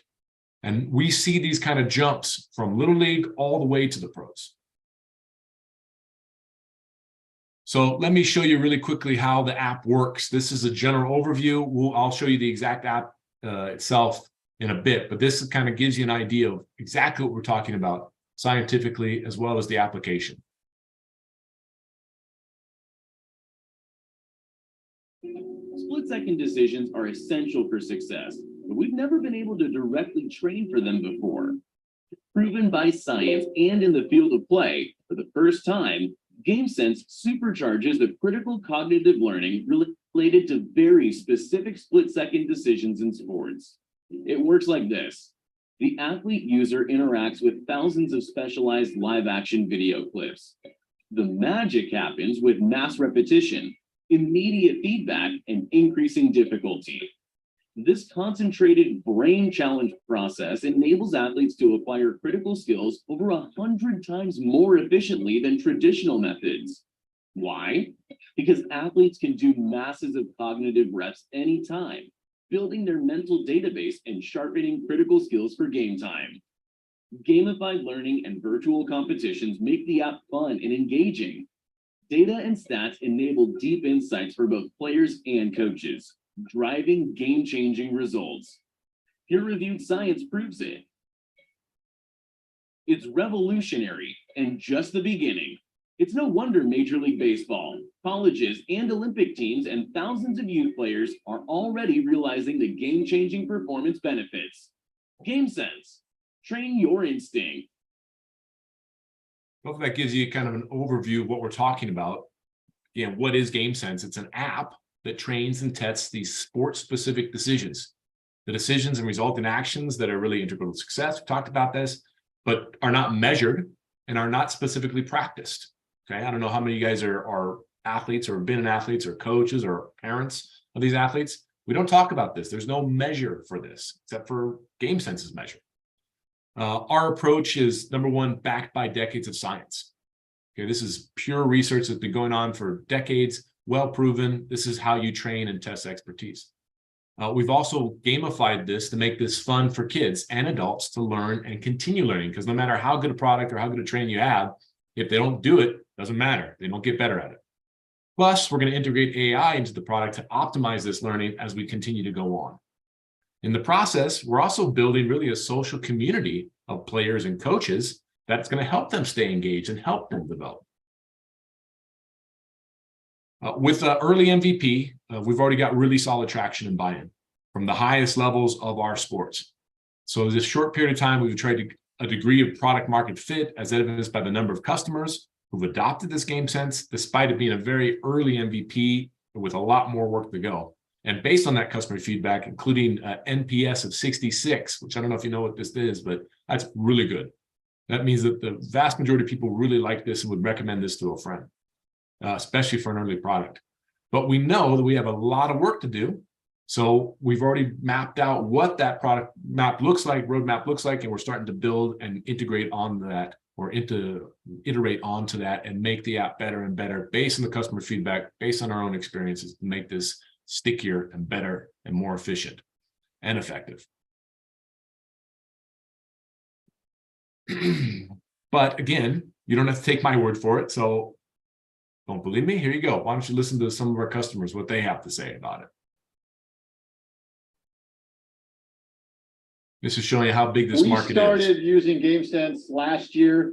The next year, we saw a drastic change. All of our numbers across the board went up. We invested in GameSense, and we saw significant improvements in our hitting at the national championships after using it. So it was a fantastic piece of technology for us. I love the app because I think it has really helped me, especially in the last match I just played. I could tell a big difference on how I could anticipate where the ball was going to go. So, I mean, it clearly works. So my sophomore year hit about, I think it was 237. The following year, we started this. We brought it in over the winter, increased my batting average by 100. I did it on my phone. I did it on my iPad. I did it whenever I could. The club player that's passionate will do anything to have more tennis, more access to different, I mean, they would lap this stuff up. Over the last year, he's implemented the GameSense with him, and he's seen a marked improvement in his hitting. Tremendous improvement. It's a testament to his hard work, but it's also a testament to a lot of the tools like the pitch recognition that he's been able to use. You have the prettiest swing, but you can't recognize an off-speed pitch and you strike out 45% of your bats. It doesn't really make a difference how good your swing is. These parents will pay anything to give their kid the upper hand. It's absolutely insane. Like, they are going to be all about this. So pretty good testimony in what we're doing. And it speaks to what we're doing. That is huge. Yeah. So what are we doing? We're creating a whole new category in sports tech. This doesn't exist yet. This is truly a blue ocean scenario. And that's why we want you to be part of it and help us with this. We want to help anyone around the world be better, faster. That's basically what this is the impetus of all of this. The opportunity for our current products is really $82 billion annually, if you look at across everybody, across the whole world. And then this is based on a quantity of core players. So this means that we're not core participants, it's called. These aren't just anybody who picks up a bat or a racket on the weekend. These are people that are already playing it multiple times a week, are spending thousands and thousands of dollars a year to play this. And the bulk of this is in the youth and amateur markets. We're not focused on in fact, our motto is pros for show, youth for dough. We work with the pros, but really it's all about the amateurs and the youth because that's where the numbers are. Initially, we're only focusing on 3 sports, as he said, baseball, softball, tennis, and that in US alone represents 20 million core players. So core participants, people that play all the time, 20 million in the US alone, those 3 sports only. I think if you're talking about look at the economic situation right now, sports is not going anywhere. Sports is kind of like alcohol. It does well even in recession time. So sports is going to continue to do well throughout this period. And this is a huge opportunity, especially as we start to expand to other sports, countries, and revenue streams. So let's talk really quickly about what is our go-to-market strategy, because we know we have something that works that athletes and parents want, but the big question is always, how do you get it into their hands? So we're pursuing a highly fragmented market right now. It's very large, very big youth and amateur sports market. And we're going to use a 2-pronged approach. We're going to go with channel partners, more of a top-down approach, and a word of mouth, more of a bottom-up approach. Over the last 2 years, we've conducted a lot of market experiments and significant customer discovery. And based on that, we believe that the most efficient way to attack this fragmented market really is to reach out to partners that are already in contact with our ideal customers. So these large distribution partners are organizations like tournament organizers, showcase event organizers, sports camps, federations, facilities, sports data aggregators. There's a lot of these big entities out there that already are communicating with our perfect customers. And the players participating in the organizations are very serious participants. These are core participants who spend a lot of money. Moreover, these organizations compete aggressively with each other for the money from the parents and players. So we found that they are very excited, more than willing to partner with us because it helps them differentiate themselves from all the other competitors out there. Plus, we're giving them a commission on top of that. So in addition to these channels, these distribution channels, we're starting a flywheel. We know our product has to sell itself. So within the product we're building these viral growth mechanisms, right? Through gamification. The initial games, it's a freemium model. We'll talk about that in a second. The initial games involve players inviting and challenging their friends. Not only does this make the supercharged learning process because it gets them engaged, but also brings in more players and coaches to participate in it. And that just kind of proliferates out. Plus, the coaches get more data visibility, and all of our partners would get that data and visibility as well. So, like I said, our primary go-to-market strategy, at least at the beginning, is building these efficient distribution models. And that's why we've gone out and partnered with large organizations already that give us immediate access to these perfect customers. We've closed deals with several partners that give us about 300,000 access to about 300,000 perfect customers. And we've got about 3 million potential customers in the pipeline, and we've barely even started this. So why are we uniquely qualified to build this business and capitalize? Because we're really passionate individuals who've been doing this for decades now. We're renowned sports scientists and authorities in the area, some of the premier authorities in the world. We've been working with athletes and coaches for decades, as I said. But we're not just scientists, we're also highly experienced technologists and seasoned entrepreneurs who've had successful exits in the past. So we know this game, we know it's not an easy game, but if anybody's going to make it, we have as good a chance as anybody to take it to the next level. What do we do? How do we make money? We're a SaaS business. We have this freemium model, and then we sell subscriptions to individuals and teams. We also sell one-time purchases of our standardized cognitive assessment product. Okay, so we've created a world-first assessment for this skill as well. So this is a freemium model where we get players to try the product and encourage that virality. In addition to the subscriptions, we're also selling our data and proprietary tests to colleges and pro organizations. And finally, we upsell organizations that want access to custom drills, like the pitchers they're going to be facing, for example. We can upsell them before, so they can get those pitchers on the app before they're facing them. And pretty much everyone wants that for our opponents. So we're actually in the process of building out software right now with computer vision that will make that easier, and we'll be able to push that to the masses. That would be a huge product for us because everybody will want that. And down the road, we really foresee monetize even more aspects of our product, such as fees to participate in online competitions, white labeling. We've been asked about that a couple of times, licensing fees, app usage, kind of access, app-based or usage-based fees structure, premium features, stats. We don't know. We haven't even thought about all the different ways we can monetize this. So how do we grow this business and revenue? It's really not tough to see. Subscriptions and opponent prep will make up the bulk of this revenue at first, and then virtual competitions, fan engagement applications will expand on that.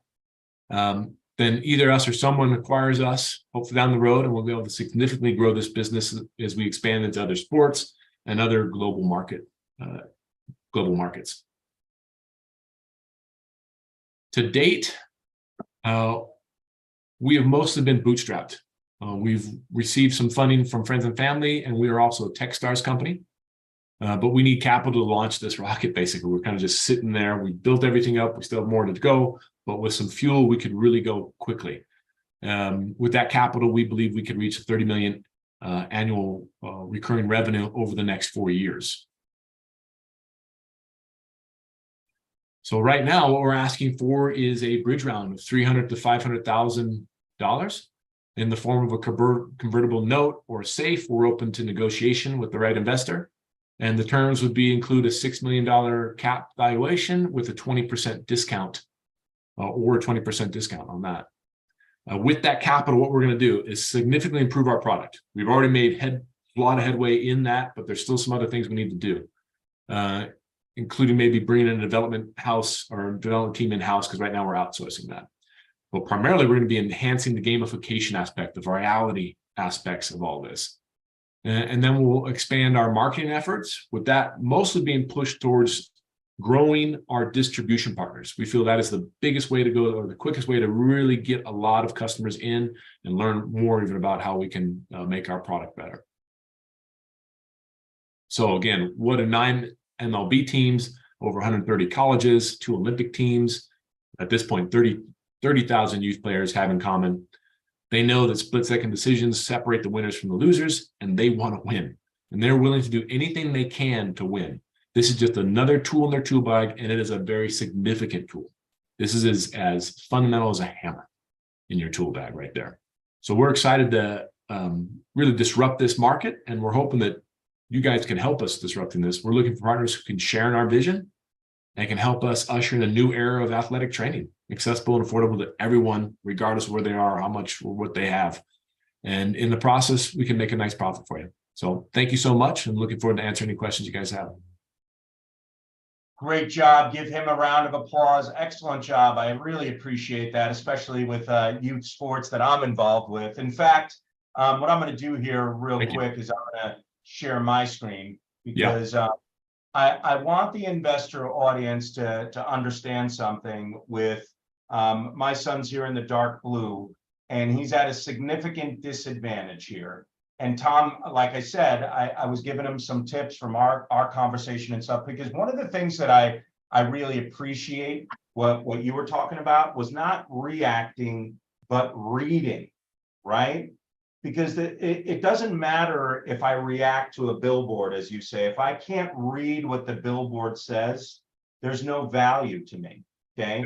So if my son hears a whistle, but he's at a disadvantage right now because the referee's behind him, right? So the other player in the white has a significant advantage, because if he's been doing some face-offs for a little bit, he can see that the guy has a certain amount of steps before he goes like this and puts the whistle in his mouth. So I'm giving you a little backdrop to this because you taught me some of these things to pick up on, which I taught my son. So what I want to show here is that the guy in white was killing us on what's called the clamp, just clamping down really quick so he has an advantage on the ball. Now, while my son did, I wouldn't say he won this. At the end of the day, the referee would say the faceoff was won by my son, but I don't categorize it as win. I just want to show you something here. You'll even see the coach down here that's pointing to the left, how excited he gets.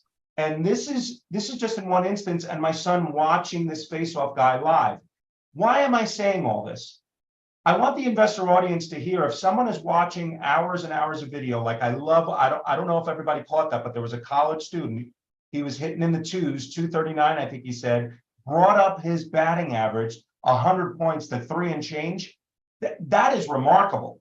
That's like you're getting offers into the pros. But anyway, let me just go ahead and play this.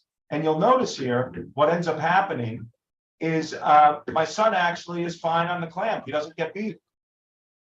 So right there, now it gave his team a huge advantage. You see everybody excited over here. My son clocks in on bounds. So anyway, so with that being said, what if you could have an edge like this in all of these sports that require reading something?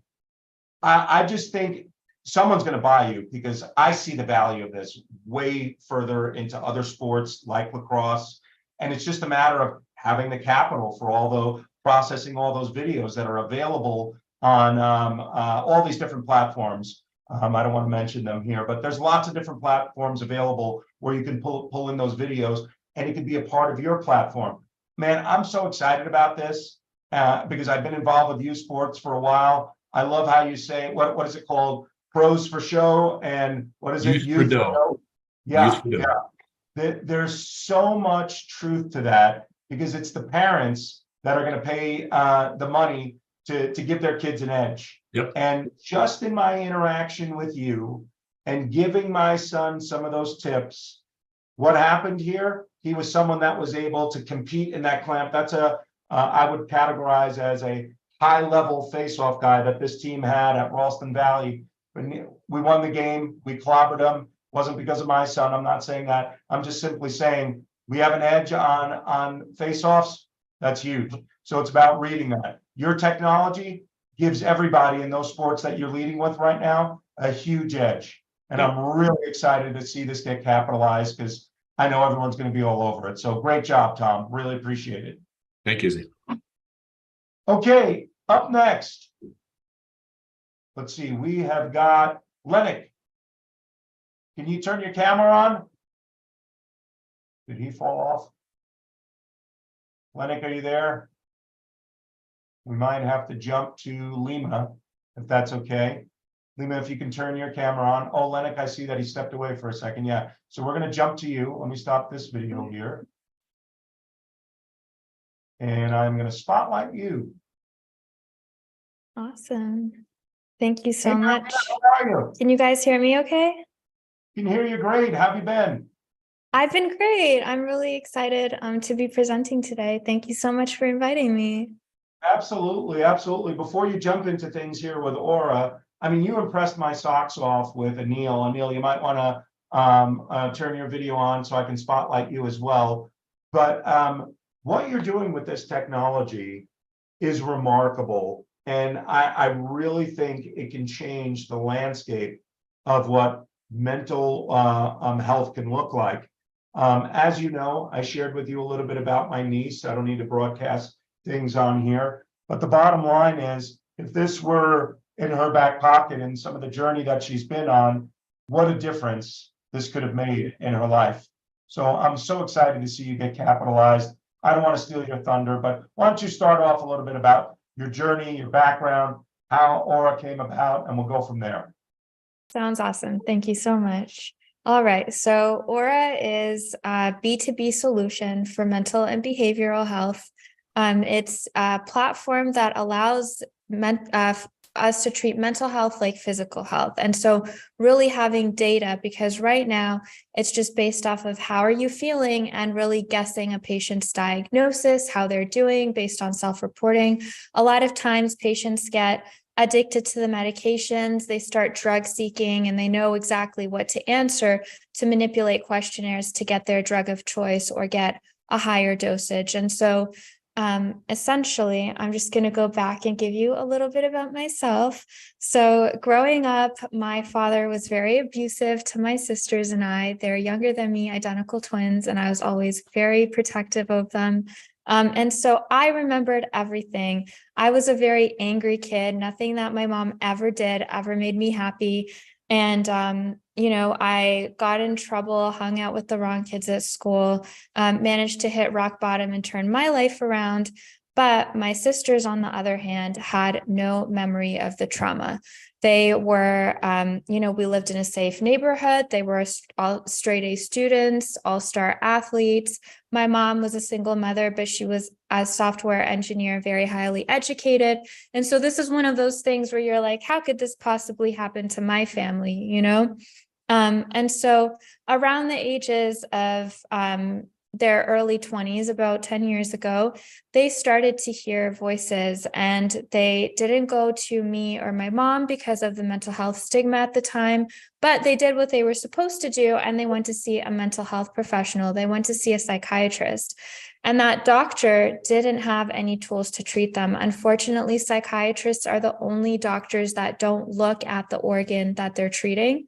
They just simply asked them, how are you feeling? And based on my sister's description of their own psychological condition, kind of like a blind person trying to describe the color blue, they prescribed them a cocktail of medications. And essentially, ever since then, my sisters have developed an addiction. It's totally destroyed my family.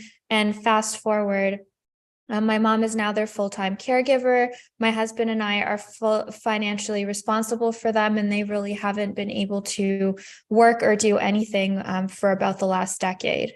So it's definitely been a huge struggle. They were misdiagnosed for 4 years. They've been to over 60 treatment centers each. The facilities cost insurance companies around $30,000, $45,000 per month per patient. And so the problem is insurance won't pay for longer than 30 days of treatment. Izzy, you said earlier that it takes 21 days to start a habit, but that's actually a myth. The study that's referenced in that is based on a wide variety of habits. So the habit that they were discussing was having a glass of water before dinner, but habits that are more challenging, like going for a walk every day before dinner, or committing to something that's more strenuous, especially an addiction or eating disorder, whatever. When you work with addiction, it's reward based. So people have a reward from using their drug of choice. They immediately feel better. And then you're taking that away from them, and you kind of need to replace it in a different way.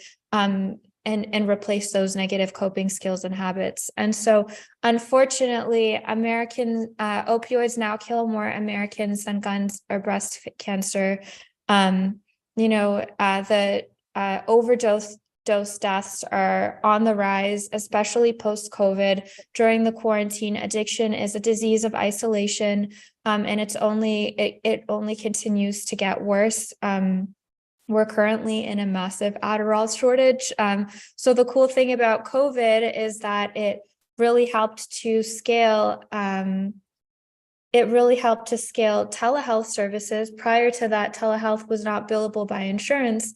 However, what this has done is it's made it really easy to get psychiatric drugs.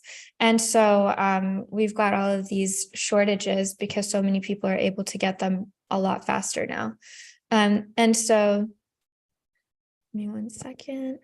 All right, so ultimately the problem is that today's system, the treatment centers, this whole brick and mortar situation is completely outdated. The way that the insurance companies are billing facilities is that if a patient seems like they're doing better, because again, you can't really measure it, it's invisible and it's only based on what they're saying, they won't extend another 30 days. They won't extend that treatment. So treatment centers are incentivized to report on, how bad the patient is doing.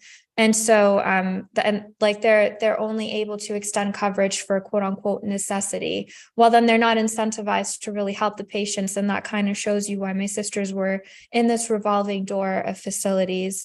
And so the issue is that insurance companies want to extend care. However, they feel like they're throwing their money down the toilet in the trash can because they don't really have any data to show that the patient is actually getting better. There's no uniform standard of care. They don't have a way of identifying which treatment centers are just a glorified babysitter holding a patient for 30 days and then billing on that head and releasing them and relapsing, and which facilities are actually doing the work with them to help them get over the hump, help them work through those traumas, the reason why they use, and get them to a place where, that 30 days is not enough, and extending another 30 days, you can see more progress, extending another 30 days. So really looking at some sort of metric, because how do you know someone's getting better if you're not measuring them? And so the only metric that currently exists in this world right now that insurance companies have put in place is, number one, if a patient discharges against medical advice, so if they leave treatment early, then the insurance company will most likely not cover them or cover almost nothing. And so, for example, if Izzy was a patient in a facility and he was authorized for 30 days and he left on day 28, what that would mean is that it would be extremely difficult for the facility to bill for Izzy's care, because technically they violated their agreement. They didn't hold Izzy for 30 days and they failed to treat him. So the insurance company will try not to pay the facility or almost nothing. The other way that they measure progress is if that patient is rehospitalized within 30 days of leaving the facility. So Izzy completed 30 days in treatment, but he happened to relapse. And so Izzy might go home the same night and start drinking, but there's really no way to know that right now.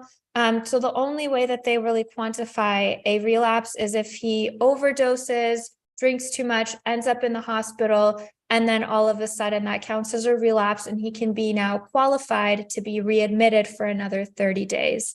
And so the third way is that there is a $56 billion loss in revenue across the board, because if I were to diagnose someone, I'm not a doctor, but if I were, with post-traumatic stress disorder, I wouldn't be putting in post-traumatic stress disorder, I would be putting in F43.12. And so if I type in, because of human error, F43.21, because they've got all these codes that they have to put in for billing and they're manually entering them, then essentially what that does is that the insurance companies will not let you resubmit billing codes due to human error. And that's another way that the insurance companies are trying to save money. And so it's really created, and that's about $1,200 a year per patient. It's a pretty large loss across the board if you total it.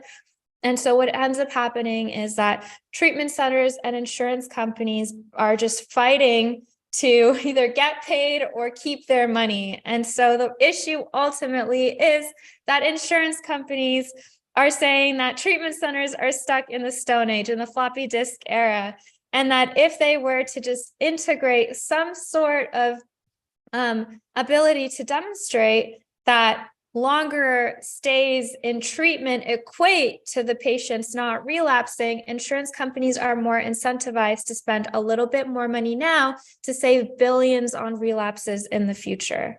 And so our promise is that we are changing the healthcare industry with data.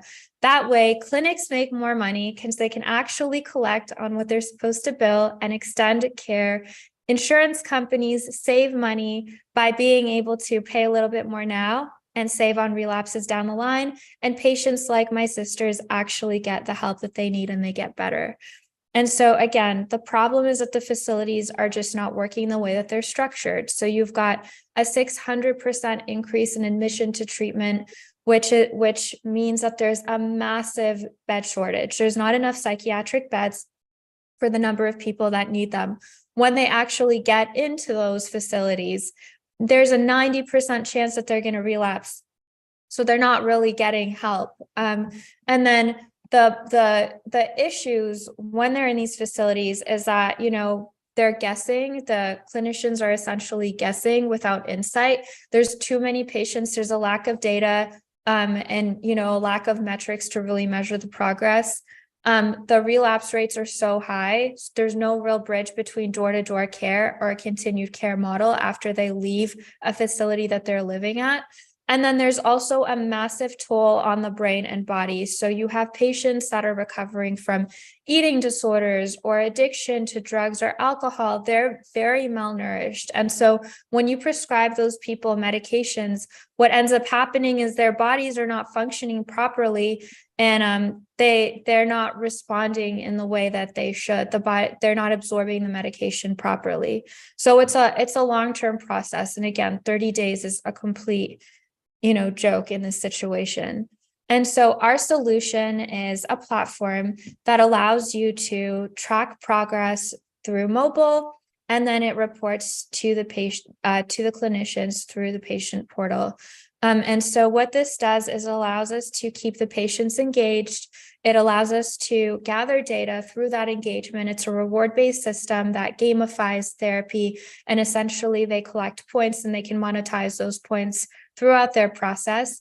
It allows clinicians to really increase their revenues for a return on investment when they're subscribed to our platform. And it also allows insurance companies to save money by tracking and preventing patients from the risk of relapse. And so the first product that we have is a location-based virtual reality system. And while patients are in the facilities, they're able to use this in the clinician's office to really bring life to the therapies. And so what we've done is we've co-developed all of our technology with clinical psychologists, and we put this in facilities. We took the therapies that they do in the treatment centers, and we just essentially, you know, brought them to life. And so if you're a clinician that specializes in exposure therapy, like for example, we had a clinician that we worked with that would literally take his patients on a field trip to the grocery store, and he would have them walk in the aisle of alcohol. You know, not all clinicians do that, but he found it very that, like, you know, they're going to be exposed to this stuff in the long run. And so we have a grocery store, and you can put your patient in the aisle of alcohol. But the unique thing about us is we also have a monitor that you wear under right under your chest, and we monitor the heart rate, we monitor the patient's voice, and actually when you're putting them in this environment, we're measuring their heart rate, we're measuring their craving levels, we're kind of seeing how much in distress they are and if they're able to calm themselves down. So from the actual therapy session, we're able to gather data from how they're performing and feed that into the patient portal as a portion of our metrics of their risk level. Are they ready to leave when they're in that, you know, when they're in a bar setting, or when they're in a party setting where there might be alcohol served, or when they're in, you know, a grocery store setting in the aisle of alcohol? How are they responding to that? You know, how are they feeling, and how long is it taking them to get themselves down to a level of calm? And if they're not able to do it on their own, and they need the clinician to step in and say, Izzy, remember what we talked about? Drop your shoulders, you're breathing from your chest, breathe from your belly, you know, like, do they need those cues from the clinician, or are they able to do that all on their own? And that's kind of how you can tell when they're ready to step down a level of care. And instead of living at a treatment center, they can live at a sober living and go to a treatment center during the day and slowly step down those levels. The other product that we have just to go off of, so we don't only do exposure therapy, we also do mindfulness-based cognitive therapy, dialectical behavioral therapy, EMDR. So we've really taken the types of therapies that the clinicians do, and we've created a platform that's customizable. So whatever you're comfortable with, you can really use that platform and tailor it to your to the type of therapy that you specialize in. And we also do serve veterans. So we have war zone experiences. We also have scenes of like fireworks. Veterans tend to relapse on 4th of July and New Year's because of the fireworks sounding like bombs. We have triggers you can put in the environments. We have coping strategies you can put in the environments. And so, and then we also work with eating disorders as well. So there's a large platform and a large number of scenes that they can customize. And so our second product is the on-the-go mobile version. And so this is a product that we originally developed as they step down, but we found a lot of success in using it in the treatment centers while they're living there as well. The reason being is because they can continue to practice their coping skills and exercises. And again, we've gamified the therapy, so they're earning points doing things the right way. And then that way, when their clinicians go home in the evening and they're still living at this facility, we can see which patients are actually using the platform and continuing to do their homework. Because when you go in for a therapy session, you're not going in for a therapy session and saying, here are all my problems, and then you're walking out and all your problems are resolved. You're going in and saying, I'm really upset and this and that, and this is how I feel and this is how I react. And then your clinician, your therapist is going to say, look, the next time you feel like that, I want you to do a grounding exercise, and they're going to kind of take you through it. Well, when you go home, are you actually doing that exercise? And so this is a way for us to track, your behaviors. We've got a journal built in. We've got we've got voice analysis built in. We've got biometrics built into this. And we have a wider variety of aspects, whether through 360, so virtual reality, but through, a cardboard headset, or, just doing it through audio and listening and kind of taking yourself through a guided coping exercise or meditation. And so this allows us to gather more data on the patients. And the reason that we found it to be valuable is because we're actually able to see which patients are at highest risk while they're in the facilities, and we can potentially prevent them from discharging against medical advice and leaving early so that the facility can collect on that full 30 days. And then they're also used to, because they were using it with the hand-holding aspect of living at the facility, when they step down, they're also used to using it. It's kind of already been developed as a little bit of a habit, and they can continue to use it once they step down. And so lastly, we have our third product, which is a brain health supplement, and it's designed for high absorption and high compliance. So it's a total of 6 capsules split up between night and day. And the formula is 40 vitamins and minerals that are very that essentially support brain injury and recovery, in the sense that it's a boost of nutrition to your brain. And we took clinical studies of what they recommend, what is recommended for people that have struggled with eating disorders, addiction, traumatic brain injuries, and we took all of those supplements, and we can combine them in a structure that would be easy for compliance. And so, again, our value proposition is that clinics make more money, insurance companies save money, and patients actually get better. And so the way that our data platform works is that we're extracting data from either your cell phone or a VR headset, and we're really analyzing your medications, we're analyzing your voice, we're analyzing your behaviors, we're analyzing your sleep patterns, we're analyzing your appointments, how you're performing, and are you even showing up? Negative input or a lack of input is also, and so it is an AI platform. it's machine learning. And what it does is once it categorizes you in risk levels, the platform is really going to tailor the program to you and essentially work to push you down in risk so that a human doesn't have to reach out. But if it's unable to get you low enough, then you're going to be bumped up and a real person will be in communication and contact with you before it's too late, not after, and really aim to intervene. And so again, it's designed to work with a wide array of disorders, from PTSD and trauma to depression, anxiety, various mood disorders like bipolar, eating disorders, and behavioral therapies, as well as addiction, substance abuse. And so it is a $300 billion industry. There's over 16,000 treatment centers in the US. I have a pretty massive network of facilities just in my network alone, and my team and I have over 60 years of combined experience in the industry. Some of my team members have backgrounds in insurance. Some of my team members have backgrounds in building treatment centers up from the ground up, working with the VA, working with government contracting. And so right now we're focused on the niche of mental health. However, we do plan on in the future expanding our platform to to healthcare in general, which is a $2.5 trillion industry in the US alone.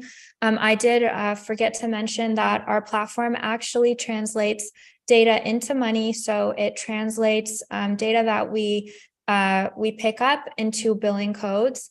And then those billing codes can essentially be assessed by a real human and then submitted automatically. And so it's not a diagnostic platform. It's a health detection platform. It's looking for changes in the patient's health. It's looking for, where something might be a little bit off. And then it's essentially translating that and giving a reason as to why it's suggesting those billing codes. But ultimately, it's up to a clinician to determine if they're going to diagnose the patient with this, or if they're going to further investigate what our platform detected. And this is a quote I know all too well. It shouldn't be harder to get help than to get heroin. And, Aura makes access to behavioral and mental health care seamless. We have already had market exposure. And so again, our focus is on the fact that there's no uniform standard of care across the board. And so our goal, aside from really scaling accessibility, is to also support racial and ethnic disparities in mental health care, because a lot of times they don't have access to the better treatment centers. And so a lot of the Medicaid, Medicare facilities are just packing patients in like sardines, and they don't have any group any one-on-one therapy. It's mostly group therapy. And so, we also have a large focus on the veterans community as well. The best way the easiest way it's been for me to really describe what we do in a nutshell is that Aura is like a speedometer. It allows you to track how fast each patient is progressing or regressing, and really better report to insurance companies so they have full transparency into clinical metrics. And, again, clinics make more money, insurance companies save money, patients actually get better. And I'll leave you guys with one of my favorite quotes. It's never too late to become what you could have been. And this is really what I'm working for, to essentially save my sisters and get the industry to change and, really do better so that you're not stuck in this revolving door of a cycle. So, yeah, that's it. Great job, Lima. Give her a Thank round. you. I'm going to go ahead and spotlight Anil as well. I know we've gone over on time, but this particular subject matter impacts me quite a bit because of the people that I love that are close to it. And what I will tell you is, let me see here. There we go. Okay. We put down a speaker. Perfect. And then I'm going to do that with myself as well, so we can all see here. Okay. Very good. So when I think about, what's available out there and what you've done, to me, what I've loved about this whole project, Lima, is that you're really like a whistleblower, okay? You're really like a whistleblower where you identified something. You've even rustled some feathers out there, right? Because people might say, hey, you're not a physician. How do you know about this stuff? Well, I don't have to say that, for example, let's take something like cancer or diabetes. The system for that, it makes me wonder, do they really want it fixed? I'm not a conspiracy theory guy, but I'm just simply saying, think of what would happen if we had a cure for cancer and a cure for diabetes, right? Two major killers, right? So when you went out there, because this impacted you with your sisters, it wasn't like the impetus for this was like, oh, I'm going to make money with this. No, everybody's got to make money, right? But you were able to take something with your mom's background in technology, you blew the whistle and said, hey, this isn't working. What if we can now take technology and start putting people into these scenarios? What if we can start figuring out if what you're doing is actually working? People don't like that. Okay, Lima, I just want you to know. And I always tell people, when you're head and shoulders above the crowd, people are going to want to throw tomatoes at you. And you've had some people throw tomatoes at you because you revealed something that they don't want everybody to know. Like, wait a minute, you mean to tell me this is a waste of money? Probably, if you continue following that standard of care that she just unveiled and said, you mean to tell me that this facility is not going to get paid because this person left on their own recognizance in 28 days? Yes, that's the system, okay? And you know it very personally. So I just wanted to add that in there, you know, for anyone that watches the recording or that's listening live on the broadcast. I think it's remarkable what you've been able to do. And you've taken it on the chin for your family because of the love that you have for them. And I'm proud to be a part of this project. And I know, Anil, you probably have some parting thoughts before we jump to our last presenter. Lennox, you're up next here. We went to turn to you, but you stepped away for a second. I don't know, on a call, but anyway, you're up next here. We didn't forget about you. So be ready for that. But anyway, Anil, again, you're an amazing collaborator and you saw a tremendous opportunity, the heart that you have for this company, the things that could be done for the future of mental health care. Why don't you go ahead and just give some of your parting thoughts, because I think it's remarkable what Lima's been able to do. Yeah, the first time I met Lima and she taught me about this, I was blown away. She found such a niche and an answer to a real severe problem. And she identified it. She came up with a really brilliant solution. This is all on her shoulders. She did all this and put it in, I'm ready to be along for the ride. I think she's going to affect a lot of people's lives in a positive way. I'm really looking forward to that, including her sister. Thank you. Well, Anil's been my biggest cheerleader and also my therapist since we met. So he's definitely helped me get over some humps. So I'm really grateful for you as well, Izzy. Thank you for that. Anil is great at that, and he's helping our cohort as well. Because you know what, the journey for a startup founder, it's not for the faint at heart, and it certainly can be a lonely journey, right? And I'm proud of you, Lima. You're doing Thank you something. So much. It means a lot. Why don't you and everyone here that's been presenting has been incredible. So I've definitely been taking some notes, and I might have some resources for some of your the other people that you're working with. Awesome. I really appreciate that. And yeah, by the way, I failed to mention that. Connect on LinkedIn, okay? Connect with one another, support one another, encourage one another, give ideas and tips to one another. The thing that I love that Napoleon Hill said in Think and Grow Rich a long time ago was that it's a buzzword now, the mastermind session, right? An idea comes out of people coming together. That idea wouldn't exist unless the people came together, right? Mm-hmm. So I love that, Lima, that you're still, even in what you're doing, building your startup, you think you can help some others. That is awesome. That's always been Anil's heart. What I'd love to hear from you before we jump up to Lennox and he finishes off here. What do you want the investor audience to really hear from you? Because we haven't even talked about money, the use of proceeds. I'm not even going to get into that. We can do individual meetings with that. But what do you really want to see happen here as they get to know what you're doing with Aura? Yeah, I really want them to know that this is an industry that is yet to be disrupted. I know a lot of companies come in and they're like, I'm going to disrupt this industry, but this is an industry that's been collecting dust. And the people that are suffering have actually caused more of an issue and a burden on the payers. So the insurance company, the pharmaceutical companies, they don't want people dying and overdosing or rehospitalized and all of this. They want people that are sustainably using their resources, but not overexhausting their resources. And we're at a place of overexhausting. So we've actually had a lot of support come through both sides, the treatment center industry, as well as the insurance world. And it's really about providing an adequate solution that they can take to the next level. And so a potential exit strategy for us would be an insurance company. So our goal with our seed round is our product is ready for market. The goal is to hire tech support, sales, customer service, deliver the product, start bringing in monthly reoccurring revenues, and really showing a wider, larger data sample. And then from there, get that, get that to insurance companies. And we're also in conversation with several insurance companies as well. Excellent job, Lima. Give her a final round of applause. Great job. you. Super proud of you. I'm proud to be a part of the project. Okay, we're moving on to Lennox here. Lennox, go ahead and unmute. It's been so great getting to know you, Lennox, and everything with your background. I want you to share that with the folks here and the investor audience listening. I'm really excited about the project and what you're doing with Apache Copper and mining. I think what's important for people to know is to understand where the future, how important it is for copper and the need there and those minerals that you mine.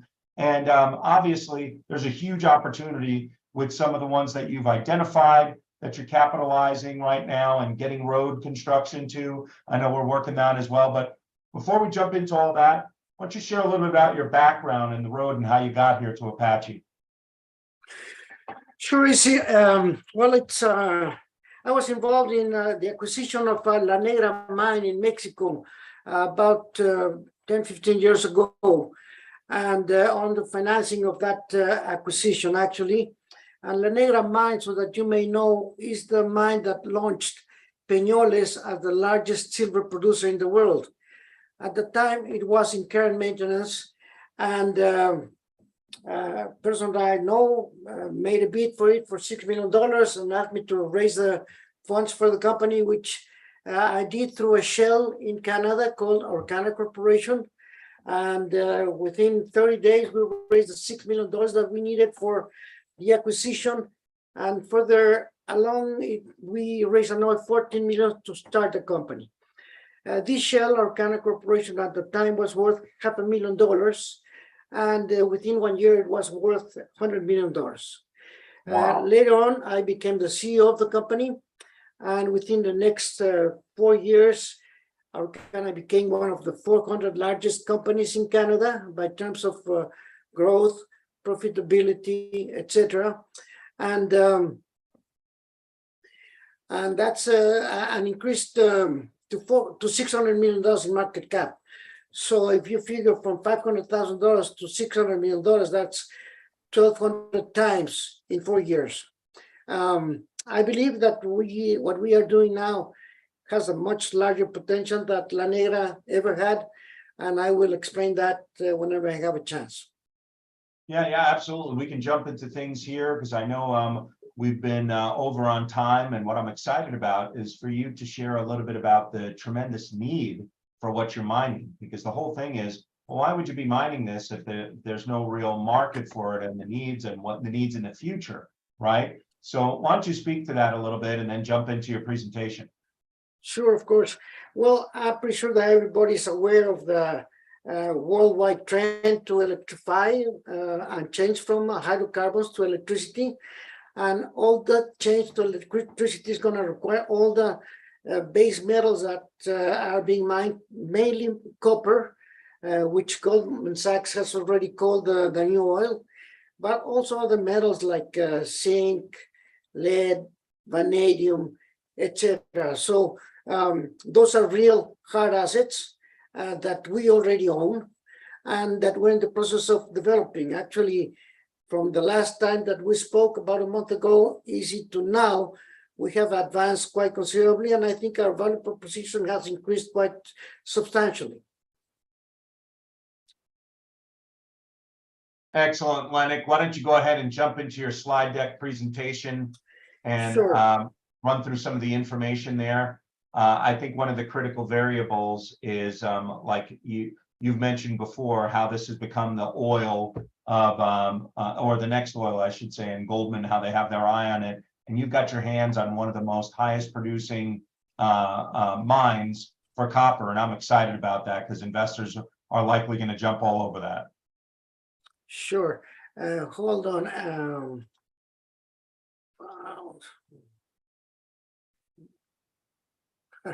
I'm sorry. I cannot find my file now. My presentation.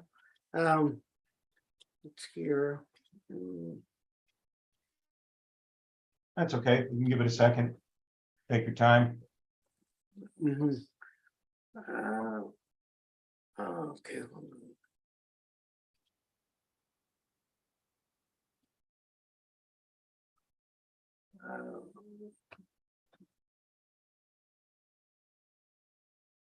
Oh. Well, I think I'm going to have to tell you about it, where we are now, because I'm not familiar with sharing this presentation. I have it here, but I cannot share it. I can tell you that the new deposit that we have is called, well, we have La Purísima, which is a polymetallic mine just across from La Negra mine in the same geological formation, but with much larger potential than La Negra ever had. That's because we know the area well. We owned and operated La Negra, and we even knew this area a long time ago. And we claimed some of those additional concessions, but we did not know about these, which I acquired last year in April of last year. Now our strategy is really to start producing even on a small scale so that we can make the company independent. So we're starting with La Purísima mine, which is polymetallic, basically zinc, lead, copper, and silver. We have since, oh, you did it for me. Yeah, I'm here to help, brother. Well, thank you very much. Well, as I was mentioning to you and to all our investors, is that we have real assets. Here on this first slide, you can see a large patch of area which has no vegetation. It's called a vegetation anomaly. And that's our Huizachal concession in Tamaulipas state. And it has a potential of about 100 million tons, which is substantial. And this is named vegetation anomaly because there's so much mineralization that nothing grows. They tried to reforest this, and all the trees and everything died. So that's why it's so important. This the fact that we do have now real assets on hand. On top of that, we also have we have a process, okay, disruptive process for copper oxides. Okay, here, which requires no electric power and is the greenest in the industry. Actually, we've been approached this week by a major mining company in the US that has a porphyry deposit, and they're going to be starting looking at our process. This is the Apache process, and I call it a one-page business plan because this is malachite. It's a copper oxide, which has a value per ton of $122 per ton, contains 1.5% copper and 2 ounces of silver, and our process cost $32. And the time we did this, we produced pure copper chips at 99% copper, and the time was worth 6,000 tons per day. Today is closer to about 8,500 tons a day. This is the geological formation, which is more than 50 kilometers long, called Cabalgadura, El Doctor. And this is the source of several mines, including La Negra mine, which has operated for 50 years, La Purísima, which is ours, El Saus, which is an open bridge gold silver deposit, 2.7 kilometers long, 85 meters wide, and we don't know the depth, and that's something that we plan to develop next year. We're concentrating on La Purísima this year so that we can start producing by the end of the year or maybe earlier copper oxides, which will give us a running rate of revenues of about $4 million. Okay, and then we'll also start planning for the production of a flotation plant. This flotation plant will give us a running rate next year, 300 tons per day. It's a small plant still, but that will give us revenues of about another $25 million. So we're talking next year of a running rate of about $30 million. Now, as I mentioned today, we own these properties and we own and run the La Negra mine. But most importantly, we also have access to very close infrastructure. When you develop a mine, sometimes the most expensive thing is to the infrastructure. Well, we have water, manpower from La Negra that's willing to come and work with us. Within 20 minutes of closest town, 1 hour from the city of Querétaro, which is the capital of the state of Querétaro. We have the most important permits on hand, which are the access permits from the community of the ejidatarios, which are working with us in finishing the roads that we need to have access for the drilling machines. That drilling is expected to start drilling mid-May. So we're moving along. And our plan is to have something really ready to start producing copper oxides first, and then concentrates. I have to mention on the side of the people, which I consider the most important asset, that all our board is formed by actual current CEOs of mining companies, including Daniel Tellechea, who is today the CEO of Largo. Is a NASDAQ traded company with a market cap of about $400 million. The other one is Jim McDonald, which he is the CEO of Kootenay Silver, with a very interesting deposits of silver in Mexico. Manuel Ramos, who was the ex-CEO of Asarco, and is today the CEO of Silver Mountain. So we have a team that really can solve the problems, have the connections, access to sources of funding. We have already invested close to $2 million in these projects, and we're getting ready to mine and carry on and grow the company. I was just making some projections. I already mentioned about $4 million running rate for the copper oxides, $25 million for the flotation plant, and then we will start with gold, silver, open bridge to explore, but it's also at surface, which is very economic to operate. But we will also start thinking next year, once we're operating, on expanding that small plant for 300 tons per day to about 800, which was what La Negra had when we acquired the first time. And that should generate us revenues by 2026 of about $100 million. So it's a very interesting project. Those deposits are very substantial, and we're ready to go. This is a value proposition that surely is increasing because we are not stopping. We are working. Our plan is to drill in mid-May. And we also have some very interested institutional investors and large metal traders interested in our property. They have already visited our properties and done a technical report. So we're advancing on all fronts, and I am very pleased that EC is helping us also in having all the financing that we require. We're looking for about $2 million to keep on drilling and to perhaps start doing some of the planning on that oxide plant. So that's in a nutshell the update of La Purísima mine now. Easy. I don't know if you have any questions. Hear about what's happening here with this road that you're building. This is an important piece of where the finances are going. Exactly.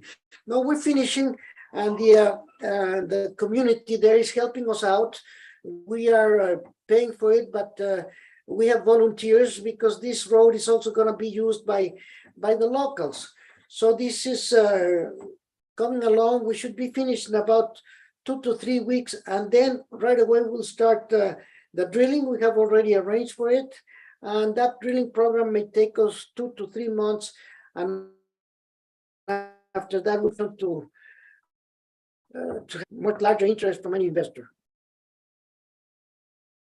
So as far as the infrastructure goes with electric power, the water, all these, touch on this a little bit, because this sort of helps an investor understand where the money is going to be going for the mining. Sure.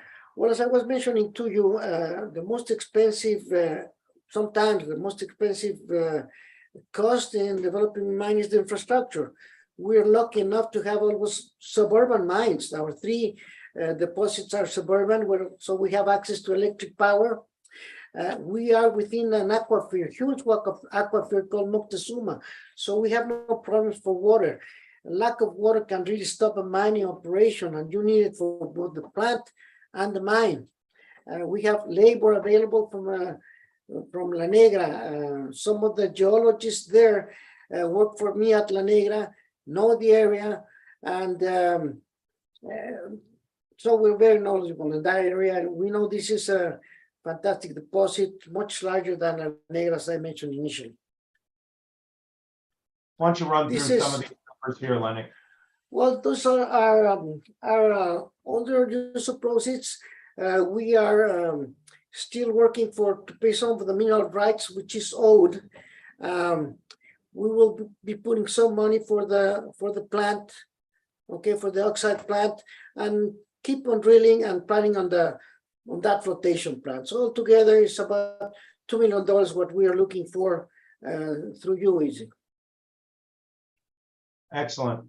Well, what I would love to ask you is, with investors that are listening and watching now, or will listen to the recording, what do you want them to know about this project that's different than other mining projects? I mean, here in Colorado, people are always mining, drilling for natural gas, oil, that type of thing. So why don't you just share a little bit about some of the differentiators, because there's a lot of money that has been concerned with some of the things that have been brought up with propositions and change the rules and things, and how far it can be from other areas. So they might want to shift some monies to mitigate their risk and maybe see a return on what you're doing. So why don't you talk about some of the differentiators there on how you can bring this a return on their investment faster than maybe some of the oil and gas that they've drilled for? Well, as I mentioned to you, the outlook for metals has never been better, both for copper and other base metals. So that's going to be a thruster for all the mining companies, but all the mining and the largest mining companies are looking for good deposits, and I believe that we have one of the best deposits for polymetallic metals in Mexico, as it's evidenced by all the mineralization that we found, and what makes this potential so high and bigger than La Negra is that we have a vertical difference of about 800 meters, and that is at the potential compared to La Negra mine. Plus, it's a different type of deposit. La Negra is a skarn. Sorry for the names, but this is skarn, and the potential is shown on the aureola or the corona of the skarn, while ours is a CRD, which typically have hundreds of millions of tons potential, and it is a deposit that goes down until it reaches the intrusive rocks.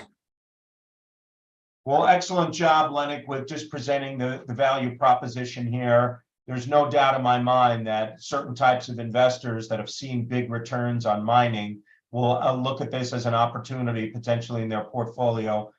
Excited to see that to get capitalized, because thinking about $500,000, how it turned into the value of 600 million, I mean, that is just crazy.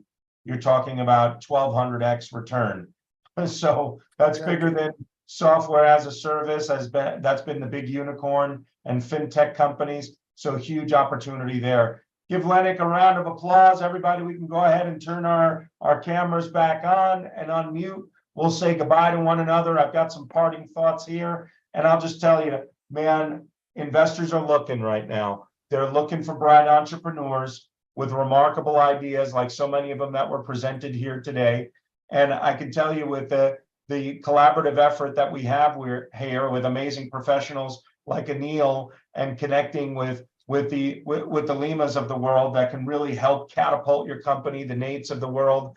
I'm just excited about what's percolating right now, because we're going to see a big thrust in the market, in the capital markets. And then everyone's going to say, okay, money's been sitting on the sideline. It's come back in. The market went up. It doesn't maybe have the value that it has now. I got to do a tuck and roll and invest in some of these private companies. I'm excited to see those conversations happen and get you guys all funded. That's what I'm looking for. That's my main goal here. So everybody have an amazing weekend. I'm blessed and honored to be a part of what you're doing. And I can't wait to see you guys all take off with your projects. Great job, everybody. Have a great week.